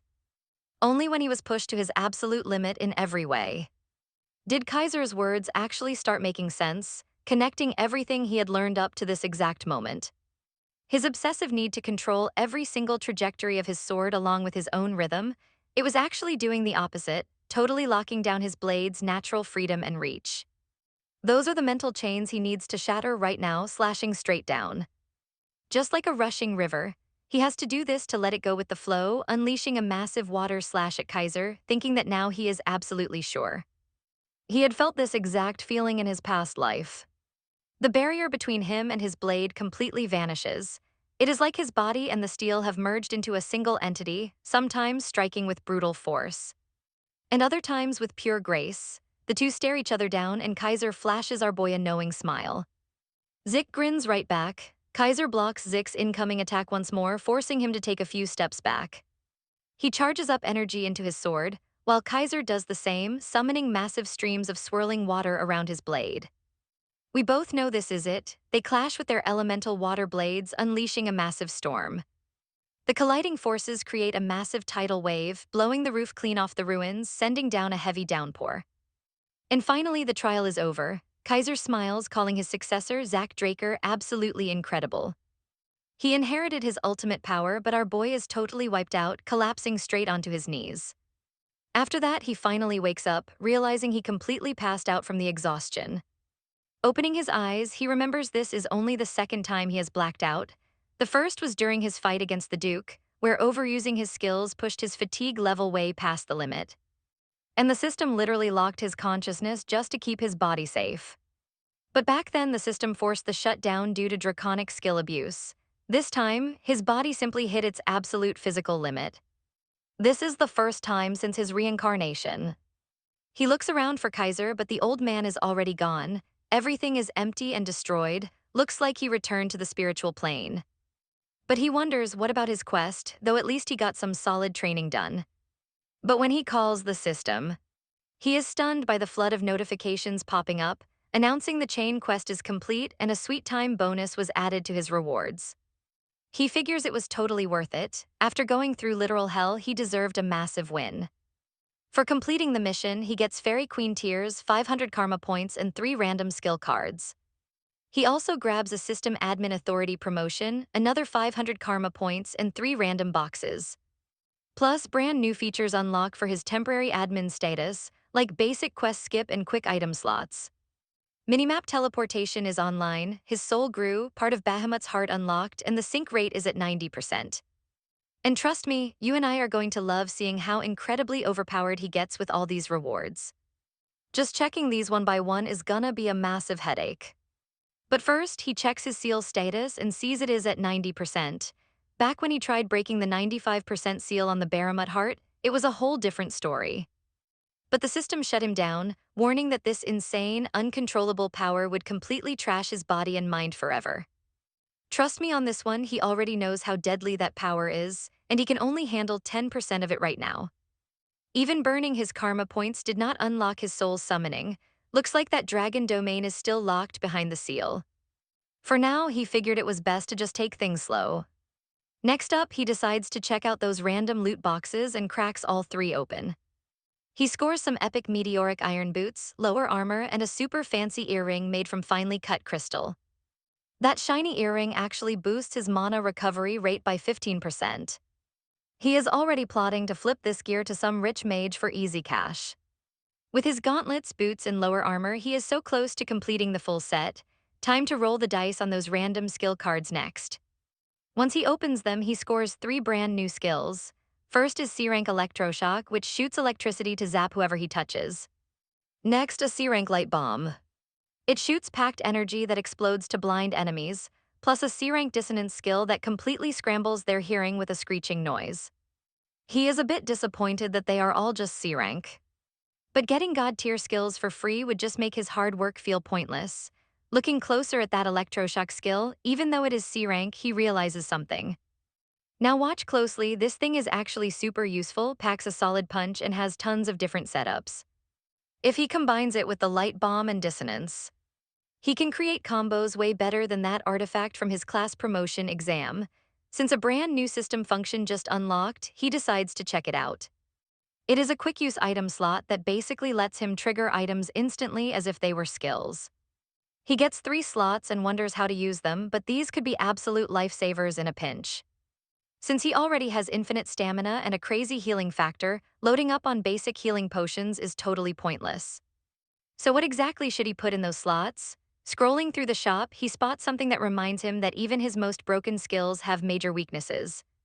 There is no guarantee he won't run into another insane monster like Kaiser that his infinite stamina cannot outlast. He has no idea what the actual limit of his regeneration is, so it is definitely better to be safe than sorry. He buys an ultra-tier healing potion called Salvation and drops it right into one of his slots. This thing instantly maxes out his health and heals fatal wounds in a split second. It only works once per person and comes with weird hidden effects. It was a massive hit to his wallet, but totally worth it. You and I both know having this real backup plan is way better than just relying on regeneration. Now he pulls out his most prized reward, a glowing vial containing the legendary tear of the Fairy Queen. Lore says she wept these tears after losing the great hero Kaiser to a wicked, evil mage. This item lets him summon the Fairy Queen just once. He wonders how that even works, but legends say she can grant any human wish. If the legend of Kaiser is actually true, he might actually get a wish, but he only has one single shot at this. No way he is wasting this on a test, so he stares at the vial and decides to save it for later. Leaving the dark ruins behind, he heads deep into the quiet forest.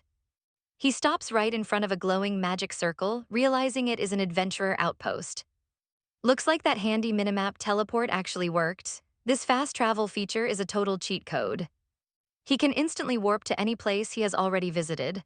Right now, he is at the 8th adventurer outpost in Argus. Warping to Idle or the Kaiser Sanctuary costs 150 points. Clearly, the further you go, the pricier it gets. Best of all, this completely ruins any attempt to track his movements, which is perfect for his future plans.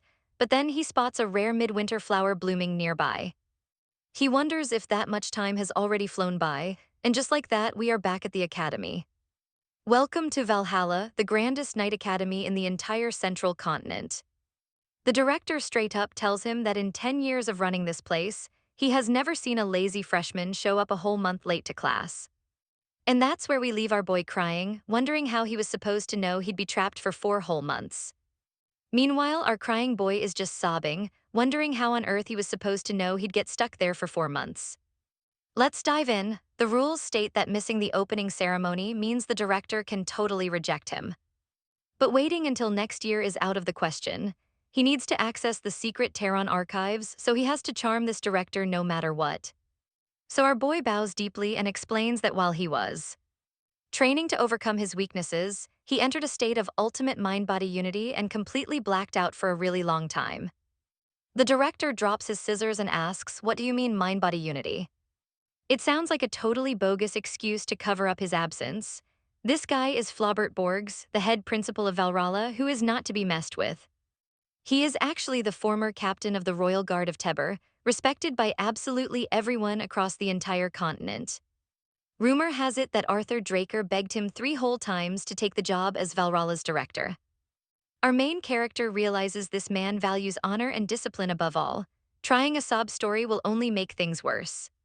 So he confesses that he has zero excuses for his absence. But it is the honest truth. The old man just stares and says mind-body unity is incredibly hard to achieve. If this were any other student, he would have punished him on the spot. But since he came carrying a letter of recommendation from the chancellor, he will give him a shot, totally shocking our boy. The director says if he can prove his training was worth more than a month at Valhalla, he will accept his enrollment. Our main character is secretly furious.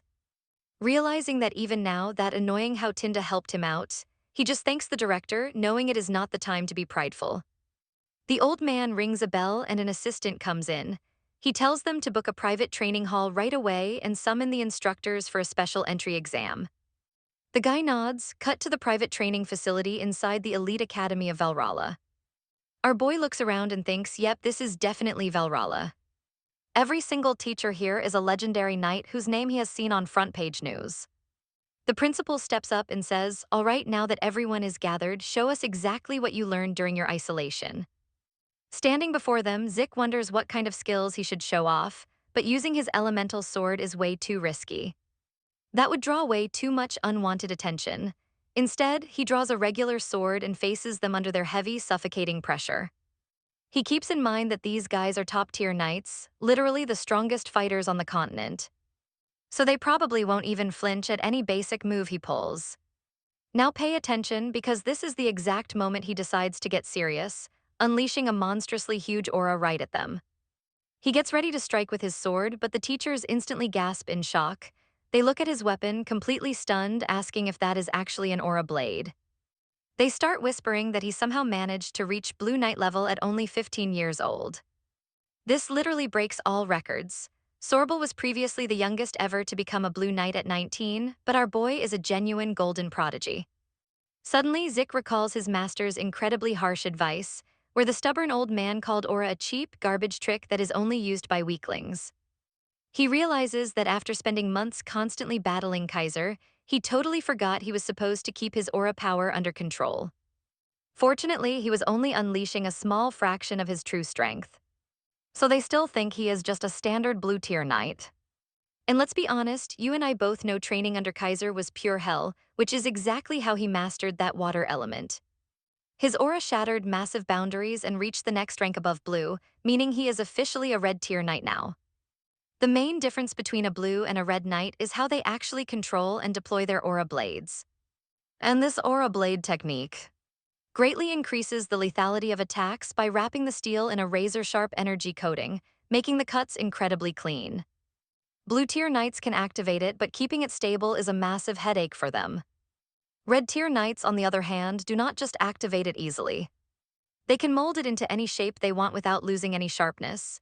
He thinks, man, thank God I only showed a tiny bit, or things would have gone crazy. But he gets startled when the director yells that his performance was incredible, far surpassing anything a student could learn in a single month at Valhalla. To achieve such a magnificent level of aura, someone would have to train for months, wait, no, actually years. He is a literal monster, but Zik plays it super humble and denies it. He politely apologizes again for skipping the opening ceremony due to his personal circumstances. But the excited director waves it off. He asks the staff if they object to the admission, and as expected, they say no. Trust me, you and I saw that coming. All right, you and I are checking out a legendary sword prodigy with a blade so sharp it is basically criminal. A rare talent like this is basically a myth nowadays. The director is fully sold, welcoming our boy to the squad and congratulating him on officially joining the elite group at Valhalla Institute. Next up, we head to Midland Atlas, a massive city so huge it basically rivals an entire kingdom. It's the home turf of the legendary Valhalla Institute, the absolute gold standard for night training, plus the famous Four Seasons castle owned by the elite Draker family. This massive fortress is where the Draker family head and all the top brass live. It's basically their main base. Meanwhile, our boy Zeke walks up to his new mansion and calls it seriously extra. This is Zeke's private estate in Atlas, and the place is humongous. Opening the door, he thinks that even though he's loaded, this flex is honestly way over the top. But the second he opens the door, two uninvited guests are waiting for him, totally startling him with a sudden loud pop. Both of them hyping him up for making it into Valhalla. Andre literally painted his face like a clown, while Zeke's master calls him a total beast, saying it's his first time seeing someone completely skip their own entrance ceremony. With that out of the way, since Zeke owns the mansion, he wonders where they should start. Now pay attention, Zeke is confused at first, but then he puts the pieces together. The Duke and Andre actually set up a surprise party for him, and after chatting, he finally finds out what they're even doing in Atlas. Turns out the Duke got summoned to the castle by the family head, so he's been freeloading in Zeke's house for a whole month without saying a word. As for Andre, he casually mentions he joined Valhalla as an assistant instructor. He says sorry, but he's gotta crash there for a bit. These two are vibing hard in his mansion, while Zeke is absolutely fuming, wishing he could kick them out for treating his place like a free hotel. Once the party wraps up and those two get completely wasted, Zeke slips out of the mansion to clear his head. He hits a local tavern, slaps a shiny gold coin down, and orders a cold, dark beer. On top of that, he asks to speak with Kay. This completely shocks the bartender, sending a dead silence through the pub as the local patrons slowly rise and glare at him. You and I both know Zeke isn't scared, he just smiles, ready to take on the whole room. But the moment Zeke shows off his crest on his glove, they realize he's a Draker and back off in terror. The bartender quickly bows and begs for forgiveness. He apologizes for the rough crowd, pulls a hidden bottle on the shelf to open a secret door, and offers to lead Zeke straight to the boss. As they walk, Zeke spots the double security barrier, thinking this is exactly the kind of tight defense he expected. Back in his past life, if you asked anyone what the top intelligence agency on the continent was, they would name either the Draker family's Black Stage or the Romaning Empire's elite spy agency, but there was actually another shadow group out there. One that kept a much lower profile, known simply as the Syndicate. At first, it was just a small, trashy club for low-level smugglers. But that was before a low-ranking grunt named Kay built a massive information network using those exact black market smuggling routes. Before Zeke's epic regression. Around this exact time, he had just been kicked out of the academy and ended up trapped in the Mycan group's brutal headquarters. Against all odds, he survived and slowly worked his way up to becoming their top hitman. That is where he met Kay, who was just a local branch manager back then. Kay ended up hiring Zeke to clear out an incredibly vital cargo route. By successfully securing that crucial route, he launched the syndicate to the same level as the top spy agencies. Through sheer grit and talent, Kay eventually seized absolute control of the organization. And when Zeke lost everything to the Empire, it was this same Kay who handed him the crucial intel about the artifact the Emperor was hunting down, helping him pull off his sweet revenge. Kay claimed it was just payback for Zeke's help in building the Syndicate's massive empire. But the cold truth is that without Kay, Zeke never would have found that artifact, and he wouldn't even be standing here today. He knows information is a deadly weapon. With Abel running the blessing ceremony, Zeke has no clue how much more the future will warp, but he is incredibly sharp. So if he can lock in a solid alliance with Kay now, it's going to be huge for him later. So let's see how this unfolds as Zeke sits down with Kay, noticing her tastes are still exactly the same. The woman takes a drag of her cigarette and asks what a top talent from the family wants.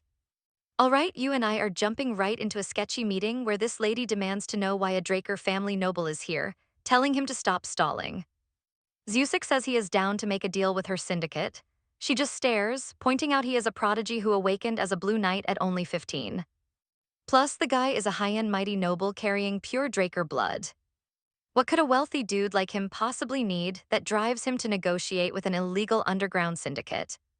Turns out, her insane information network already picked up on whatever crazy event went down earlier in Valrala. Zusik just grins, guessing that since she is asking so many questions, she is probably feeling a bit hesitant. He drops something on the table to make her rethink. She stares at the earrings, asking what they are, and he tells her these are definitely not your average jewelry. They are actually rare magic artifacts, and he wants her to test them. She scoffs, saying mana regeneration gear is neat and all, but this looks pretty average to her. But the moment she puts them on, she feels something super weird. She is completely shocked, wondering if this is even real. Her mana regeneration efficiency just spiked by 10, no, 15%. Standard gear only gives you a measly 1% boost, and even the absolute best ones on the market max out at 3%. This crazy thing is regenerating her mana 3 times faster than any top-tier artifact out there. If something this insane existed, she would have known about it. Either these are being smuggled through a secret route, or the kid literally crafted this crazy stuff himself. She glares at him with heavy suspicion, but Zusik is just hyped, ready to seal the deal. He explains she should use the fake identity to set up a fresh account, telling her not to worry since it is fully ready to go. He also set up a new registration as their representative, allowing him to easily withdraw funds from the massive Bank of Atlas. She thought they were just trading one single earring, but this guy is playing a much bigger game. He wants to sell mysterious high-end artifacts, offering her a 10% commission on sales plus bonuses for every 10,000 gold coins they pull in. This is literally the dream scenario for her. On top of that, he somehow already knew she was a powerful mage. There is no doubt about it now, this kid has access to an information network way beyond her own. She smiles, declaring that the deal is officially finalized, and she is looking forward to working with him. But before she walks out, Zik mentions it is a pleasure, adding that there is just one more little thing he needs to ask. Now pay attention because here is the real kicker. He casually asks if her secret smuggling ship is still safe, completely freezing her in place. Suddenly, a bunch of her heavily armed thugs surround him as she demands to know where he heard that. Zik just smiles, asking why everyone is so tense. He says making threats is easy, but carrying them out is the hard part. He asks if they actually have the firepower to back up those threats, locking eyes with them as his dragon aura begins to flare. Activating his dragon aura skill, he unleashes a crushing pressure. The lady starts trembling in sheer terror, and her thugs are completely paralyzed by the insane gravity.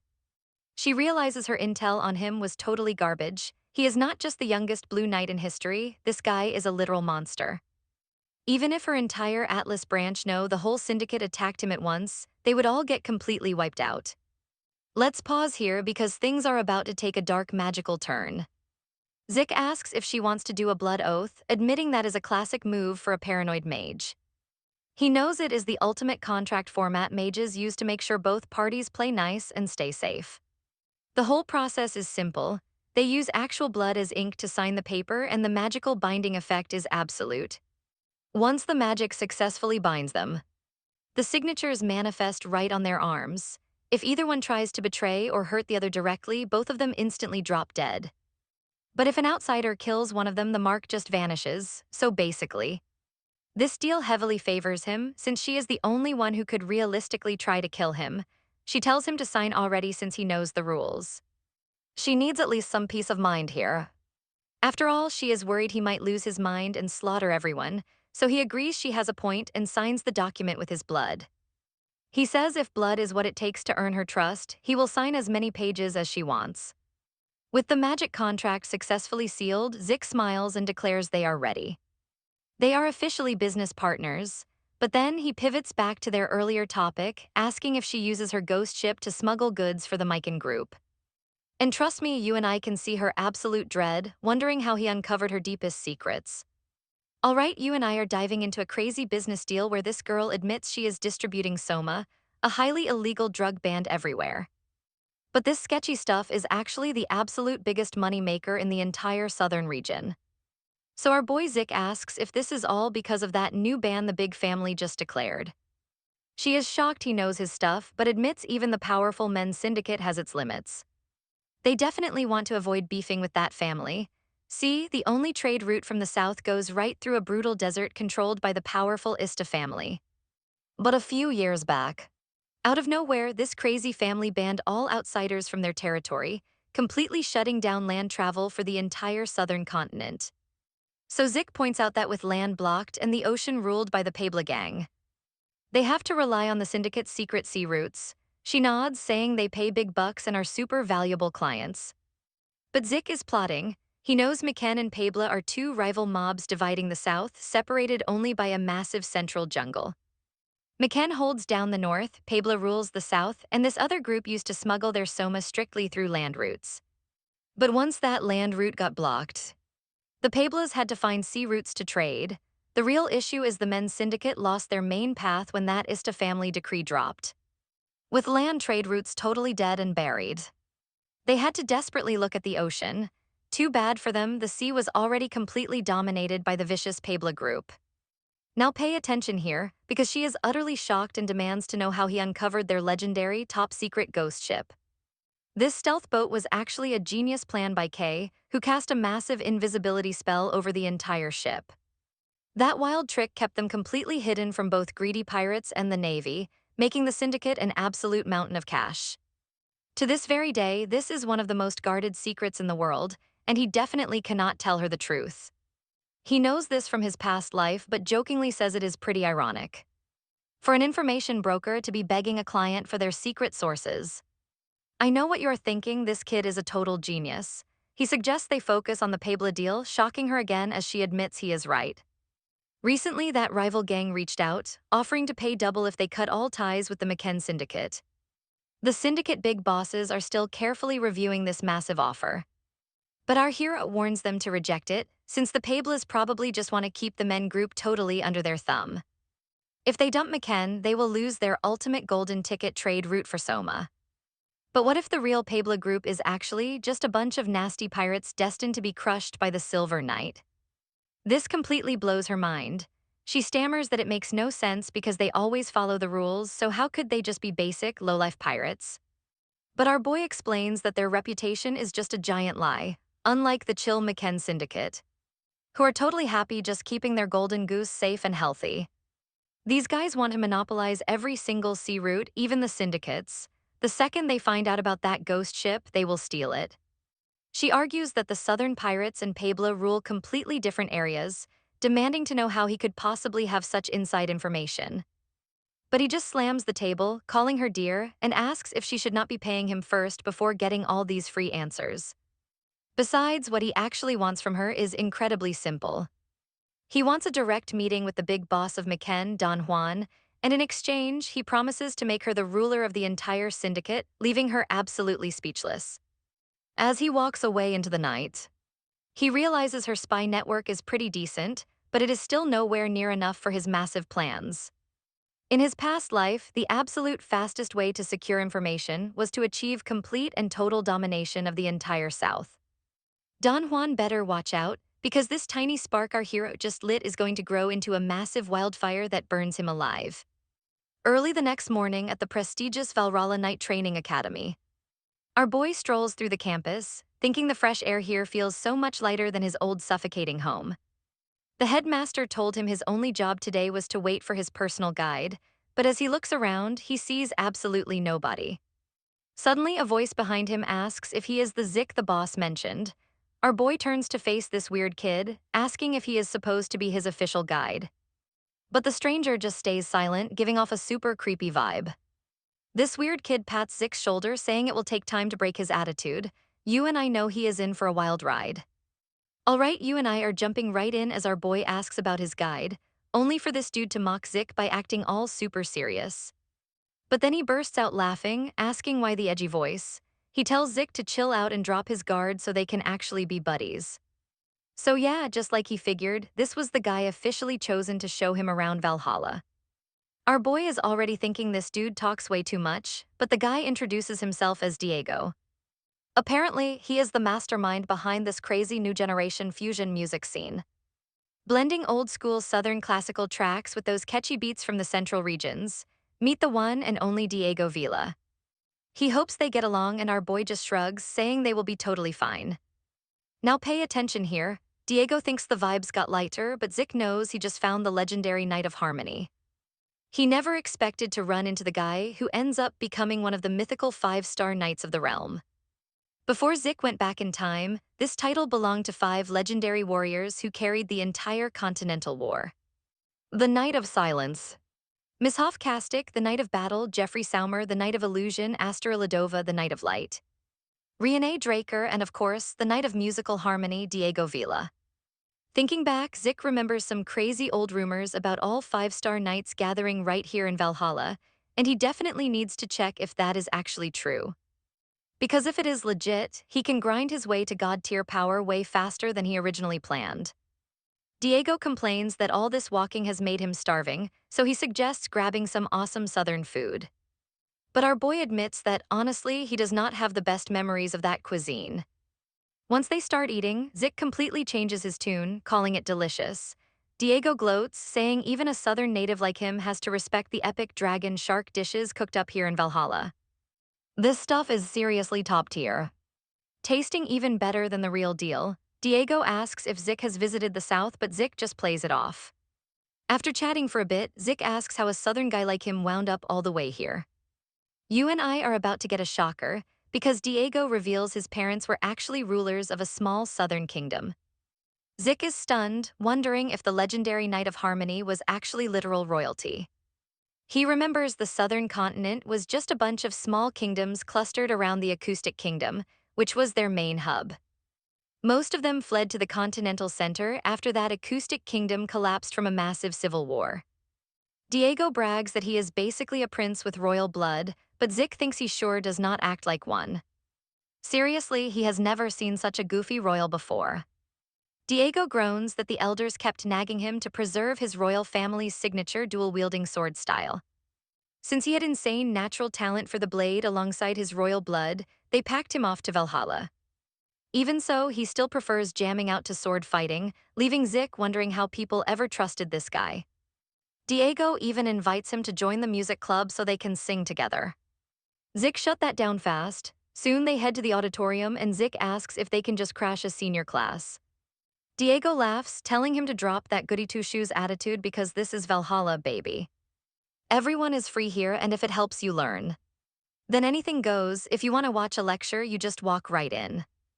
Plus, today isn't some boring lecture. Word is, something incredibly special is going down. Meanwhile, Zick is just begging this dude to stop talking. As they enter, Zick notices the crowd whispering about him, realizing he is the infamous Zick Draker. The youngest Draker in Valhalla, a direct descendant who supposedly beat up an actual instructor. No wonder they are calling him a certified genius. Diego is shocked and asks if he is really a Draker, and our boy just asks him how he missed the obvious sign right on his hand. Diego is clueless, asking what that even is. Zick calls him an idiot, explaining it is the pureblood armor piece, the ultimate symbol of awakening for the elite members of the Draker clan. Diego freaks out, completely flustered, stammering that since Zick took them off while they were eating, he just assumed it was some quirky fashion choice and had absolutely no clue it was legendary pureblood armor.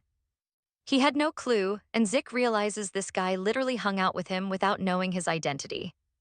And that is where we leave it. Our future legendary knight is actually a total dummy. Honestly, you and I would expect anyone to freak out meeting a pureblood awaken, but this dude thinks he's gonna be just fine. But Diego gets an idea, saying now he totally gets why he's so cocky, while our boy is just thinking this dude is completely shameless. Then Diego hugs Zick, telling him that since he's a big shot Draker, he should have paid for the food. Meanwhile, the lady thinks that instead of being intimidated, this news just made him way more hyped up than before. Now back in the center, the director shows up, calling for everyone's attention. Everyone lines up, and our boy realizes why it felt weird seeing so many people. This really is a special class by the director. The director starts off by saying that judging by the massive crowd, everyone is clearly super excited. So they are skipping all the boring formalities and jumping straight into the main event today. They managed to bring in someone incredibly hard to get, the legendary Draker Black Knight, fresh off the battlefield. Our boy gets hyped, thinking that since this guy returned to the Fortress of the Four Seasons, it means he is back on duty, and the director introduces him as none other than Duke Draker himself. The students whisper, wondering if this is actually the legendary Black Knight who vanished years ago, especially since rumors placed him near the fortress recently. And guess what? It's totally true. Duke starts off by saying he's really happy they still remember him after he was away for such a long time. It is a total honor, and he hopes today's lecture helps them out. With that, he begins sharing his journey from a basic academy student to greatness. How he managed to climb all the way to Black Knight status. Meanwhile, our boy is thinking that the Duke talks way more politely than he expected. But then he gets incredibly boring, putting half the class to sleep while he happily blabbers on and on for over 2 straight hours. Seeing this, the worried director immediately cuts him off, laughing that his passion is amazing. He jokes about how focused the sleeping students look, but unfortunately their time is completely up. Next up, the second instructor is someone everyone definitely knows, so there is really no need for any formal introductions. Despite a packed schedule and duty as a guardian knight, they made time to show up, which completely catches Zik off guard. He remembers that the Draker family ranks their knights into 4 tiers. We're talking normal, intermediate, advanced, and guardian. And trust me, those guardian knights are at the absolute top of the food chain. They hold the highest rank and enough authority to actually go toe-to-toe with the elders themselves. That is exactly why there are less than 10 people holding this prestigious title. So this guest instructor must be a massive deal. Just then, the director checks his watch and realizes it is time. Right on cue, someone steps through the door and it's a girl. Zik tries to place her. Silver hair and matching full-body armor is definitely not a common sight, but he still can't tell who she is. The students start whispering, thanking their lucky stars they chose to come to Valhalla, never expecting to actually see the famous Silver Knight with their own eyes. This completely shocks our boy as he looks down at the stage and finally gets a clear look. So they are talking about the firstborn of the direct Draker bloodline, the Silver Knight herself, Sai Draker, who also happens to be his own older sister. He remembers that the port city of Isen is a major hub in the central continent, holding massive strategic value for everyone. It basically secures vital trade routes, connecting the merchant Republic of Korka all the way to both the southern and eastern continents. However, decades ago, things were totally different and back then. After southern pirates took over, the place became a lawless wasteland where absolutely any crime was fair game. Right around that time, after officially becoming a Draker Knight, Kai Draker began her epic quest to wipe out the pirates. Within 5 years, she made sure not a single pirate was left breathing in the entire city. Following her cleanup, the city flourished under the family's wing, becoming the most famous port in the region. Any pirates lucky enough to survive fled south to the Republic of Dorda, an area known as the Death Zone. As a reward for saving the city, Kai Draker was promoted to Guardian Knight, making her the youngest in history to reach this rank, an incredible feat that not even Abel pulled off before his regression. Back in the main arena. And that's where we leave it, with our boy never expecting that the VIP guest would be his own older sister. Yo, you and I are jumping right back into the drama with this main family girl competing for the succession rights. So yeah, it makes sense he did not recognize her face since she was already dead before his crazy time regression. Ina sighs, taps her podium, gestures with her finger, and commands the entire room to shut their mouths. They are shaking in their boots from her aura while our boy chuckles. The other students wonder why a guardian knight is screaming at them. Ina yells that even after she walked in. The vibe stayed trash. This disrespectful attitude is a joke, and the Valhalla Academy they graduated from is not some cheap school. If their ancestors saw them acting like clowns right now, they would absolutely disown every single one of them. She asks if they think the peace they enjoy is totally free. Spoiler alert, guys, it is definitely not. It was bought with the blood and sweat of their ancestors, and just knowing that in your head is not enough. They need to feel it in their bones. Our main character watches, realizing this lady is incredibly strict. She preaches that only through grueling and brutal training, discipline, and laser focus can they ever be called true knights. our boy secretly laughs, thinking she behaves like a grumpy old lady in a young body. After class wraps up, our boy walks off while listening to the other students complain. They moan about the class being total torture, making them actually miss the Duke, but our main character thinks her advice is pure gold. But clearly, the rookie students are too dumb to get it. Plus, that weirdo Diego dipped out right after they talked, claiming that class reignited his creative spark and he needs to go write some music. Honestly, it is way better this way. Soon, he will be stressing over recruiting talented knights for his future squad, all while trying to adjust to his crazy new life here. So he figures he should sneak a peek at Terra's secret files while he actually has some free time. He is ready to bounce, thinking everything is going great, but surprise, surprise, someone suddenly sneaks up right behind him, calling out his name. Pay attention here because his sister suddenly corners him for a little chat. And now, inside the Valhalla training arena, she draws her sword. Our boy stares, recognizing that epic mithril blade from the Holy Kingdom gifted to her due to their proximity to the city of Ison. The Holy Kingdom was dealing with massive pirate issues, and to show their ultimate gratitude, they gifted her sword and armor of 100% pure mithril. Her famous Silver Knight title comes from her looking like a total boss in that shiny gear. She tells him to quit playing games and show her his absolute maximum power. Our boy starts stretching. He thought she wanted something else, but she literally came all this way just for a friendly spar. She probably heard the rumors about his astral blade skill and his rank, which is already at Blue Knight tier. He drags his sword along the floor, slowly unsheathing it. He wonders if he should really go all out without holding back. Out loud, he says he will, but in his mind, he begs her to forgive his lie. He has to play dumb, since she is definitely not the only one suspicious of his godlike skills. Too many eyes are watching him right now. Honestly, would you throw away your trump card like that? In the brutal Draker family, the only rule is survival of the fittest. Reaching the Blue Knight level at his age is already completely unheard of. If they find out his real level is actually Red Knight, then that Snake Simons, who is desperate for the family throne, will pull every dirty trick in the book to assassinate him. At the same time, the head of the family will do whatever it takes to keep him on a tight leash. He can only show his true god-tier strength once he completely surpasses the family head in power. Right now, he only needs the clout that comes with the Draker family name. He has zero interest in being manipulated by these power-hungry fools. The two charge at each other and their swords clash with insane force. But she manages to knock his blade aside and immediately rushes in with a lightning-fast counterattack. He takes a clean hit on purpose by disabling his healing factor, knowing a Guardian Knight would spot his rapid recovery instantly. If she notices his cheat code healing factor, the gig is up. He is definitely not making the same mistake of showing off his recovery skills again. They lock into a brutal clash, and our boy jumps high to strike her from above. But she blocks easily. He realizes this is the raw power of a Red Knight, making it almost impossible to even react to her speed. Suddenly, she leaps right above him. You can't miss this. All right, you and I are diving straight into this crazy fight where she lands a hit that blasts him backward, claiming any normal sword would have shattered into pieces by now. She admits that his blade is seriously impressive. Meanwhile, our boy keeps blocking her attacks while backing up, quickly realizing that holding back against someone of her legendary tier is a major recipe for disaster. She asks him if he honestly thinks that putting a little distance between them is going to save him. He lowers his guard for a second but suddenly spots a blinding glow right behind him. He is left wondering what on earth is happening.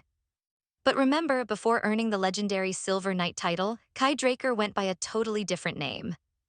This was because whenever she wields a sword, her raw aura blade does something incredible. The blade grows exponentially, earning the name Colossal Sword. He feels the terrifying weight of that massive power right before she unleashes a devastating full-power strike. He gets smashed straight into the training hall wall, making her worry she might have gone way too far. But when she opens her eyes, our boy is still standing. He slowly walks over to her, secretly thinking he deserves an Oscar for this stellar performance. He literally wonders if she enjoyed his dramatic acting after taking that massive blast. She calls him incredible, amazed he actually blocked her attack head-on. But watch closely as he starts shaking. She closes her eyes, trying to find the words before admitting she actually came here to talk to him today. To her absolute shock, he suddenly collapses. She rushes over to check on him while he realizes his acting is almost a bit too realistic. Apparently, his internal injuries are super serious. She asks if he overexerted himself by manipulating his aura. She pulls a mysterious bottle from her magic bag, handing it over and telling him it is one of the absolute best. It is a high-grade family elixir that he needs to drink slowly, and as he sips, the magic begins working. Suddenly, the system confirms his request is received, activating his broken healing factor skill in a flash. Our boy smirked, realizing she has finally stopped doubting him, absolutely everything that happened so far, including triggering his healing factor at this exact moment, was all part of his master plan, masterfully executed through a highly calculated performance. He was holding back his immense strength on purpose, pretending to only possess basic blue-tier power, so when that giant colossal sword came crashing directly toward his face, instead of clashing with his own weapon, he chose to completely drop his defenses and take the hit. And get this, right before the massive strike landed, a perfect opening conveniently appeared, making the rest of his plan go incredibly smoothly. He let her massive aura invade his body on purpose to reopen those severe internal wounds. By doing this, she would be absolutely convinced that he overexerted himself and totally messed up his own aura control, clearing him of any suspicion.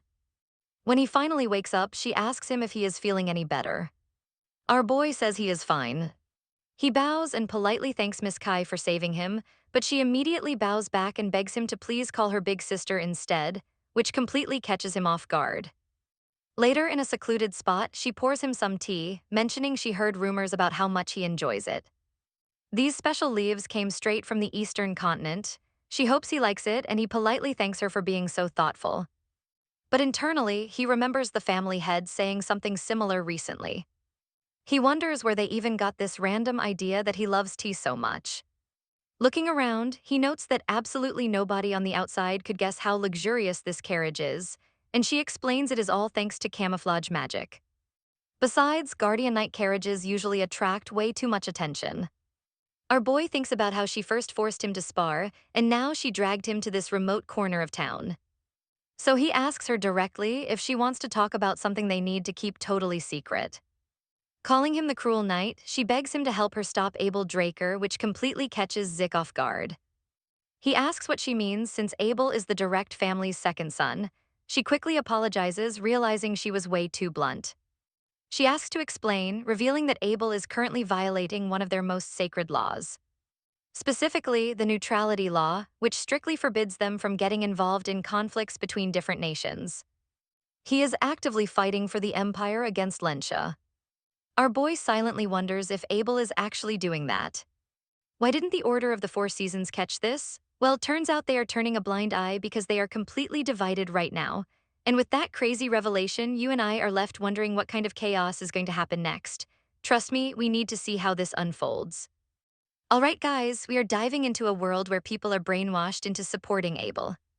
She explains that even the family elders are taking sides, though some of them are still staying neutral. Our boy points out that for a super conservative council, playing neutral instead of fighting back is a major red flag. So yeah, it is just a matter of time before they jump on Abel's hype train. She nods, agreeing that is the most logical way to view this. Right now, they are digging into whatever dirty tricks are being used to force those elders into submission. But waiting around for answers is a luxury they do not have. If Abel keeps doing whatever he wants, this whole thing is gonna blow up into a massive, world-ending war.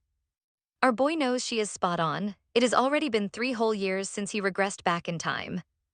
Which means in just 7 years, Abel is gonna spark a continent-wide war with the backing of the Draker family and the Empire. We are talking massive casualties, pitch-black skies, and literal rivers of blood flowing through the land. Total apocalypse vibes. And watch closely here because she decides she needs to build a squad capable of stopping him. Since Abel is already brainwashing and controlling all the top dogs in the family, she figures the low-ranking members, the underdogs, might actually rally to her side instead. A real-deal knight does not sell out for cheap cash. They stand up for justice and fight for a much bigger cause. And that is exactly what she believes in. She wants to gather genuine knights, no matter how low-ranking, to form the real backbone of the Four Seasons Order. But even so, she is not gonna force our boy to join her crew. He is super young, has pure blood status, and his future is basically set on easy mode anyway. Zik realizes he finally understands what makes this girl tick, and honestly, he is kind of digging it. He had a gut feeling she was a real one, but now he knows for sure. She has got rock-solid convictions, but she is still flexible enough to do whatever it takes to protect what she believes in. She is a total justice warrior. He even realizes that opening right before her strike only happened because she was secretly holding back, worried about accidentally hurting him. She seems tough as nails, just like a true Draker should be. But she is also deeply caring. She even warns him that worst-case scenario, they could both end up branded as traitors. Let's pause here. Zik does not even hesitate. He literally just thanks her for looking out for him like a boss. He stands up, drops to one knee, and admits that even though he is still super green in this life, he wants her permission to swing his sword for her righteous cause. This makes his sister incredibly happy, and she warmly thanks Zik. Now back in Valhalla, he heads straight to the research hall, recalling that even before his regression, he had massive access to House Draker's top-secret intel. But he never guessed the family was already corrupt way before the actual war began. The whole reason he originally kept his distance from the family was to stay off Abel's radar and build a powerhouse squad strong enough to face that massive continental war. But now, since someone on the inside shares his exact same goal, he can totally ditch his solo plans. This whole setup is absolutely ideal for him. As long as he stays in the family, keeping tabs on Abel's shady moves is gonna be a total breeze. By boosting Kali's power, they can easily chip away at Abel's massive influence. To make that happen, Zik needs to become a fully fledged knight and totally revamp her public image, because even though she is the eldest daughter and a guardian, since she completely lacked pureblood status and political backing, she ended up failing and dying in his past life. But now, she has him on her side, an absolute pureblood powerhouse. With an overpowered guy like Zik backing her, they can definitely sway the other family members to her side. Which explains why he even bothered participating in that ridiculously easy aptitude test. Checking his map, Zik knows he is almost there as he stands right in front of the central library. He knows his main objective for coming to Valhalla is hidden deep inside Terrakin's secret archives. He slips into the library, following his map step by step. Finally reaching his destination, our boy is honestly super disappointed because this legendary secret archive is just a tiny, cramped room filled with completely useless, ordinary books. He expected to find some insanely epic loot, like something on the level of Bahamut's Heart and Fangs. He mutters that this sucks and he wasted his time, but the second he takes a step forward. And just like that, the system triggers a hidden database, popping up a secret bookshelf right before our eyes. Alright, you and I are jumping right into this craziness, where the system starts syncing secret files from another user, Terrakin Draker.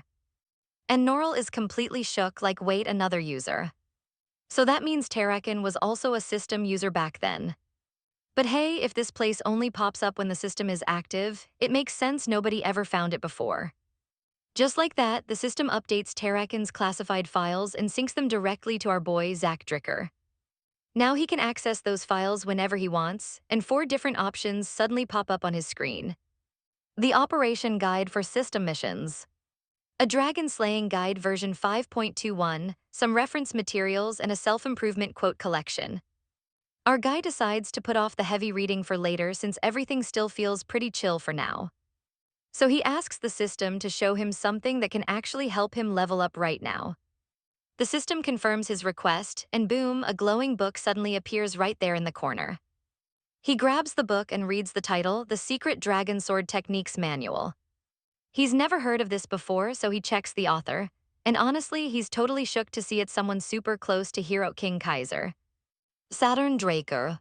Now watch closely, because finding his master's old friend's work triggers an epic flashback explaining the secrets of the dragon sword. Saturn explains why he wanted to create this sword style, starting with how the bond between dragons and humans began with the great Hero King. And thanks to that connection, even as fragile humans, they managed to form legendary pacts with actual dragons.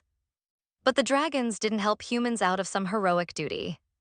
They literally just felt sorry for humans because they were so weak compared to other races. After that, those dragon pacts exploded in popularity, letting a wild new civilization thrive across the land. But Saturn couldn't shake this creepy feeling about how fast things were moving, honestly terrified of what the dragons might do. Since they only helped out of pity, he kept stressing that they might easily change their minds one day and wipe humanity out instead. And if his worst nightmares actually came true, humans would have zero chance to fight back and would basically get erased overnight. So he searched for a way to slay dragons, and his first thought was using magic. But wait, magic was literally a gift from the dragons, who carved mana circles directly into human hearts to make it work. Which meant trying to fight a dragon with magic was totally useless and a complete dead end. Next, he considered the Hero King's elemental sword, a weapon that even dragons actually feared. Too bad only people carrying the Fairy King's blood could actually wield that insane cheat power. So let's watch how he finally discovers a new power for regular humans. From primitive northern sword styles to mysterious eastern powers, he tested literally everything to break past human limits. Ironically, his biggest help came from Kronos, the very dragon bound to the Hero King, who claimed he was doing it just for kicks but worked suspiciously hard. Their relentless research finally paid off when they discovered Aura, a force that wasn't magic or elemental power, but a unique energy only humans could ever manifest. With a clear goal in mind, he kept researching Aura. Even after Hero King Kaiser departed for the spirit world. And before long, his hard work bore fruit, and he distributed the Dragon Sword Manual to every kingdom, teaching them how to control Aura and apply it to their blades. But here's the catch. In a world where using dragon relics made you strong instantly, nobody wanted to put in actual hard work to gain strength.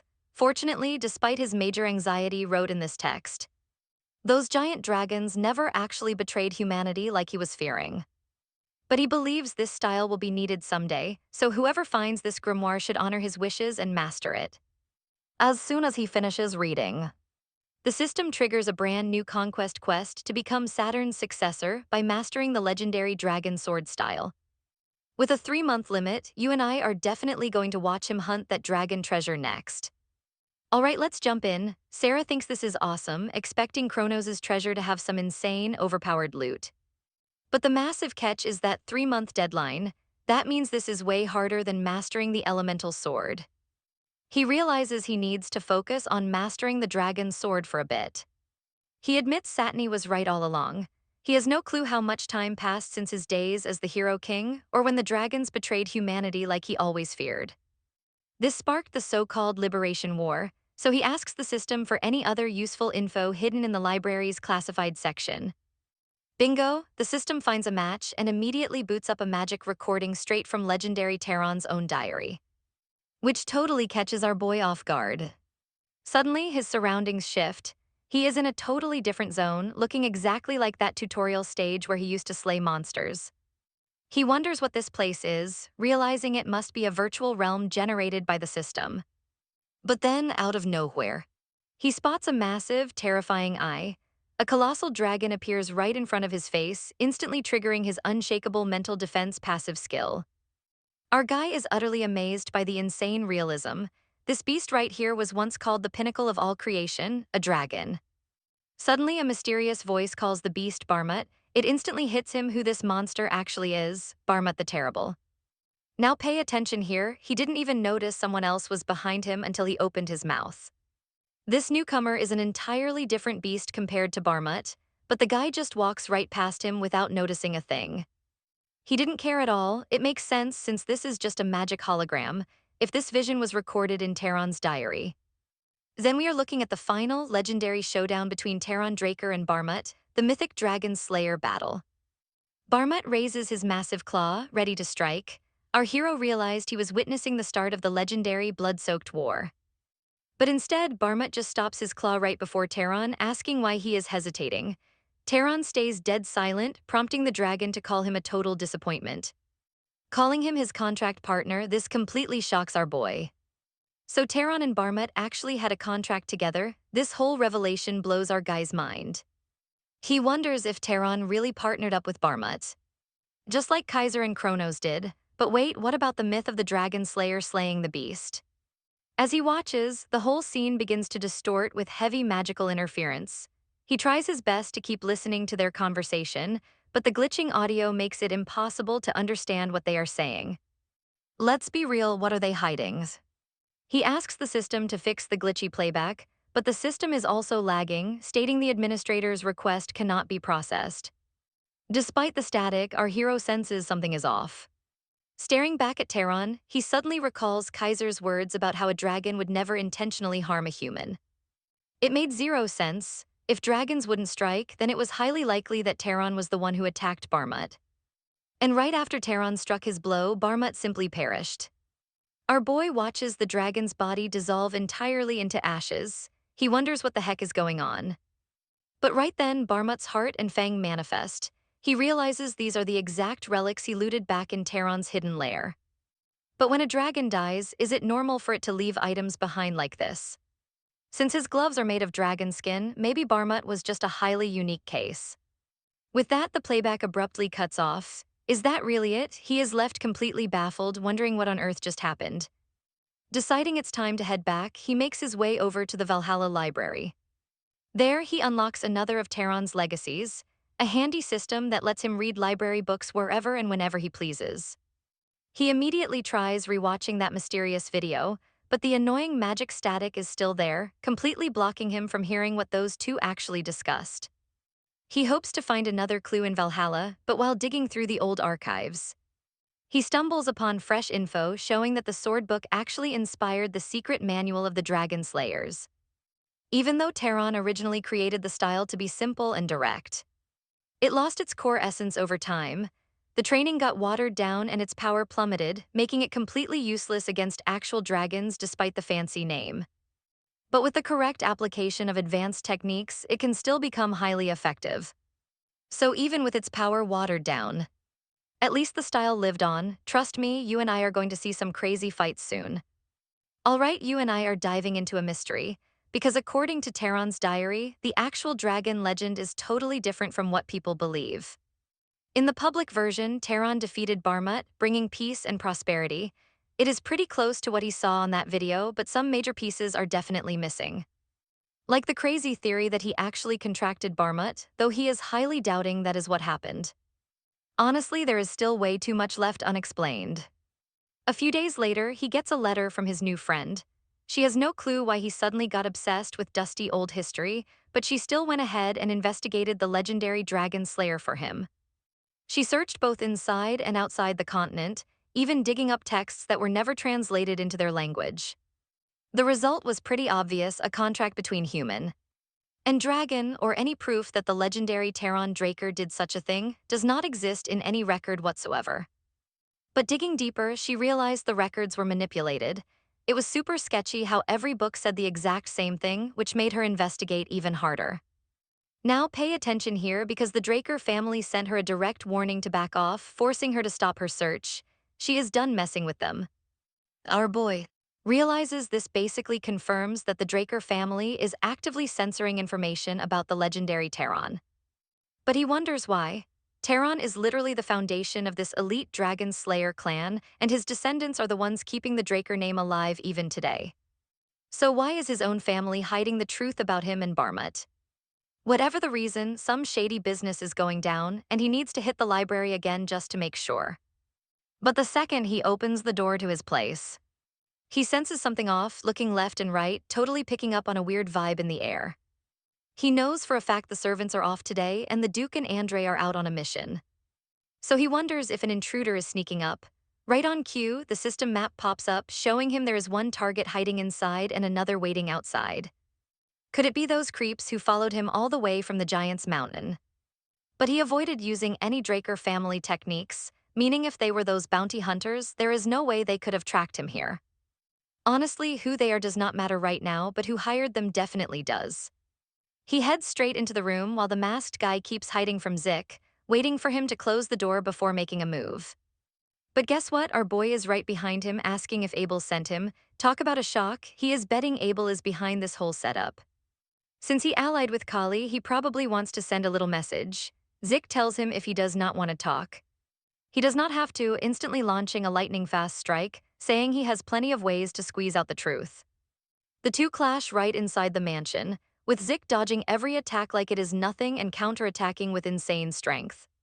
Blades clash as they tear through the mansion. But mid-fight, our boy is analyzing his opponent, slowly piecing together the intruder's true identity.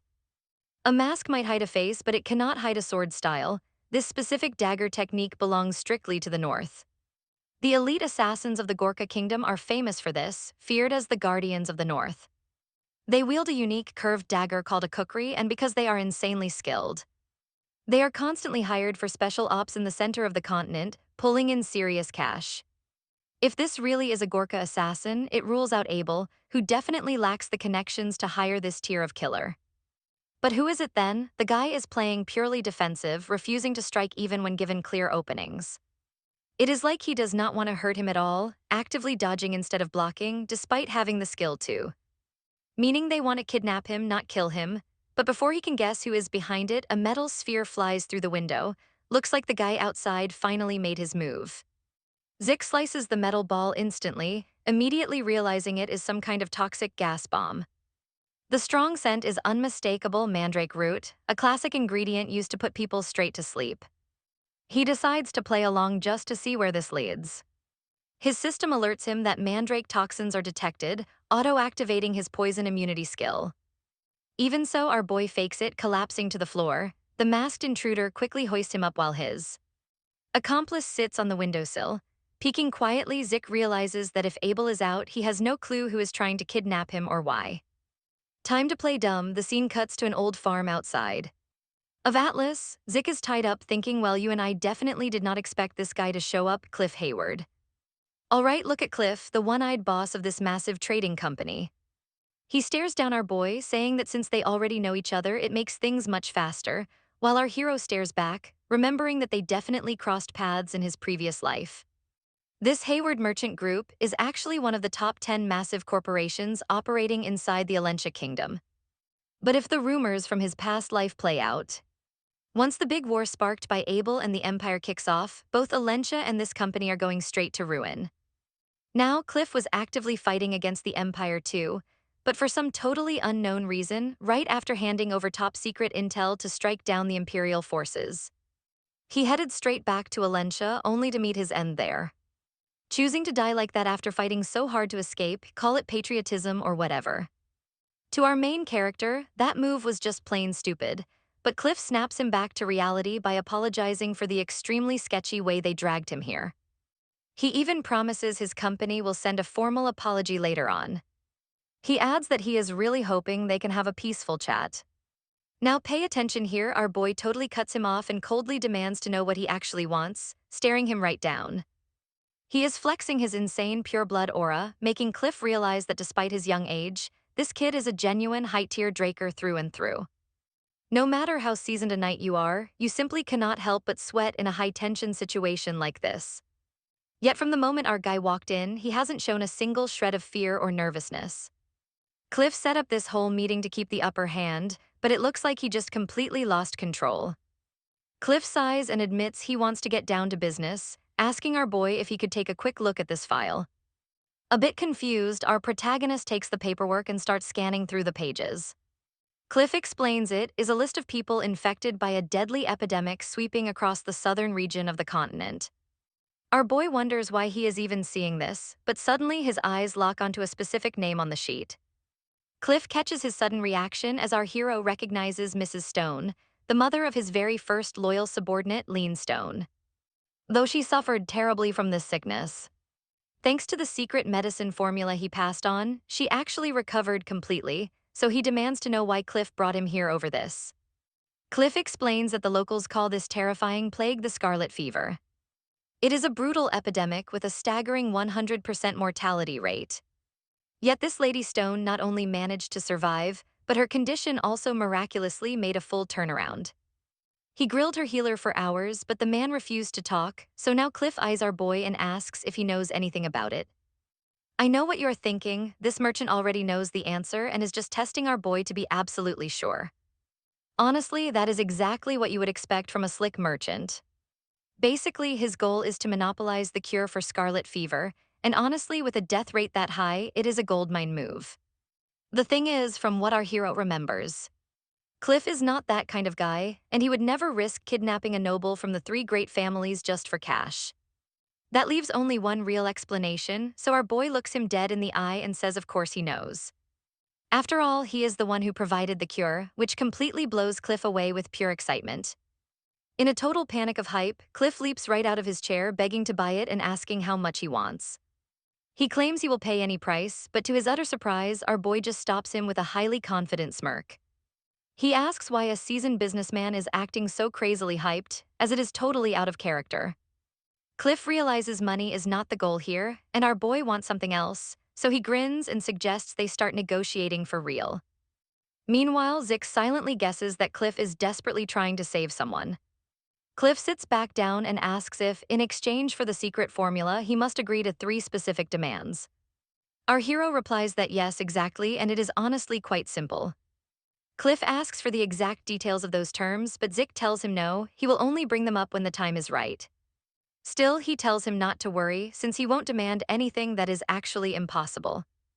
Cliff starts sweating, thinking hard, and finally says that as long as these demands are within his actual capabilities, they have a deal, which completely thrills Zick. Stick around for what happens next. Alright, you and I are jumping in as our main character signs the contract, telling Cliff to just follow the recipe to get his cure. But our boy holds back, telling the guy he is way too curious and wants to know who this secret patient actually is. This makes Cliff shake like a leaf, while our main character asks who is so important that he is going through all this trouble. Sweating cold, Cliff plays dumb, asking what the hell he is talking about, claiming that as company boss he is just hunting for high-value goods to make some crazy cash and that is it. But Zick calls him out, pointing out he hired Gorka warriors to kidnap someone from the 3 great elite families. From a logical standpoint, that move makes absolutely zero sense, and it is a pretty terrible business decision. Long story short, no sane boss would pull a sketchy stunt like this under normal circumstances. Cliff stares at the table, completely lost in thought, before sitting back down to reveal she is from the Alentia royal family, making our hyped hero instantly ask which one. But then, Cliff shuts him down, saying he cannot talk, leaving our main character baffled, asking if Cliff even realizes how many royal families Alentia has. But pay attention here, because Cliff suddenly flashes back to the day after he leaked those secret imperial formations. Back then, our main character asked him if he was seriously heading back to Alentia, warning him to stay far away. The kingdom was actively targeting his guild, meaning going back was a death sentence, so heading north was a much safer bet. But Cliff just smiled and thanked him for caring, explaining he was just way too tired of running and wanted to meet his end back home in Alentia. He says sorry, looking our hero dead in the eyes to apologize again, but repeats that his lips are completely sealed. Our main character locks eyes with him, realizing Cliff looks completely different now, meaning whoever he is protecting is extremely important to him. Alentia is a total mess anyway, and as if fighting for control over the Join People's isolated zone was not enough. The weak monarchy means internal power struggles are bound to explode, making everything 10 times more complicated. Luckily, they still have some time before the Continental War breaks out. If he plays his cards right and bonds with the Alentia royals now, it could be extremely useful later. So he drops the issue, handing over the recipe while telling Cliff it is fine if he wants to keep secrets. He lets it slide, announcing their deal is official. Let us see where this crazy partnership takes them. Cliff snatches up that paper, his hands trembling as he hugs the recipe to his chest like it is the most precious thing on earth. Our main character totally ruins the wholesome moment by asking if he can cash in on his very first request right now.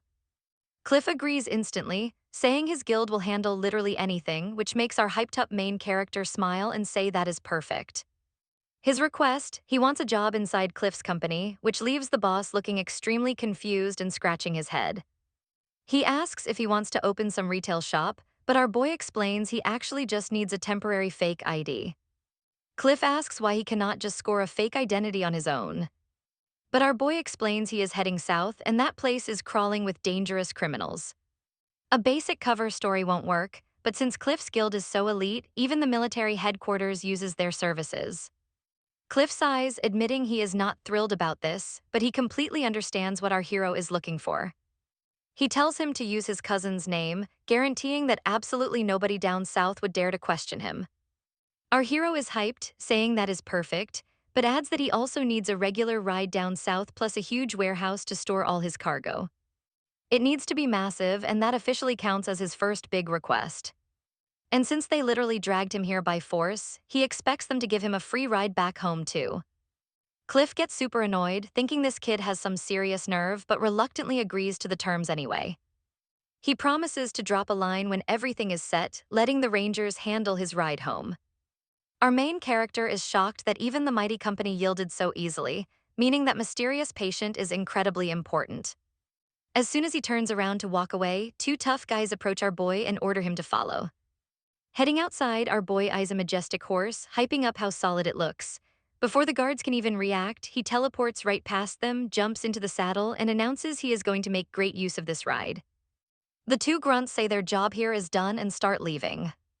But our main character asks if they are ready to cancel their contract with Harid, leaving them both completely shocked. The guy on the right asks how he even knows the Gorka language. Since when do Drakers speak that? Smiling, our guy calls it a hobby but gets straight to business. Trust me, you and I are about to see him pull out his wallet and hire them both on the spot. Let's dive in, guys. He asks if Zik wants to recover something crazy important inside MCEN. Zik asks if that is really it, staring down Sir Cyro. Seeing him silent, Zik asks what is wrong.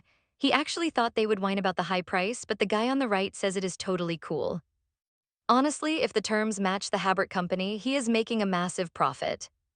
The real issue is his identity, plus his kingdom hates doing business with those big transcendent families. Our boy gets a bit bummed, asking if they are for real and starts overthinking the whole situation. So he explains that is exactly why Harry is setting him up with a fake identity. He just has to submit the request using that fake name. But that Gorka warrior agrees, saying he is totally fine with it as long as they do not get caught. But Zik reminds them they still have a score to settle. Before they can even ask what he means, he casually drops two daggers onto the ground, leaving both of them completely stunned by his moves. You see, for the elite rangers of the Gorka kingdom, the kukri knife is not just a weapon, it is something they only get when officially recognized as real warriors. To them, it is literally like an extension of their own physical body. A true soul partner. So to speak, the crazy fact that Zik snatched it without them even noticing proves that ending their lives would be child's play for him. And Zik tells them to consider this knife theft as payment for kidnapping him. The duo realizes the gap in their power is absolutely monstrous. Shivering from the chill, they can only think that this guy is a total certified beast. Our confident hero even drops some fluent common tongue on them before waving goodbye, casually calling them his new best friends. Now pay attention here because after meeting Har, Zik officially starts hunting for some incredibly powerful allies. We are talking about pre-regression legends who crushed it in the Continental War, famously known as the Five-Star Knights. If he can recruit these beasts early on, he will have an unstoppable squad by his side. Thanks to director Flaubert, who luckily absolutely adores him, Zik confirms the rumors are true. Every single one of them enrolled at Valhalla. The only issue is the timing. See, the Silent Knight Michov Kastic already graduated and joined the prestigious Knight Order of the Tebia Kingdom. As for the brutal brawler Jeffrey Saumer, he is a senior who is currently out on some field training mission. Meanwhile, Astor Aladorf is still enrolled but keeps skipping classes because of terrible insomnia. Zik notes that Riane will not even enter the academy until next year. But since she is family, he will have plenty of chances to bond. That leaves only Diego, which is why our hero literally had to join his rock band as a drummer. Now I know what you're thinking. A drummer? Yeah, Zik is totally lost, questioning his life choices while trying to recruit this kid. But the band members are super welcoming, telling him he came to the right place since their drummer literally just quit. They joke that if he wanted to rock out, he should have just asked. Just like that, they welcome him as the newest member of the Fusion Club. So our hero just shrugs, sits behind the drum kit, and decides to jam along with these three absolute weirdos without giving a single crap. He decides to turn off his brain, ignore the chaos, and just ride the wave. After a while, he is totally exhausted, realizing he is somehow fully vibing to Diego's crazy rhythm now. The second he gets home, his loyal butler welcomes him back. Zik announces he is about to train, asking him to clear out the servants so nobody dares to disturb him. Now in the training room, Zik reminds himself to trigger the minor circle, open up his ether channels, and link the minor circle to the major one. But he wonders what these weird terms even mean since he has never heard them before. Now it makes sense why the legendary Terrakin evolved this very technique into a specialized dragon-slaying style.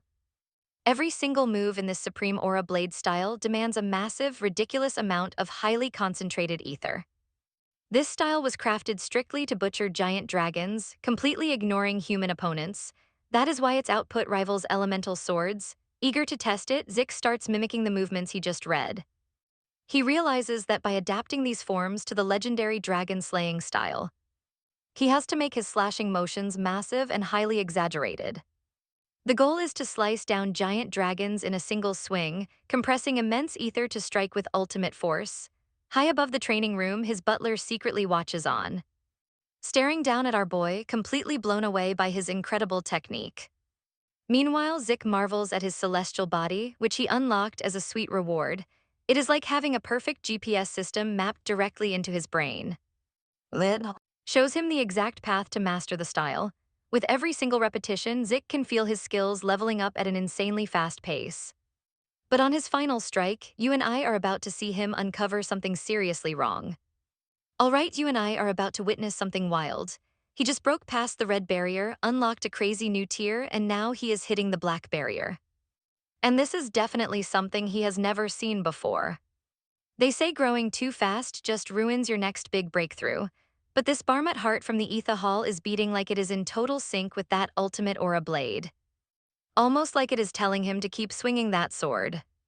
And right after his training session, he feels something buzzing inside his chest, and his entire body starts changing.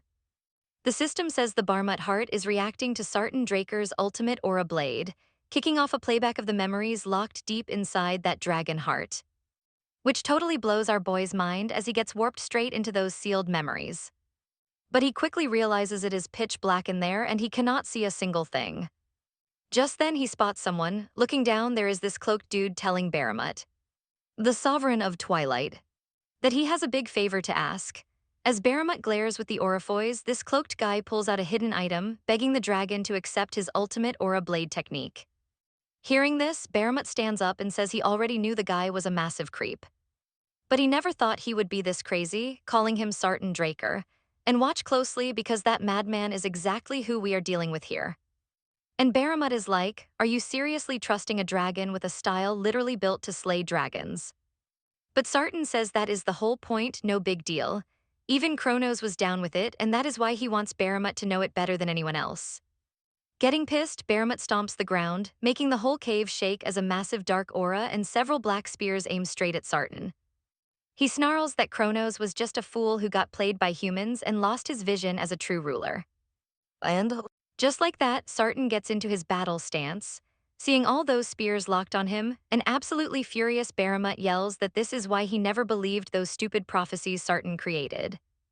Right then he launches his attack, throwing a volley of black spears straight at Sartan. But to his shock, that massive spear gets blocked midair by Sartan's tiny sword, which is like 100 times smaller, while even more spears keep raining down on him.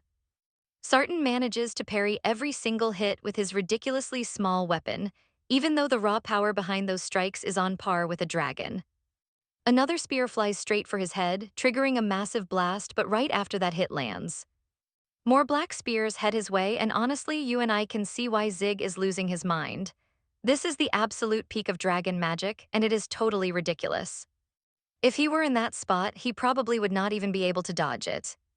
Yet, even when facing that kind of insane power, Sartan Draker somehow tanks the whole onslaught all by himself, using nothing but his sword. It is just like he thought, the man is an absolute monster.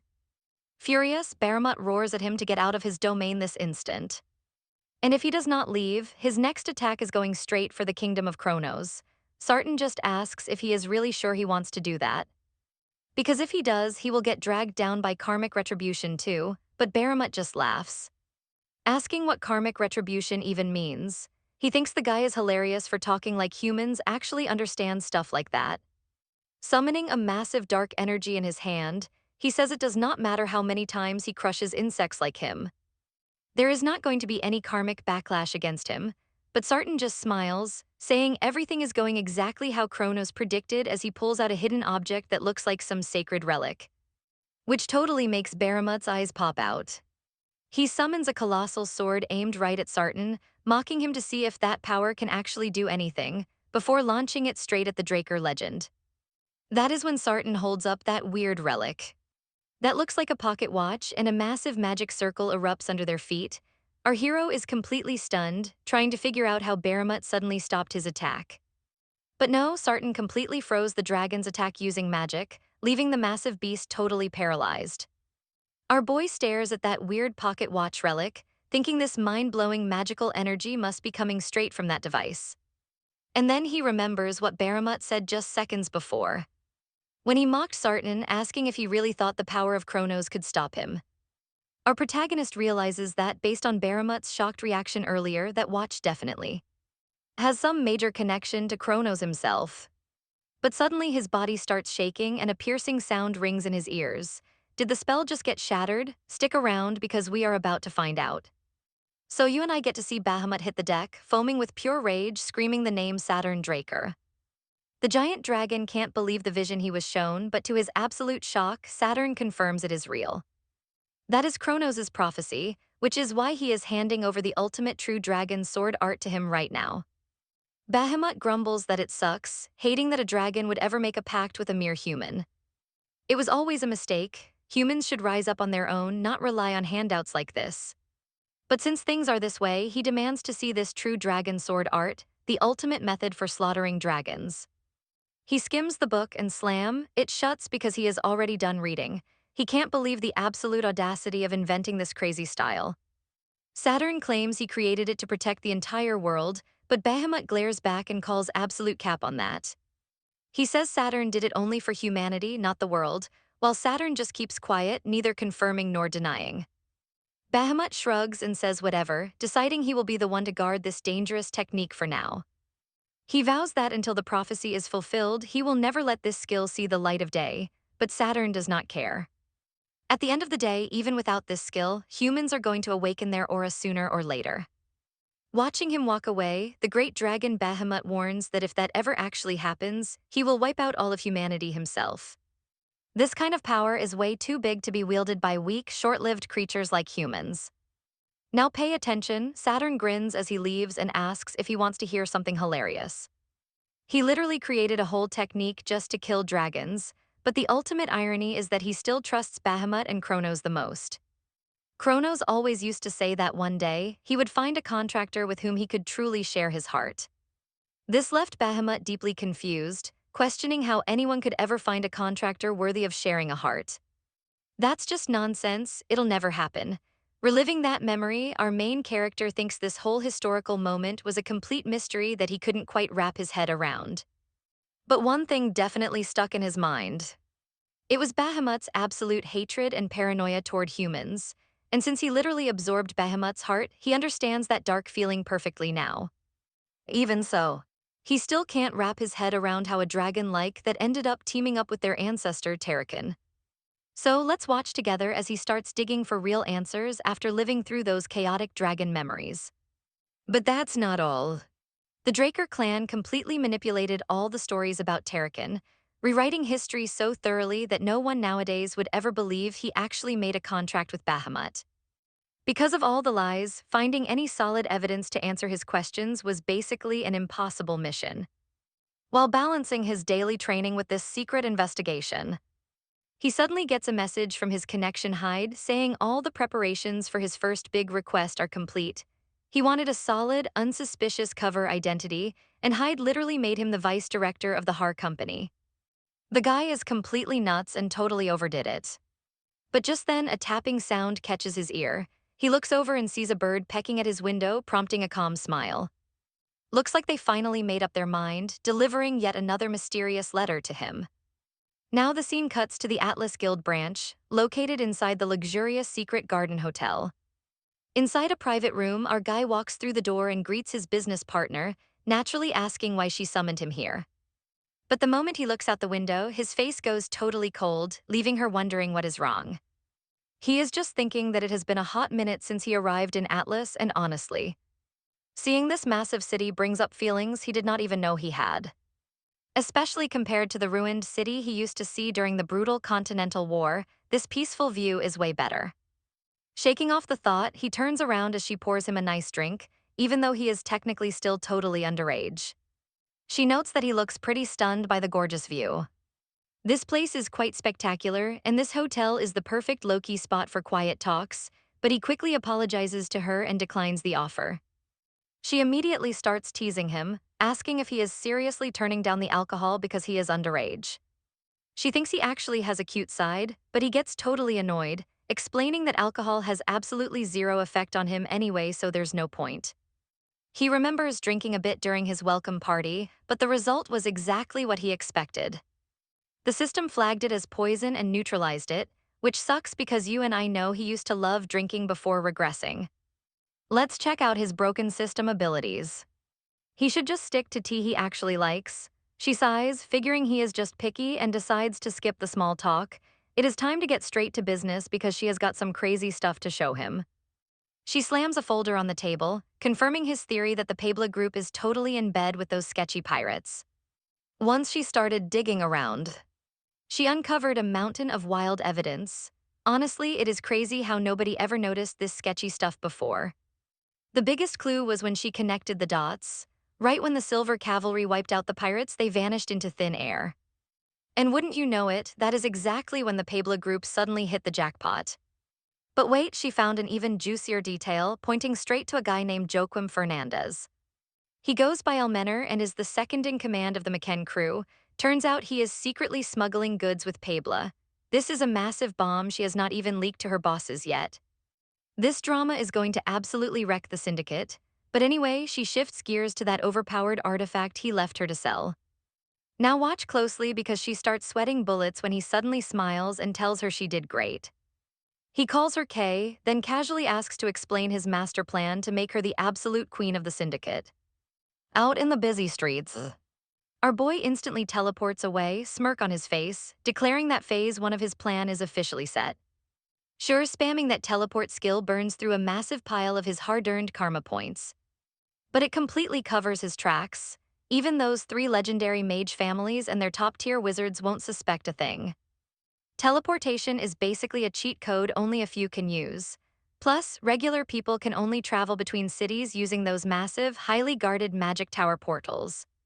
So honestly, this is the ultimate foolproof plan. He cannot wait to see the look on that old geezer's face. Things are about to get real spicy tonight for Dom Juan. And just like that, a massive fire erupts in the city, with terrified citizens screaming for a water mage before the crazy flames spread and burn down the whole block. Our boy is just chilling in the shadows, watching it burn. Meanwhile, back at her desk, Kay smokes a cigarette, realizing she totally underestimated him.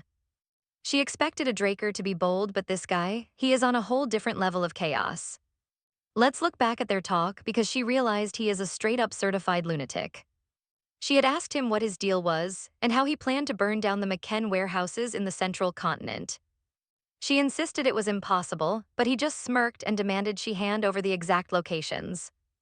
Panicking, she warns him that those locations are top secret, known only to her, the high executives, and the McKen group. If those places burn down, the bosses will sniff out who leaked the info in 2 seconds flat.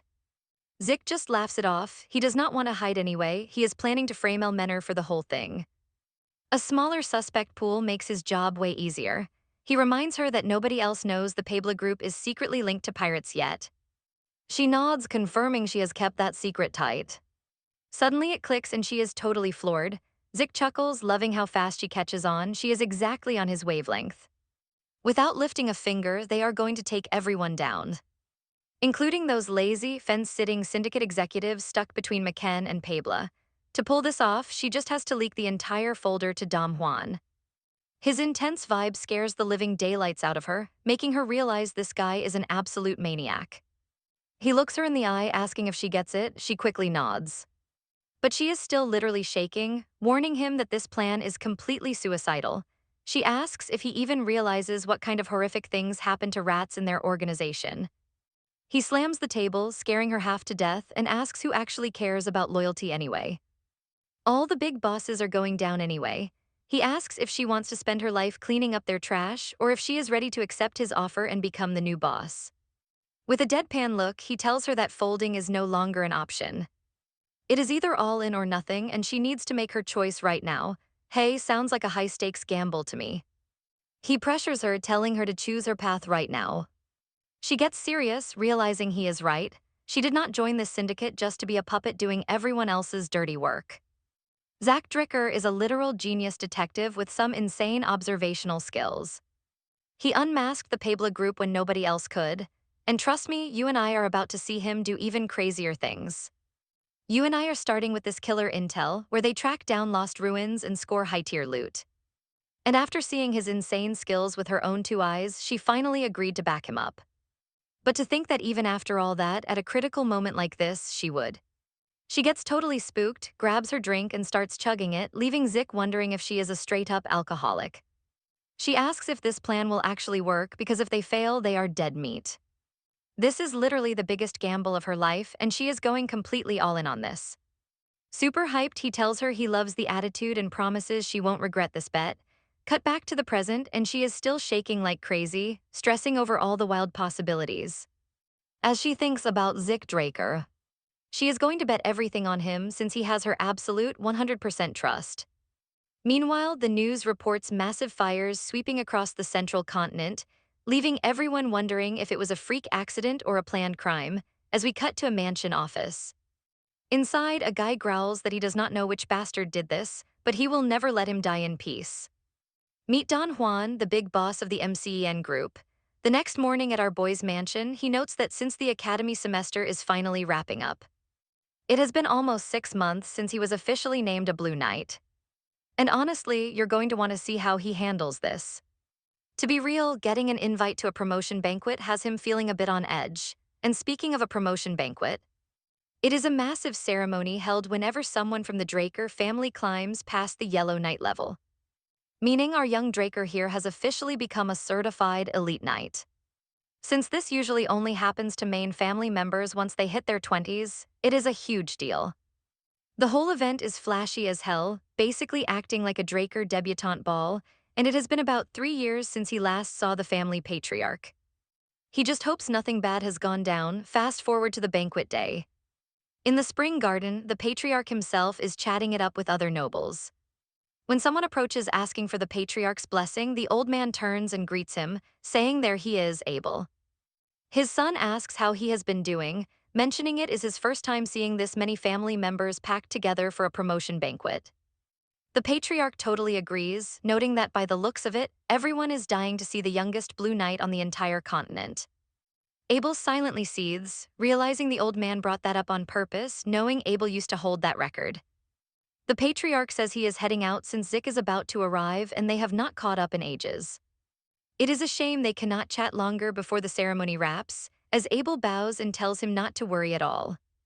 The patriarch tells him to go ahead and enjoy the rest of the feast. You and I can see Abel is absolutely seething as he watches the old man walk away, raging over Zick. Meanwhile, our boy outside complains that things are super annoying lately, and it has been almost impossible to catch a break. His master sighs, telling him to not even get him started. They dragged him right out of retirement just to dump more work on him like some old loyal dog. He has not even been able to go home lately, and he already feels bad enough because of that idiot Arto. Yet he still forced him to act as a tour guide today, claiming it is only natural for a master to guide his student, but he does not give a crap and just wants to rest. Watching this, Zick starts feeling a bit worried about his master's mental state.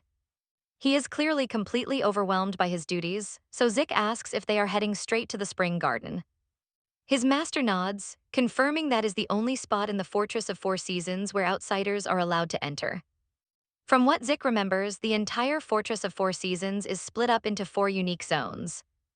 And this garden is the only zone where people outside the Draker family can step foot.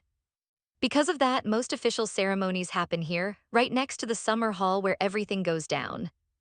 This is where all the official Draker business happens, and it is also where the Patriarch's office is located. Next up is the Autumn Hill, which is where they host internal family ceremonies that only actual relatives can attend. And last but certainly not least, they have the Winter Vault, where the family's ancient treasures from the last 1,000 years are kept safe. While he has only ever heard stories about these areas, this is his first time actually seeing them in person.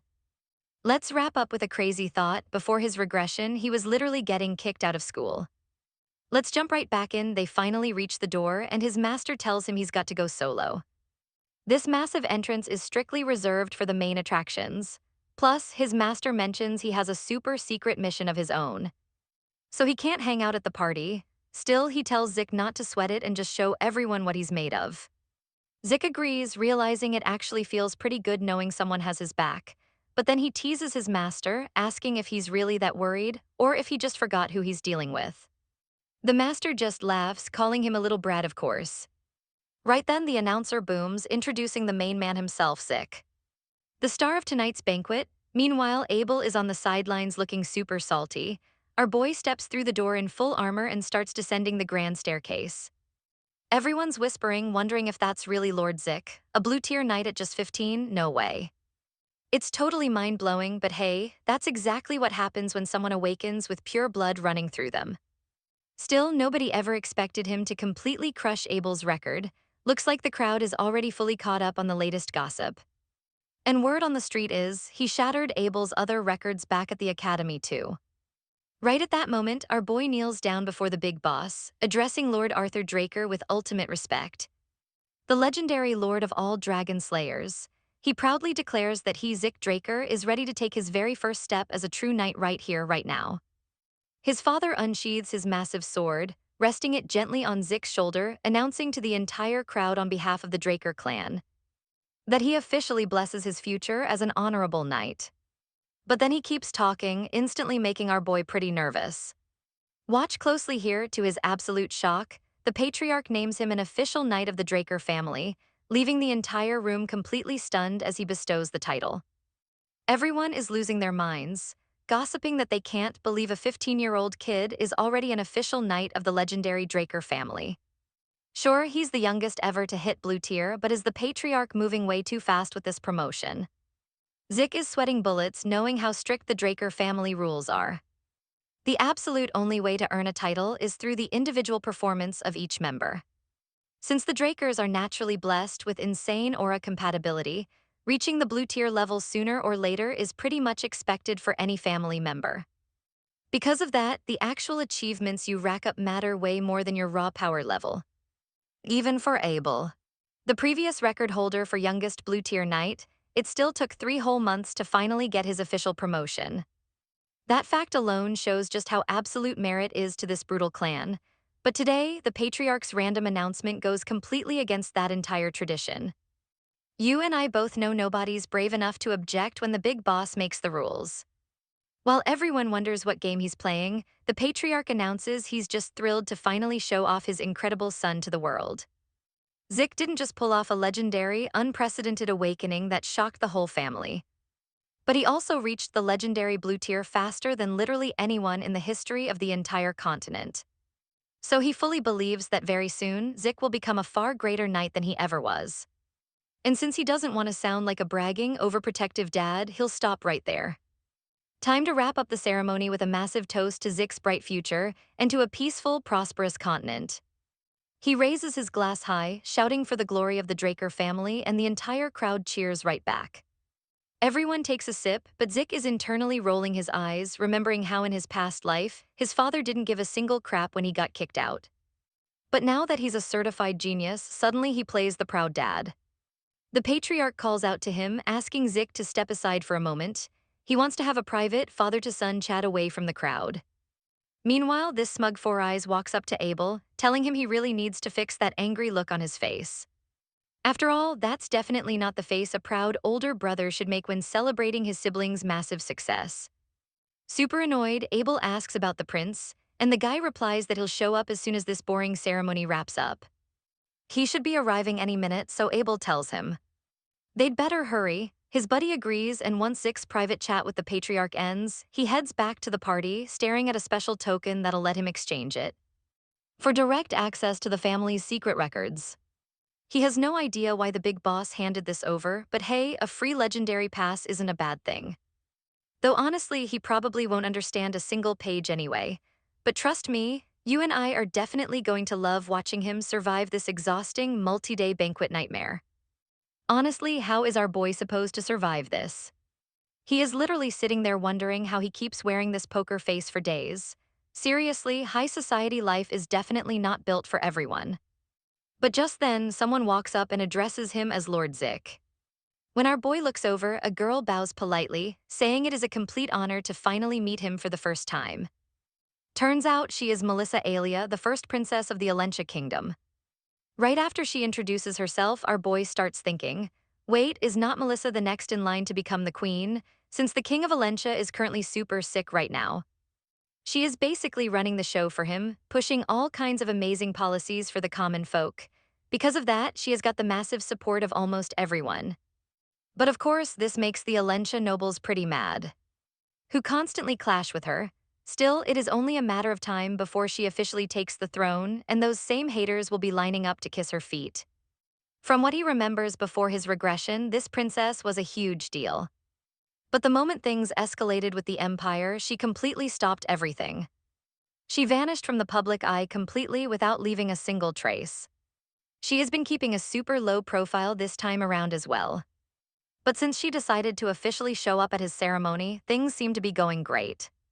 Now pay attention here because a light bulb suddenly goes off. He remembers that old man saying a certain item was meant for Alentia royalty. Wait, could it actually be for her? Zick smoothly replies that it is an absolute pleasure to meet her. Princess Melissa, honestly, given her legendary reputation, he is beyond honored to have her at his banquet. She asks if he has heard of her, and he is like, absolutely. He is super interested in her peasant policies, which catches her completely off guard. He keeps talking, explaining that to most folks, these policies just look like a big show to flash her generosity using wealth she already has lying around. But in reality, even when you look at the budget, she actually has way bigger things to worry about. His words totally shock her, making her realize he is exactly as she imagined. This guy is totally different from ordinary knights. Zick quickly apologizes, asking if his blunt honesty somehow managed to offend her. But she just smiles and says it is quite the opposite. Honestly, she never expected to find anyone who could truly understand the massive struggles she goes through. Either way, it makes her incredibly happy, but she says she has got to roll out now, calling it a real honor to meet him. Zick is surprised and asks if she is really leaving already. She admits she wanted to chat more, but she cannot just monopolize his time when he is the star of the whole show.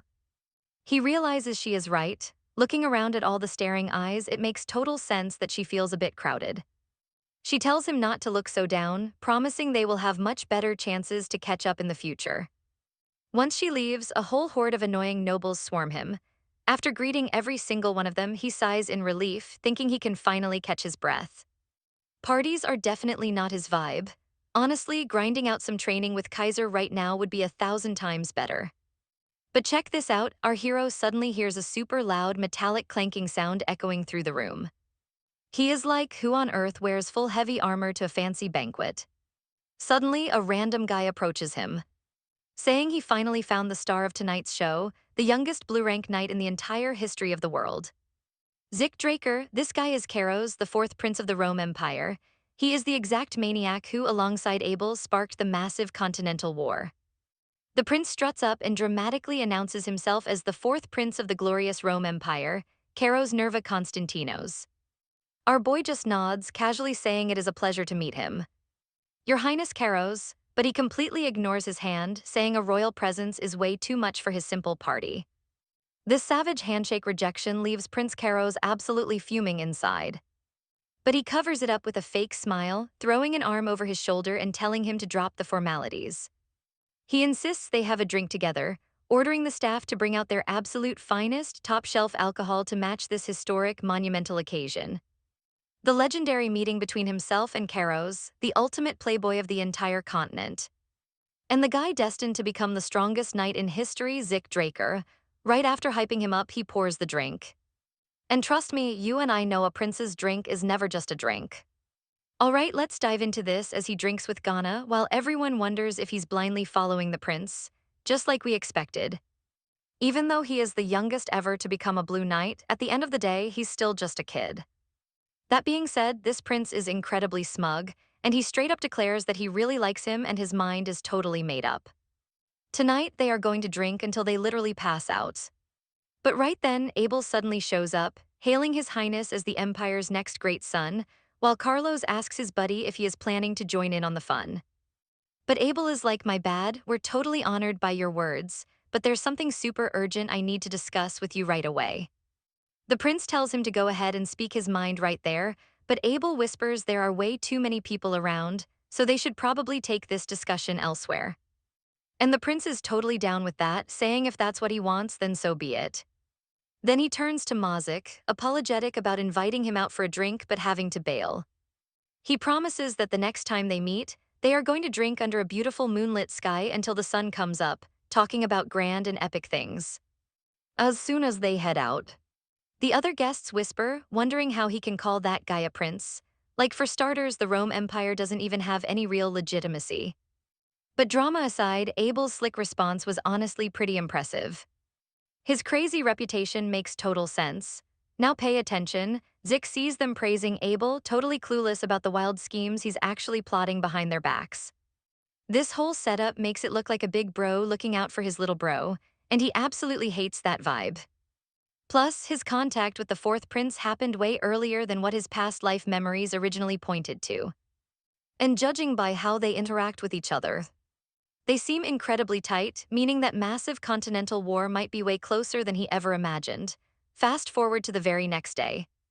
Our hero is staring down that token, realizing it can be traded for one of the Draker family's top secret internal reports.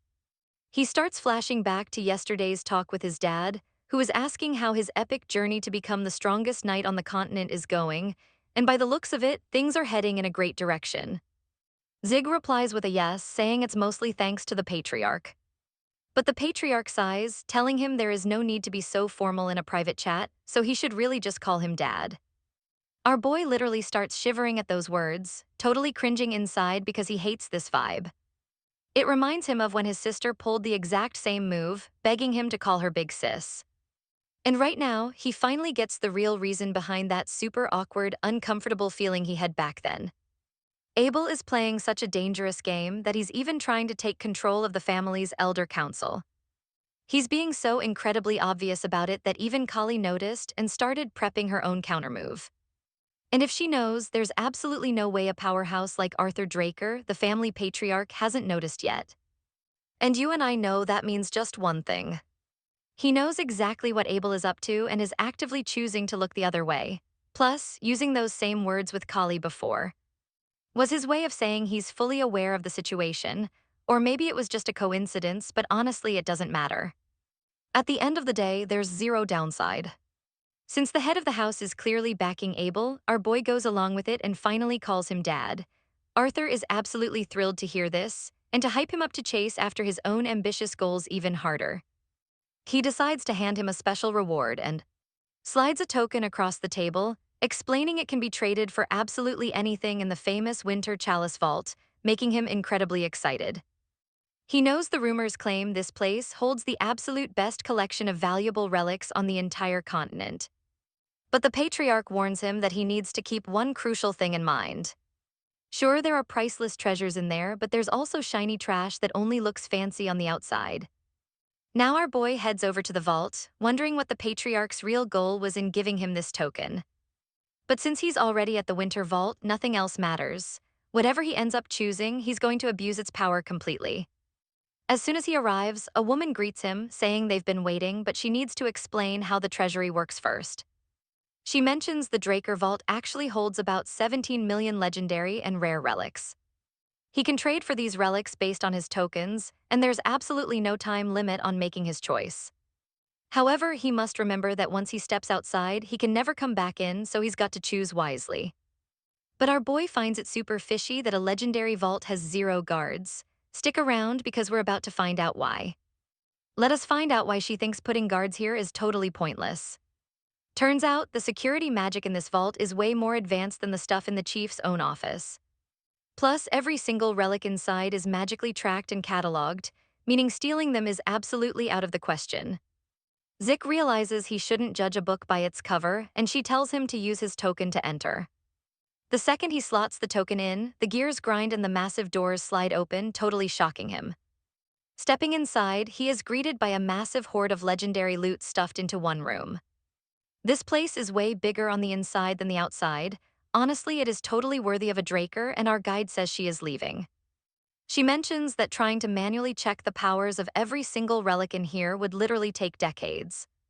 So he fires up his system, asking if it can filter all these treasures based on his specific needs. The system chimes in, saying he needs to link this filter trick directly to his dragon eyes. So he has to scan them with his dragon eyes. Now watch closely because his plan is absolute genius. But he quickly catches on, stretching his muscles because it is time to do some serious cardio. He activates his rapid steps, zooming past the shelves while scanning every single relic with his magic eyes. After clearing a whole section, he asks the system if that is enough to do the trick. The system confirms they are mapped, showing a mind-blowing total of 17,138 scanned items.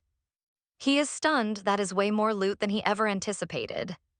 So he tells the system to filter out the trash and single-use items, leaving only the truly epic gear.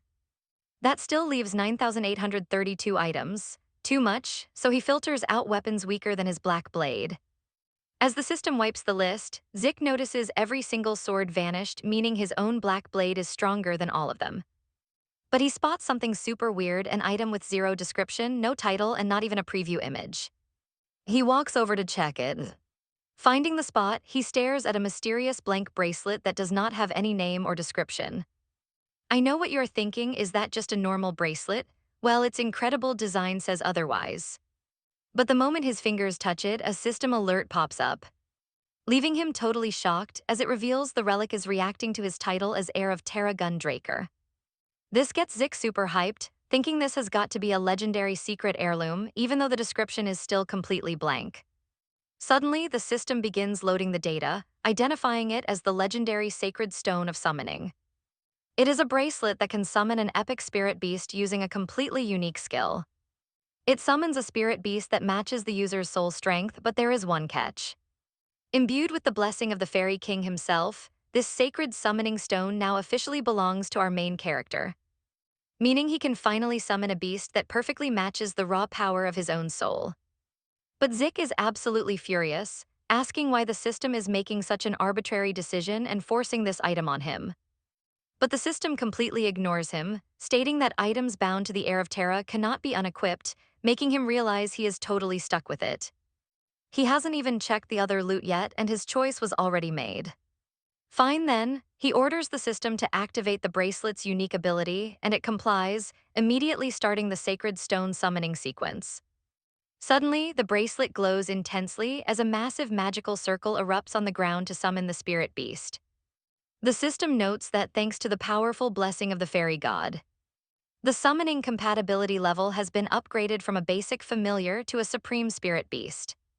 A highly compatible spirit beast has been located, and the summoning process is now starting. A blinding flash of light erupts from the magic circle, leaving Zik absolutely speechless. Once the blinding light finally fades, a magnificent horse-like beast with dragon features slowly appears. This supreme spirit beast is none other than a legendary draconic horse, utterly shocking Zik. The sheer pressure radiating from this creature is terrifying, making him realize this is the real deal. First, they had the fangs of Barmut, and now he is holding an artifact that can literally summon supreme beasts. He can only wonder how many overpowered items Terra actually possessed as he stares at this majestic beast. The beast touches his head, leaving us totally hyped for the next chapter. Alright, you and I are diving right back in. The system says this beast perfectly matches his soul, and even though they just met, they are instantly vibing like two absolute best friends. He tells the horse he totally digs him too, feeling this crazy wave of nostalgia wash over him as he gives him some sweet pats. Boom, another alert pops up saying he can now name this supreme spirit beast, using that holy summoning stone as the main anchor. Which means he can summon him whenever. He wonders what to name him, maybe Bucephalus? The horse hypes up and the system confirms he loves it, officially registering his brand new name as Bucephalus, the legendary ride. He is a draconic horse with one broken ability, which is shooting wild lightning straight from his horns. We are talking about a top-tier spirit beast, the literal king of draconic horses. Zeke is like, okay, king of dragon horses sounds cool, but this is his first time ever dealing with a beast like this. He has absolutely no clue what level he is or how insanely hyped that title actually is. But his new horse buddy suddenly starts nibbling his clothes and yanking him upward. He is super confused, but the horse just tosses him sky high, landing him right onto his back. Our boy realizes the horse just wanted a rider, which is exactly the genius stuff you expect from a supreme spirit beast. This dude is insanely smart, so Zeke tells Bucephalus it is time for a little joyride to see what kind of power he is packing. He tells him to go all out, and the second they bolt, it is way beyond normal speed. Zeke realizes this guy is ridiculously fast, leaving every single sound in the dust behind them. And you and I both know he just hit the absolute jackpot. As they dash, the horse starts leaping with magic circles popping up right under his hooves, making Zeke realize this beast is even crazier than he imagined. Going back to when he left, that girl had asked him if he seriously wanted to keep that cheap item. Zeke said yes, but based on her reaction, he knew. This bracelet was exactly the kind of trash his dad warned him about. But thanks to his item identifying system, that bracelet actually lived up to its title, so it makes total sense why nobody else saw its real value. He originally thought Terran treasures could only be tracked down in dungeons that his system pointed him toward. But looks like he was wrong, and he got super lucky finding one out in the open. Alright, let's pause. Just when he thinks he can chill and enjoy his time off after that massive banquet, he gets back home and there is already someone waiting there to congratulate him on officially becoming a Knight of House Draker, that random old dude. Zeke asks old man Cliff Haight why the sudden formal treatment, and the old-timer replies that since he is officially a Draker Knight now, it fits. So addressing him like this is only natural. Zeke is like, seriously, just for that? Anyway, he would really prefer if the old man did not just pop up unannounced anymore. If anyone finds out they are connected, it could totally ruin his entire game plan. The old man apologizes but explains that despite the risks, she was absolutely desperate to meet up with him. So he had zero choice. The moment she whips off her cloak, she says she is super hyped to see him again. She wants to reintroduce herself properly. She is the boss of the Harry Company, Melissa, well, actually Princess Melissa of the Alentia Kingdom. Zeke stares at her and asks what Melissa of Alentia is doing here. But just as he suspected, she was pulling the strings behind the Harry Company all along, which she excitedly asks if he already knew. He recalls that this princess had barely been seen in public lately. Yet she showed up at his banquet right when a mysterious cure for scarlet fever was developed for the Harry Company to use. Knowing that only a total idiot wouldn't connect the dots, so Zeke tells her he already figured it out. So she decides to skip all the formal introductions and jump straight to the real point. The reason she tracked him down was to ask for his help, and when he asks what kind of help she needs, she says that before answering, she wants him to look over the documents she just handed him, which are records showing a huge spike in scarlet fever cases. And as he probably knows, it has been spreading super fast near the border of the Alentia Kingdom. Inside these documents, there is also a deep analysis of the disease. Something that was requested from one of the three transcendent families, the Nirvana family. Zeke starts reading the file, but by the second page, he is totally shocked by what is written, asking if she is absolutely sure this is correct because if true, it means scarlet fever is actually a disease created entirely through magic, and she reminds him that, as she mentioned earlier, this analysis was done by the Nirvana family, the absolute magic masters. Trust me, you and I must see this through. Alright, you and I are jumping right into a massive conspiracy. She is convinced she is not wrong about this being an artificial disease, and it is spreading way faster than before his regression. And they literally ask if he caused it. But Melissa points out that besides that, as you can clearly see in these records, even though the first cases popped up in villages right on the border between the Alan Kingdom and the Rome Empire, this killer epidemic has not touched a single inch of the Rome Empire. It is only spreading directly towards the Alentia Kingdom. Zick gets super tense and asks what she is implying. She just tells him it is exactly what he is thinking. The Rome Empire probably created the scarlet fever and is deliberately spreading it all over the Alentia Kingdom. Zick realizes this actually makes total sense. What if this crazy theory is 100% true? So that is why the Alentia Kingdom fell so easily to Rome before his regression. It was all because of this scarlet fever. Now he finally gets why she came to him begging for his help. So he asks her, and pay attention to this twist, does she want the rights to mass-produce the scarlet fever cure? She nods, saying that is exactly it. Their previous contract gave her company the production rights, but distributing it across other borders requires a brand new agreement. Plus, you added some pretty intriguing clauses in there. But Zick warns her that he is not breaking their original deal, which leaves the old guy looking totally disappointed. Melissa quickly agrees, saying she naturally feels the exact same way. As a merchant, she knows showing your hand too early usually means losing the deal. But since she got to negotiate directly with a powerhouse like Lord Zik, she believes it was totally worth it. Our hero smirks, thinking she is definitely the mastermind behind the massive Hade company. It was clearly not just pure luck that made them so insanely successful today. Melissa explains they want to supply these cures as humanitarian aid for the poor people. Plus, he does not have to worry about the secret medicine formula getting leaked to anyone. In exchange, she will pay a fair price and transfer 20% of the Hade company's shares directly to him, which completely shocks Zik. He realizes the Hade company is easily one of the 10 most prosperous businesses in the entire continent right now.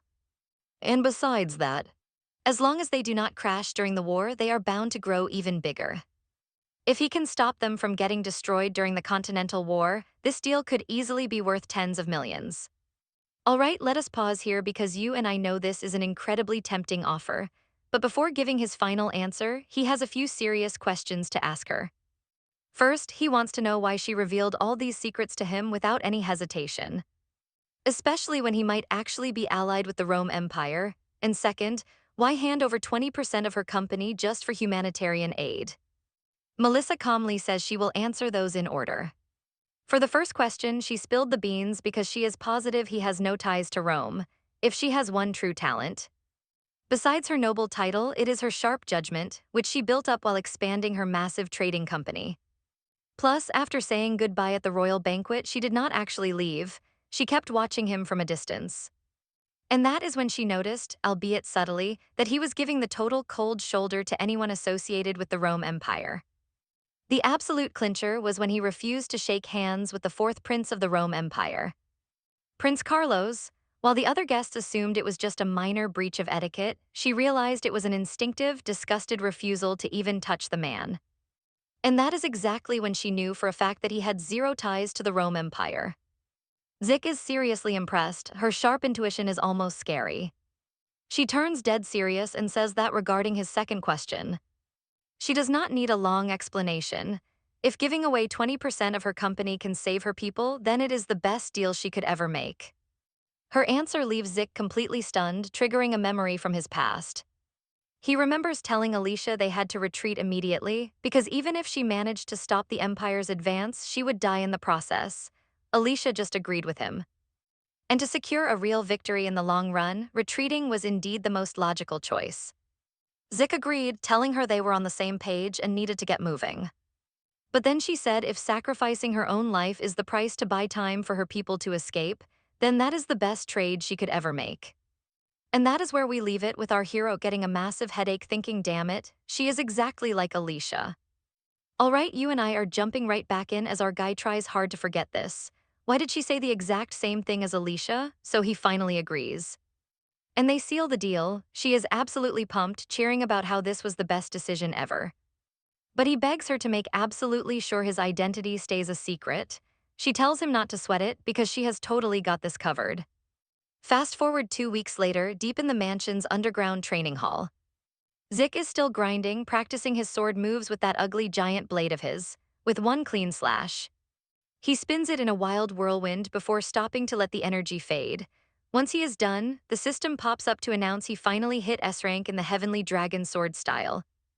Even if it is just the beginner stage, he is just glad it finally happened after a month. Then the system drops another big alert.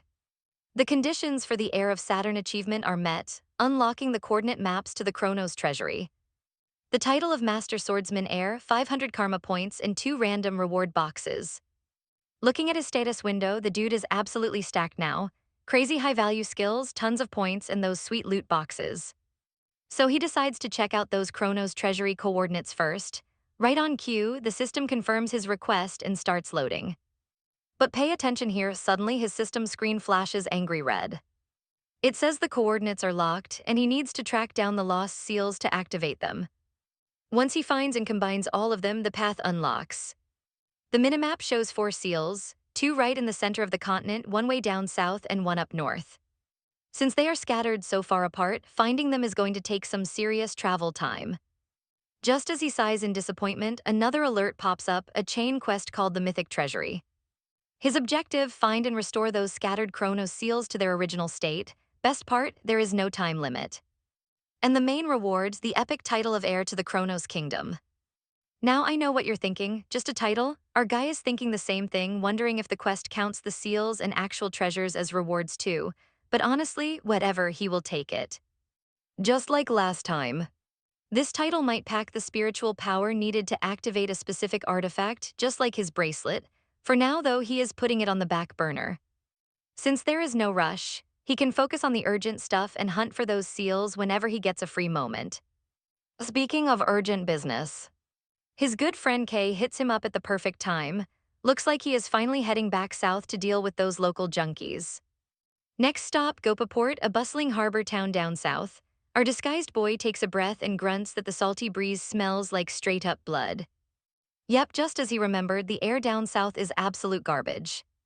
The second he steps off the boat, a crowd of subordinates bow deeply, shouting what an honor it is to serve him.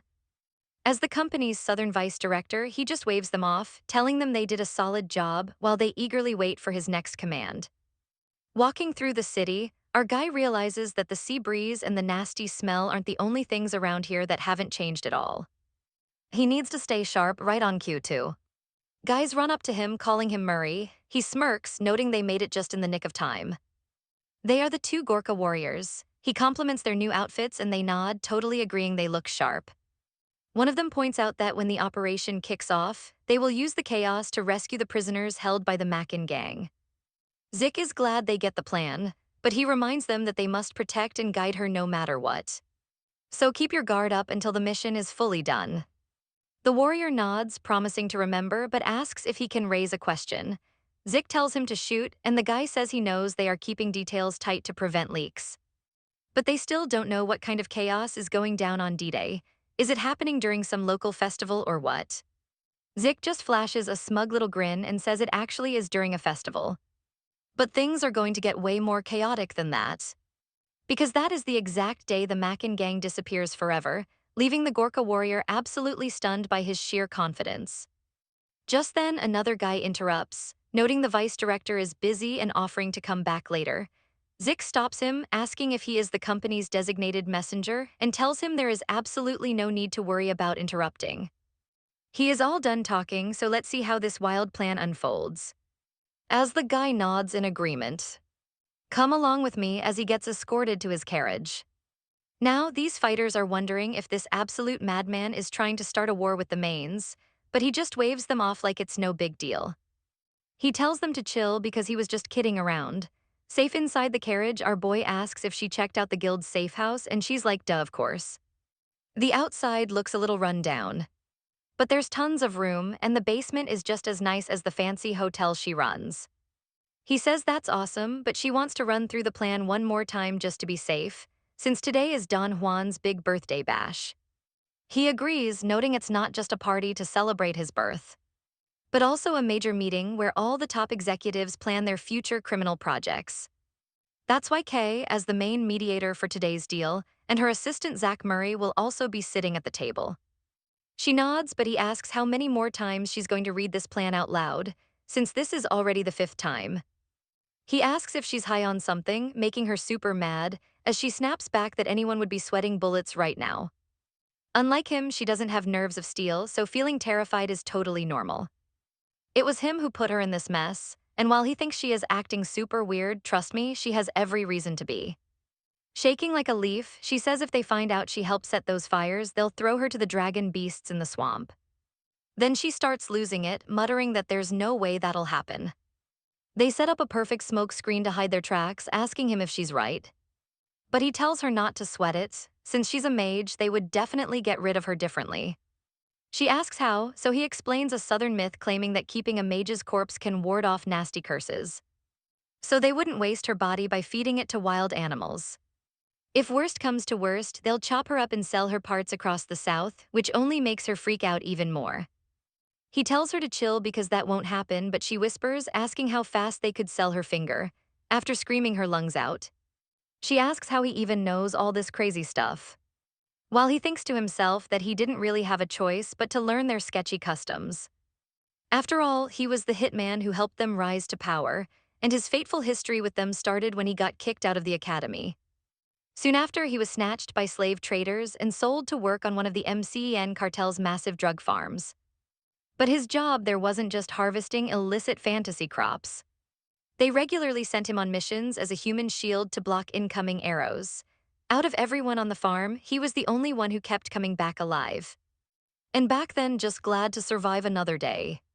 And honestly, we probably wouldn't ask questions either.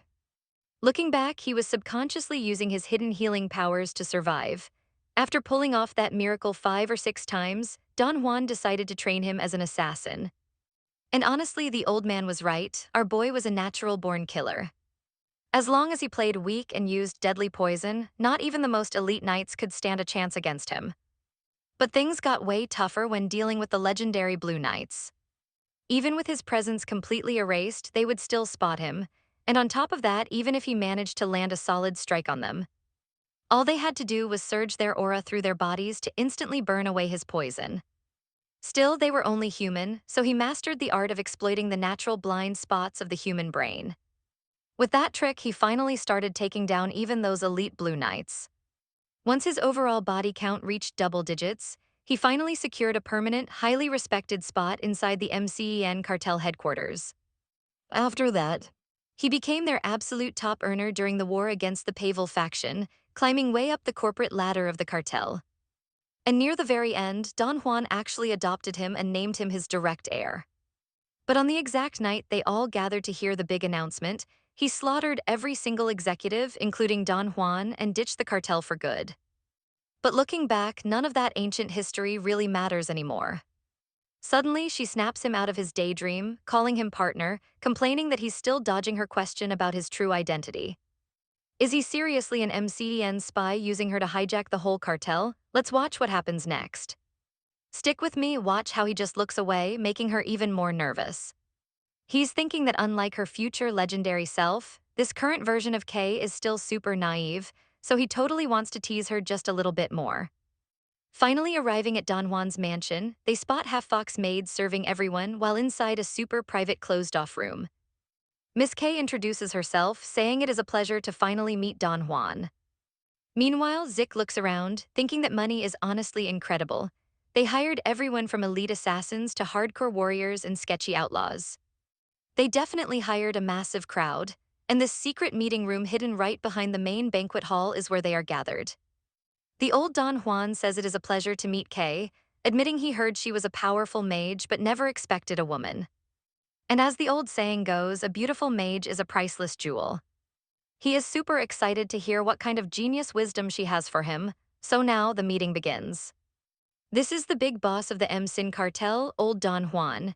He takes a deep breath and asks if they remember that drug warehouse incident from a few months back. And after she says that, everyone tenses up and Donan grunts that of course he remembers. Honestly, that is not something he could ever forget. So with that said, he wants to know why. She brought up this topic, feeling his terrifying aura crush her. She starts stuttering, but watch closely. She reveals the traitor who teamed up with Bella to burn those warehouses is in this room right now. Right after she drops that bomb, everyone freaks out, whispering that this woman has completely lost her mind. But right then, old Don Juan slams the table, demanding she take full responsibility for her words. Kay is shaking in her boots, but she bravely nods her head and says yes. So he demands to know exactly who dared to betray the MCEN cartel, shocking everyone in the room. They all start sweating, but right on cue our boy steps up and politely greets Don Juan. Introducing himself as Zach Murray, he offers to answer the big question. The old man coldly welcomes him. But he adds that instead of bringing a nice birthday present, it looks like Zach actually brought a sharp blade. Our boy just smiles, saying that is not true because the real gift is right there. The old man asks if he is seriously pointing the finger at his own beloved little brother. Our guy looks straight at Joaquim, telling him that he knows the truth better than anyone else here. So why doesn't he just confess? Now I know what you're thinking, how did this absolute genius even figure it out? How did he spot a betrayal that even the boss missed? Panicking, Joaquim screams that the guards are totally useless. They are not even worth the money he paid them. Why are they just standing there doing absolutely nothing after living off his cash? They need to show some gratitude and attack. But the nervous guards stammer back. Even if you order us, there is absolutely nothing we can do here. This man is clearly a master. There are zero openings to get close, and if we try attacking from a distance, he will just use you as a human shield. Joaquim quickly claims he is a Pabla spy. Our boy laughs, saying he expected nothing less from the second in command, since they clearly put way too much trust in him. Sweating bullets, Joaquim yells that he is talking trash and his evil scheme has failed. Zick keeps pushing, asking if he really thinks they would roll up to a meeting like this without any solid proof. He calls out to Kay, who instantly summons a magic circle, making a secret document pop up right in front of old Donan. The boss reads it over, admitting with a dead serious face that Zach Murray actually brought some very juicy info. Not only did Joaquim use the syndicate to lure them, but those Pabla guys are actually nothing more than filthy pirates. Zick gets super hyped, noting how just dropping the word pirates instantly changed the whole vibe of the room. He knows that absolutely nobody likes dirty pirates. But people from the south hate them way more because their towns are right next to the pirate bases. They suffered for years, and to top it off, Donan lost his family to them. So he holds a massive grudge, and when it comes to anything involving pirates, there is no way Don Juan lets it slide. Now the boss wants answers, and Joaquim is panicking, wondering how on earth they managed to get a photo like that. Not only that, as the report links him directly to the contraband sent to Bella and those warehouse fires. And honestly, you and I both know that's more than enough proof to ruin him. All right, you and I are jumping into a killer trap. The old man calls him sharp, but honestly, even with syndicate ties, would that really be enough to make him suspect someone he treats as his own little brother? He seriously wonders if this is not enough, and since he did not want to push things further, he has no choice. He calls him out, revealing everything, while the old boss snaps that if this is all he has, the punishment for insulting his brother will be brutal. But to everyone's absolute shock right then, Joaquim calls him boss, admitting everything is true, and confesses he is the actual traitor partnering with the rival Pabla group. The old boss slowly stands up, saying he understands, but admitting he never expected his own man to betray him like this. Joaquim begs for forgiveness, but the old man coldly replies that since he decided to confess, he must pay the price, throwing an axe straight into Joaquim's head for an instant, brutal death. Zach just watches, thinking how pathetic his death was, making it hard to believe he was second in command. These southern thugs are pretty wild, Zach thinks, recalling how he threatened the guy earlier, telling him he must admit to being the traitor. Because if he confessed, Zach swore by God he would not touch his secret little asset, though Joaquim definitely knew he was in a corner. That forced him into making such a serious deal, but Zach never actually intended to get involved with their family. But let's pivot here. This is exactly the ruthless play you and I should expect from a mob boss.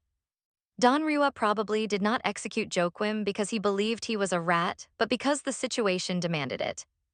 Between the warehouse fires and Kay's explosive claims that they were actively working with the rival Pabla syndicate, his extreme play was cornering Welmer and directly branding him a filthy traitor. To top it off, he even got solid intel on the secret identities of the Pabla members. Yet through all of this madness, Don Rua stayed cold and analyzed the situation calmly. Too bad his henchmen could not do the same. And to throw gasoline on the fire, the guy literally stood up and admitted he was the rat. At this point, his actual guilt did not even matter. If the boss let this slide, his entire crime syndicate would completely fall apart. So yeah, the old man is still as cold and calculating as ever. We see him swinging that bloody axe around, looking like an absolute cold-blooded psycho killer.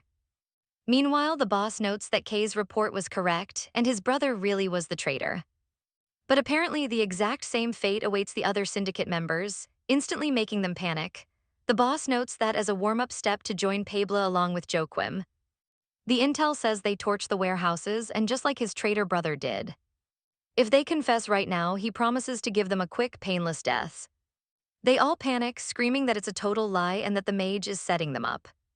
They beg him to interrogate her, but before he can even speak, suddenly his head completely explodes, splattering hot blood all over Kay as she stands there shaking in absolute raw horror. The old man furiously asks what the hell Zach thinks he is doing, but our guy calmly says he is just helping eliminate the trash. You literally just executed Joaquim for being a rat, and since these syndicate goons were working with him, they are obviously dirty traitors too. Honestly, don't you and I agree that is plenty of reason enough? The old man realizes he was completely wrong about what this kid was actually trying to pull off.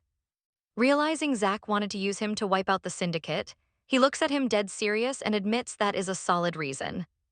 But he demands to know one key thing. Is Zack a messenger from heaven sent to help him out, or is he a servant of the devil here to destroy him? Zack just flashes a smug, confident grin, telling him he is neither a holy angel nor some servant of the devil. He is just a business partner looking to make a sweet deal. Now, if you're enjoying this wild ride, go ahead and hit that subscribe button, share this video to support the channel, and join our awesome exclusive community by clicking the join button down below. That's all for today, guys. You and I will definitely catch up in the very next episode. Peace.